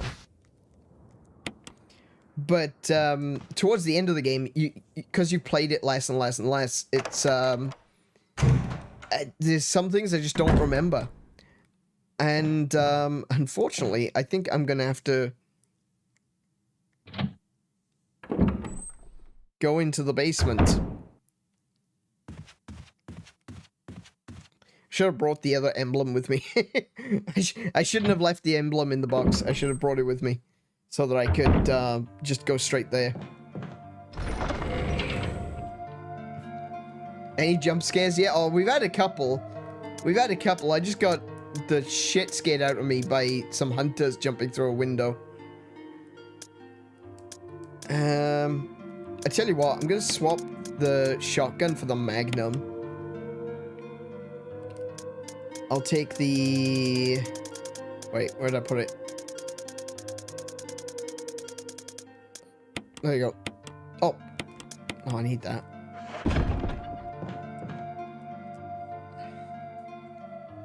Yeah, a lizard jumped through a window. It was pretty... It caught me off guard. I wasn't expecting it. What's the quickest way to get to the... Wait, there's still something in the room next door? What else is in there?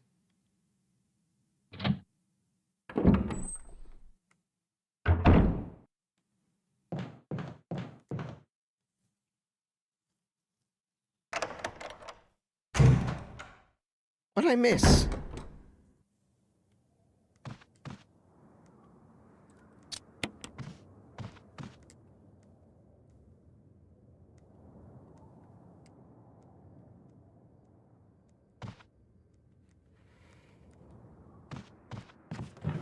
Oh! Oh! Shotgun shells! Outstanding. Is that everything? That's everything. Okay.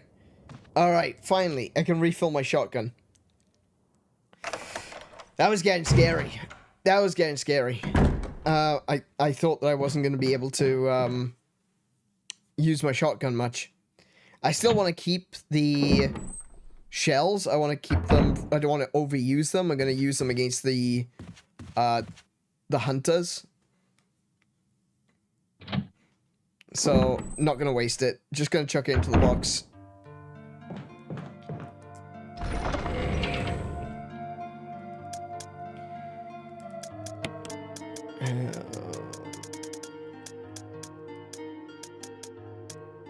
don't accidentally put it inside the old shotgun. We'll just put it there. 3 shotgun shells. Okay, 13 shotgun shells in the world. 13 shotgun shells in a dream.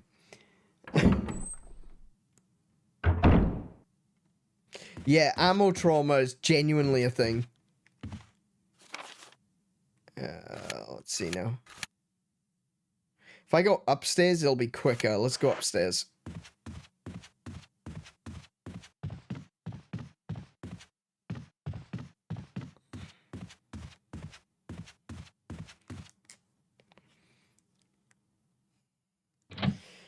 Yeah, you don't want to be caught in the dark with a hunter bearing down on you without your shotgun.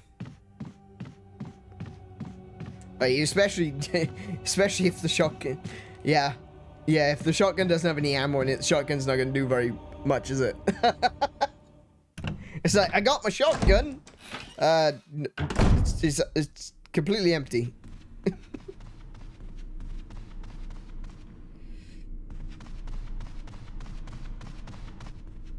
Okay. I don't know if I'm supposed to do this bit now, if I'm supposed to do it later, but hey ho, here we are. Not necessary?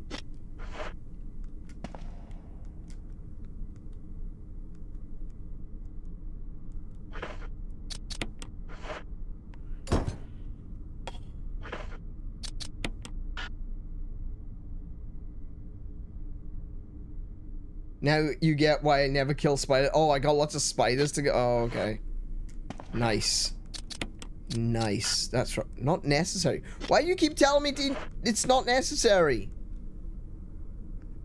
There's something about the other indentation.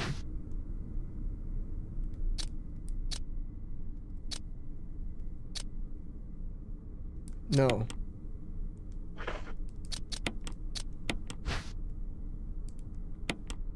Nothing unusual. Object made from alloy. There's an emblem engraving.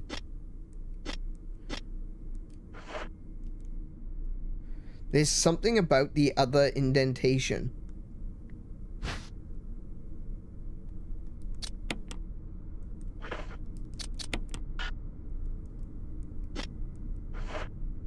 What?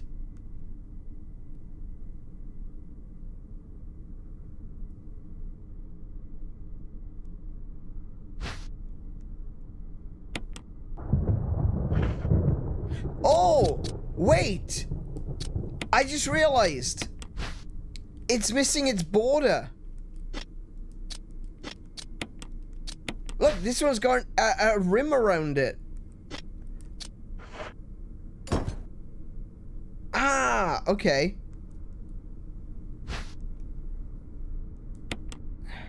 Alright. Read the object names? Yeah, I'm missing the stone object to put... I'm missing the rim.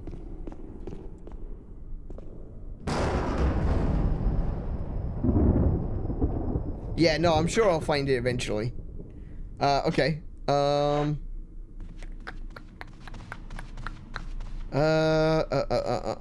Let me think.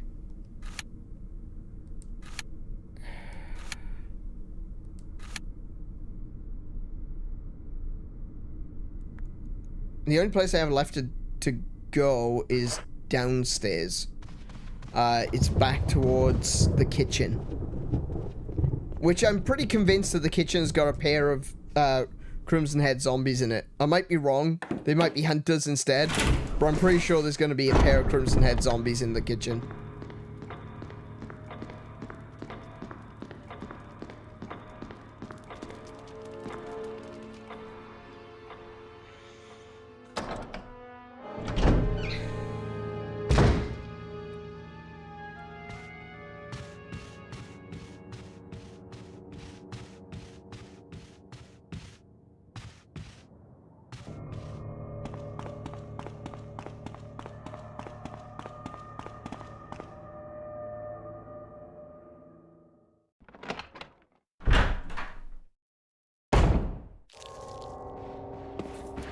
Yep, I was right. There's one at least.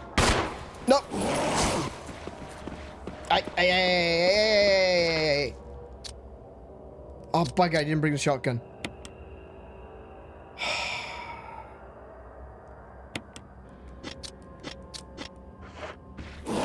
Stop it. I told him to stop. I told him to stop.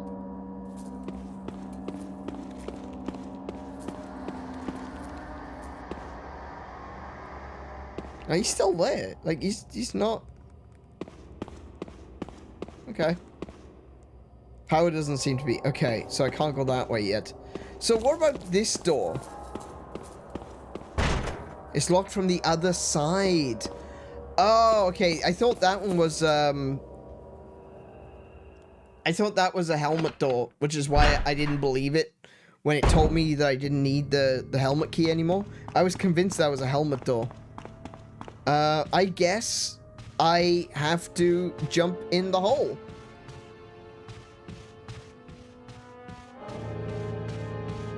I should not be carrying this.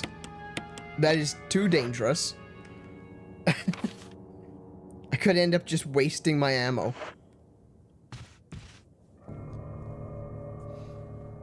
I'm not too versed on the Resident Evil aside from the one movie. Oh, that's a shame.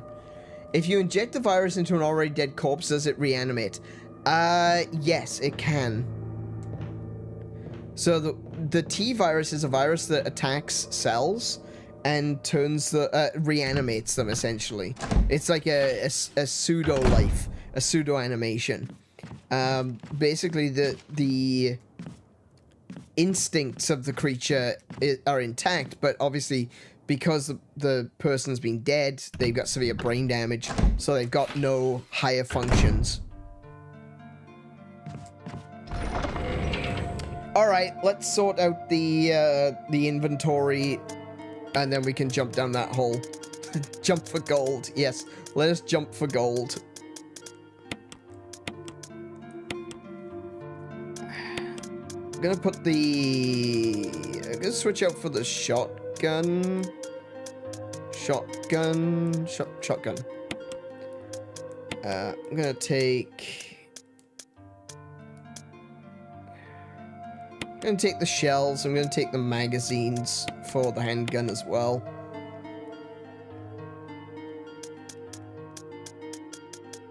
And I can take the 2 healing herbs.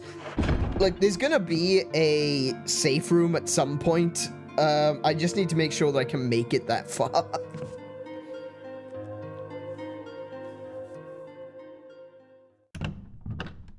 So, dead or alive, the virus sees anything as a snack, essentially. Well, what it does is the way the virus works is kind of like cordyceps, because it reanimates the body to be able to spread the virus. So the virus spreads through bodily fluids. Oh, no, it's not. Wait, hang on. What's that? I guess I haven't been there yet. Okay.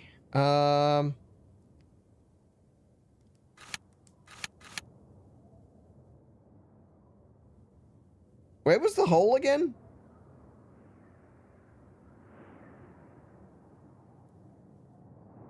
Oh, I remember. It's over the other side of the mansion. So I guess I go this way. I don't even go that way. I go this way. I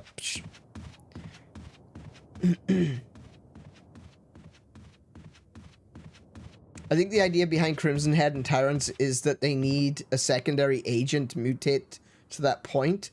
A zombie may reanimate if it's a normal person who died. So, the way the Crimson Heads work is that if you kill a zombie, but it's dead, it comes back, essentially. If you destroy the head, and actually if you destroy the legs, it doesn't come back, but that's more of a game mechanic than a lore thing.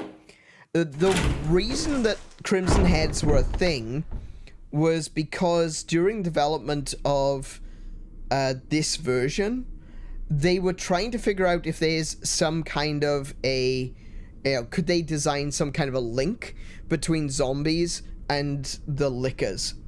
So you'll notice with the Crimson Heads that they've turned red, that their fingernails have grown really long, and now they're very, very fast. Eventually they abandoned that idea though, so Crimson Heads don't really fit into the lore very well anymore. So I need to go right around the corner.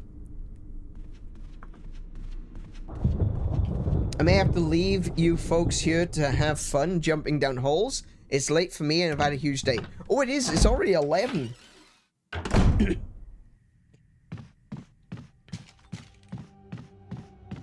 Ooh, okay. We might have to end here then.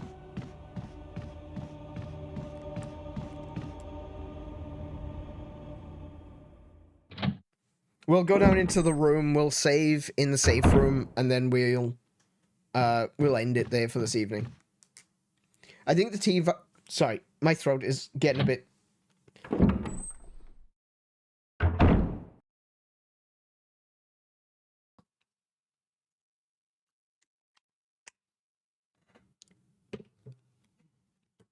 I think the T-virus, I think the T-virus, when the body dies, regenerates the body slowly.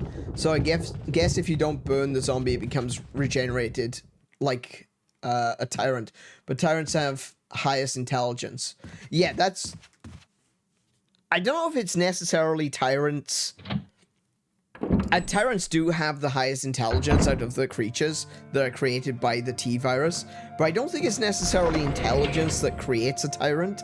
It's whether or not the host is compatible with the virus. Let me grab the ink ribbon. We can continue this conversation in just a moment. I know there's no kerosene left. I think there was actually a thing in this game that actually explains that burning the body, because burning the body carbonizes cells, those cells can't be reanimated. Alrighty. Let's take us back over to the chatting screen and we'll finish out for this evening. Hello. Yeah, you're right about the tyrants being intelligent, but I don't think it's... Like I said, I don't think it's because the humans were intelligent. The Wesker file says about the tyrant, it came with the RE remake back in 2002 in a document. Hang on a minute. I've got a copy of that on my shelf.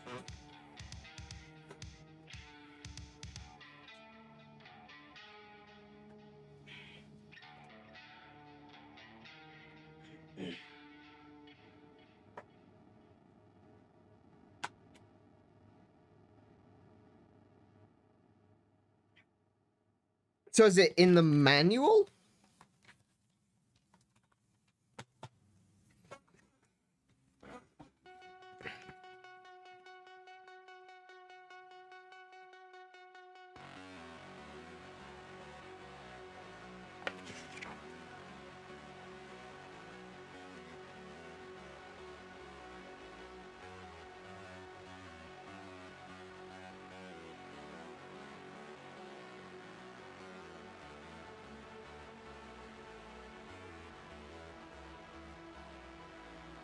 Ah, okay, no. Oh, they only released it online. Oh, I thought it was like something that was in the manual. Okay, never mind.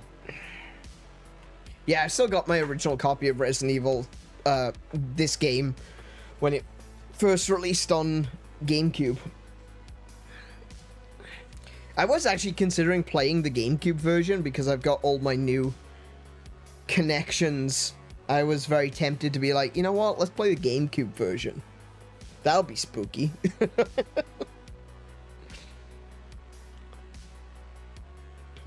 there are 3 files to Wesker. Part 1 is about the beginning of the Spencer Mansion. Part 2 is about Alexa Birkin. And 3 is about Nemesis Virus. The remake added the lore to the Nemesis Virus that ties to RE3. Yeah, I remember they added the lore that ties to RE3. I haven't played RE3 though, so it's one of the ones which I want to play the remake of at some point. Yeah, but when it comes to the actual T-Virus, if the T-Virus is applied to a corpse, it will still reanimate the corpse. I think it just takes longer. But the T-Virus, the best way for the T-Virus to spread and grow and propagate is for it to be introduced to a living host. And then over time, they start to die. Different parts of their bodies start to degrade. You actually get an example of that because there's a diary from the groundskeeper that's in this game that we've already seen. I think that was in the first episode. That he says that his body feels itchy all the time, and then chunks of flesh just keep falling off. Oh yeah, that's right. Yeah, Lisa's got the Nemesis Virus. We haven't already talked much about Lisa yet, so yeah, I've been kind of keeping that hush hush. But if no one knows what Lisa is, that's fine.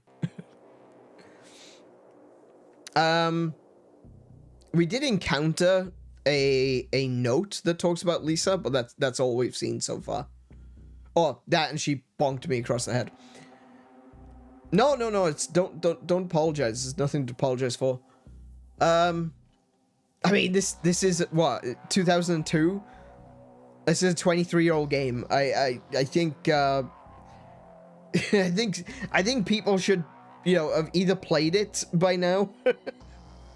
You can't really worry about spoilers in a 20-plus-year-old game, you know?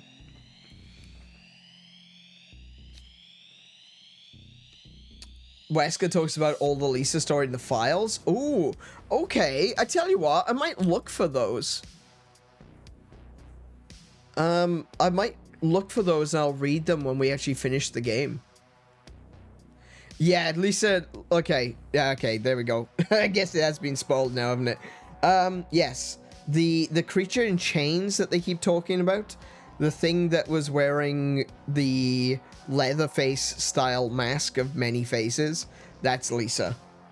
We encountered one of the workers from the mansion talking about his wife and his daughter Lisa, and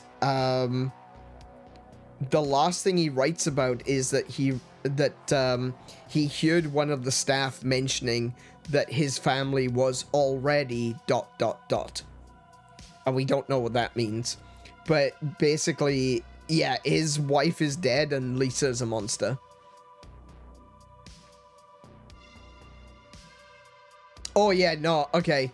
Yeah, she was wearing a mask made out of other people's faces.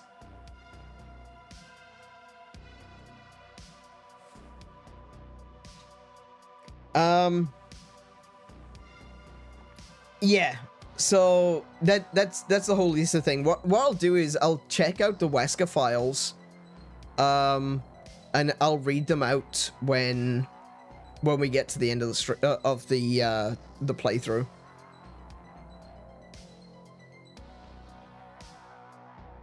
Yeah, that's right. Lisa was the test subject. But yeah, so sorry, just to answer Marley's question, just to like put a capstone on it. Basically, T-virus works like any other virus. It spreads via bodily fluids. So it's in saliva, it's in blood, it's in bile, it's in anything that is inside the body.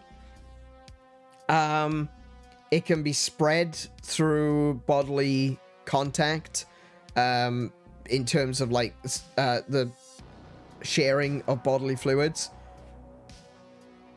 No, I wouldn't suggest having sex with a zombie. What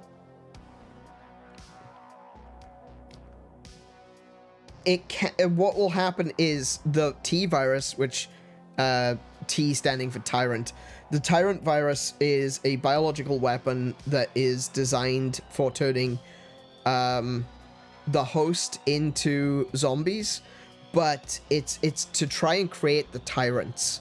That's the whole point, is to try and create a tyrant. People that the virus is incompatible with become zombies, and people that it is compatible with become tyrants. The thing is that this is what I was saying about the Crimson Heads, is that when this game was developed, they had the idea that the zombies would eventually become lickers, which goes against what is actually said in Resident Evil 2, but they had it in their head, oh hey, what if zombies become lickers over time? And so that's where the Crimson Zombies come from, where the zombies turn red, they get really long, sharp claws for fingernails, because it's edging towards becoming a licker. But they kind of abandoned that. It doesn't do that anymore. The licker is its own kind of genetically modified thing. It is spread via the T virus, but I think it's a modified T virus. I don't remember exactly what it's supposed to be, but they kind of, they definitely went with the original lore that was in Resident Evil 2, not what they did in the remake of 1. In fact, I don't think they even kept that idea of the zombies becoming lickers, because it's never mentioned in this game. It's just something which, I read as a part of a developer interview. So, yeah. You can't find it in any game. It was released online only. I think it came with a special box version GameCube, though. What do you mean? The Wesker files?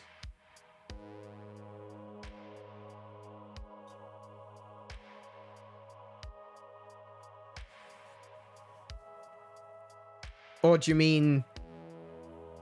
I don't know what you're referring to. Sorry, Stormlight.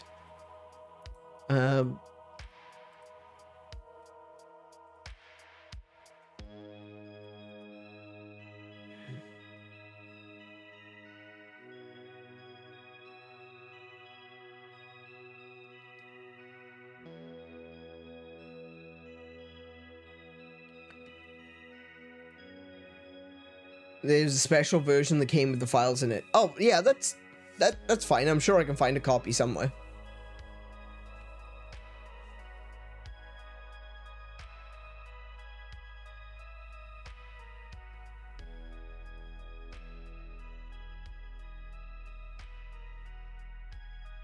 Oh, wait. There's actually, oh,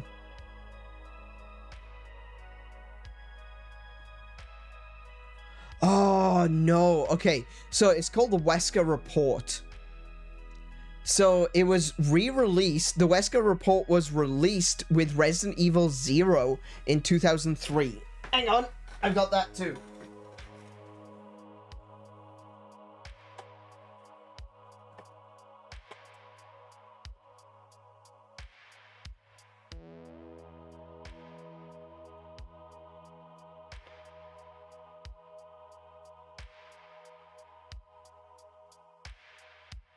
Damn.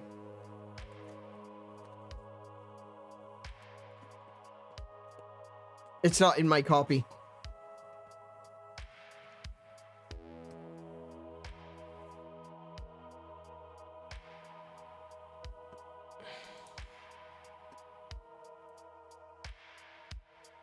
Actually, do you know what? I've been considering playing Resident Evil 0, so when we finish Resident Evil, how about we just jump straight into Resident Evil 0?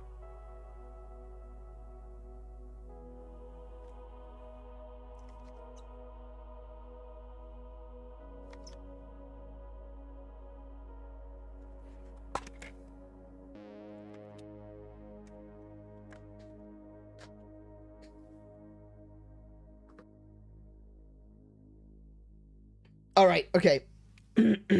All right, so yeah, that hopefully that answers Molly's question about the how the T virus works.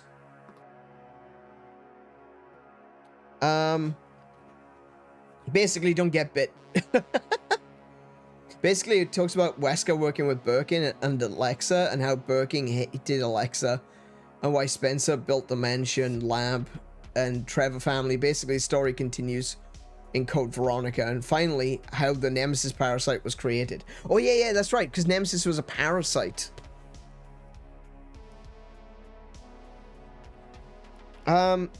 Okay, so from what I'm reading online, it seems that the Wesker report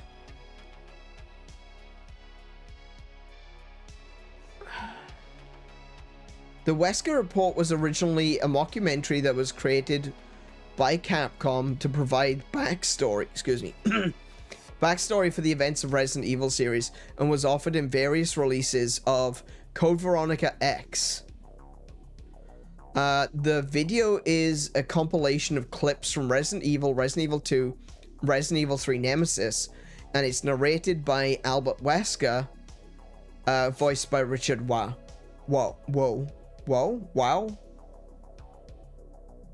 Okay. In 2003, the report was revised and rewritten to include information from the remake and from Resident Evil 0. So, the 2003 version came out with Resident Evil 0. But I don't... but it doesn't tell me, like, where I can find it.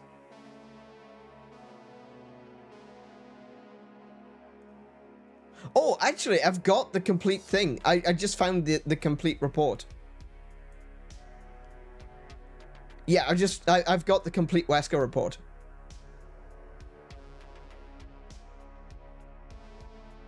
Oh, cool. Yeah. I'll save that.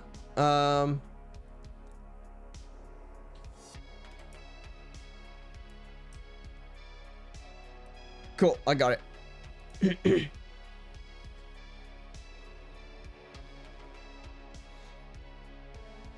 Alright, we'll take a look at that later. So... yeah, when we finish with Resident Evil, I'm gonna continue through and play Resident Evil 0 as well. I think that's... I was planning on playing something like Corpse Party. I do have a copy of Corpse Party. Why can't I say that? Corpse Party. Okay, anyway.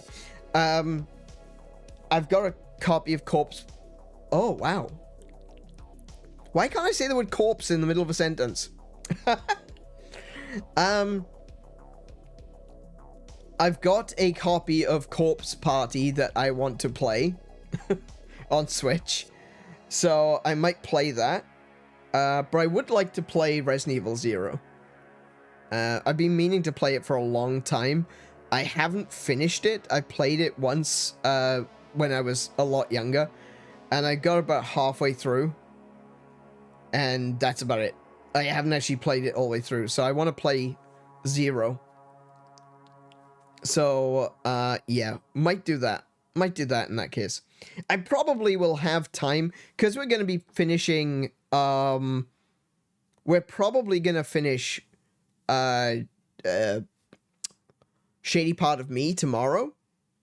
So if we finish Shady Part of Me, I probably will have enough time to play Corpse Party.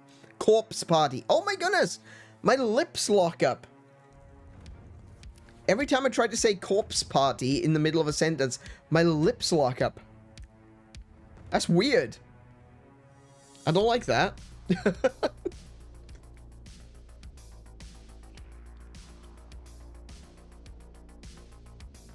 RE0 is kind of fun and frustrating compared to RE1. Yeah, I think that's the reason why I didn't finish playing it.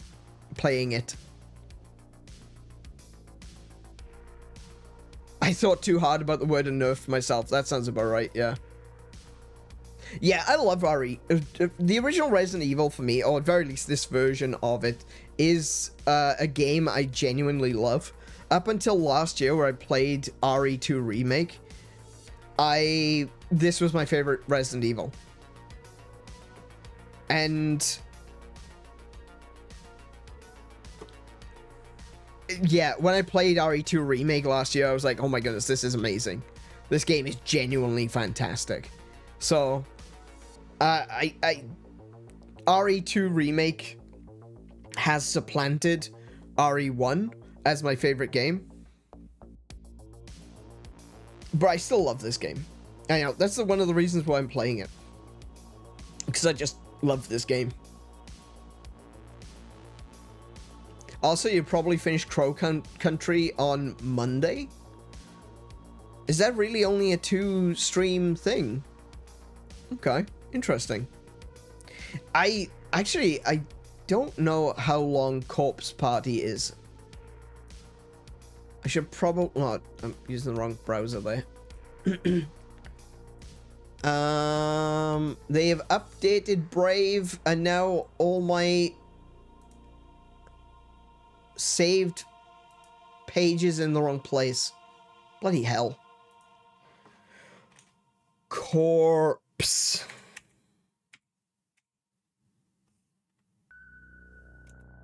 Party.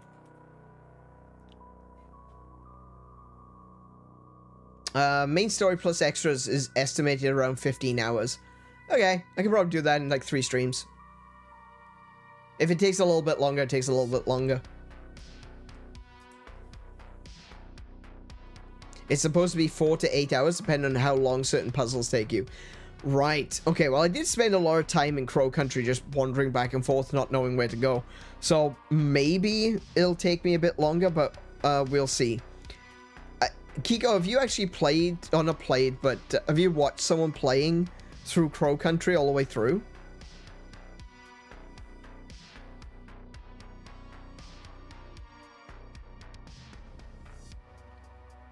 I keep thinking to myself how cool it would be if they released a big Resident Evil that includes 2 and 3 stories in the same game as a single game, and you could play in chronological order, and that you could also, after finishing playing the entirety of both games, also after finishing playing the entire of both games with a single character. That'd be really cool, actually. I would be down for that. That'd be pretty sick. To be able to play... Actually, do you know what? If they put all 3, or all 4 games, 0, 1, 2, and 3, all together in a single game, or not a single game necessarily, but a single collection, but you could play as literally any character from all 4 games for the entirety of the thing. That'd be awesome. I do like having the what if scenarios. I think they're really fun. You have a year ago? Okay, cool. So what you'll be able to tell me on Monday is if we're getting close to the end, you'll be able to say, hey, we're getting close to the end. You can keep going for a bit longer, you know?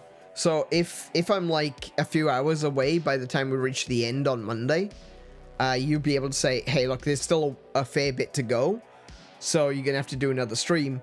Alternatively, if there's like 20 minutes left to go, maybe I can just go a little bit longer on Monday. Okay. Well, I'm glad we can sort that out then. If I need to start a little bit earlier on Monday as well, just to make sure, then we'll see about that. We'll see how it goes.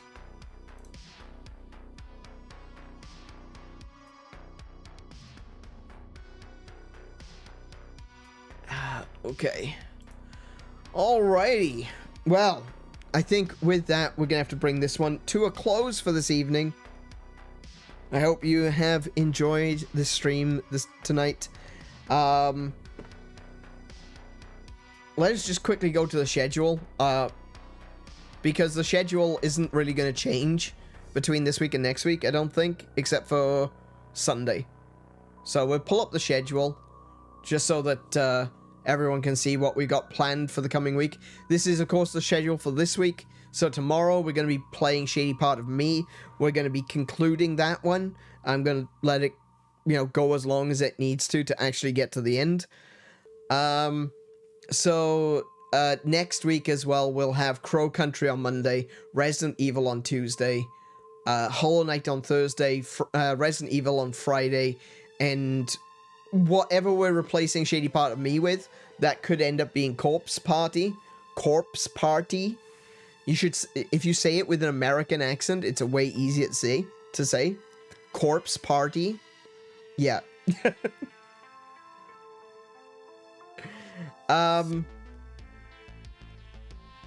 Yeah, so we might end up swapping Shady Part of Me for Corpse Party. Corpse. Why do I have so much trouble with that word? Bloody hell. What just happened to me? Did you see me then? I just glitched out for a second. What happened there? That was weird, man. That's kind of scary. I didn't even know what that was. I figured 2 streams would do, but there's potential for 3. Okay, cool. Alrighty. Oh, yeah, that one as well. Worcestershire. Worcestershire.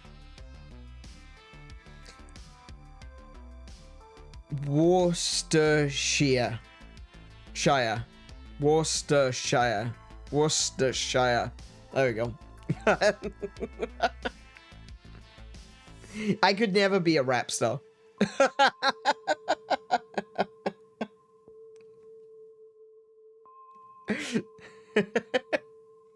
Anyway, that is going to be it from me for this evening. Big thank you to everyone who's joined me tonight for this stream. I hope you've enjoyed yourselves, because I certainly have. I love this game.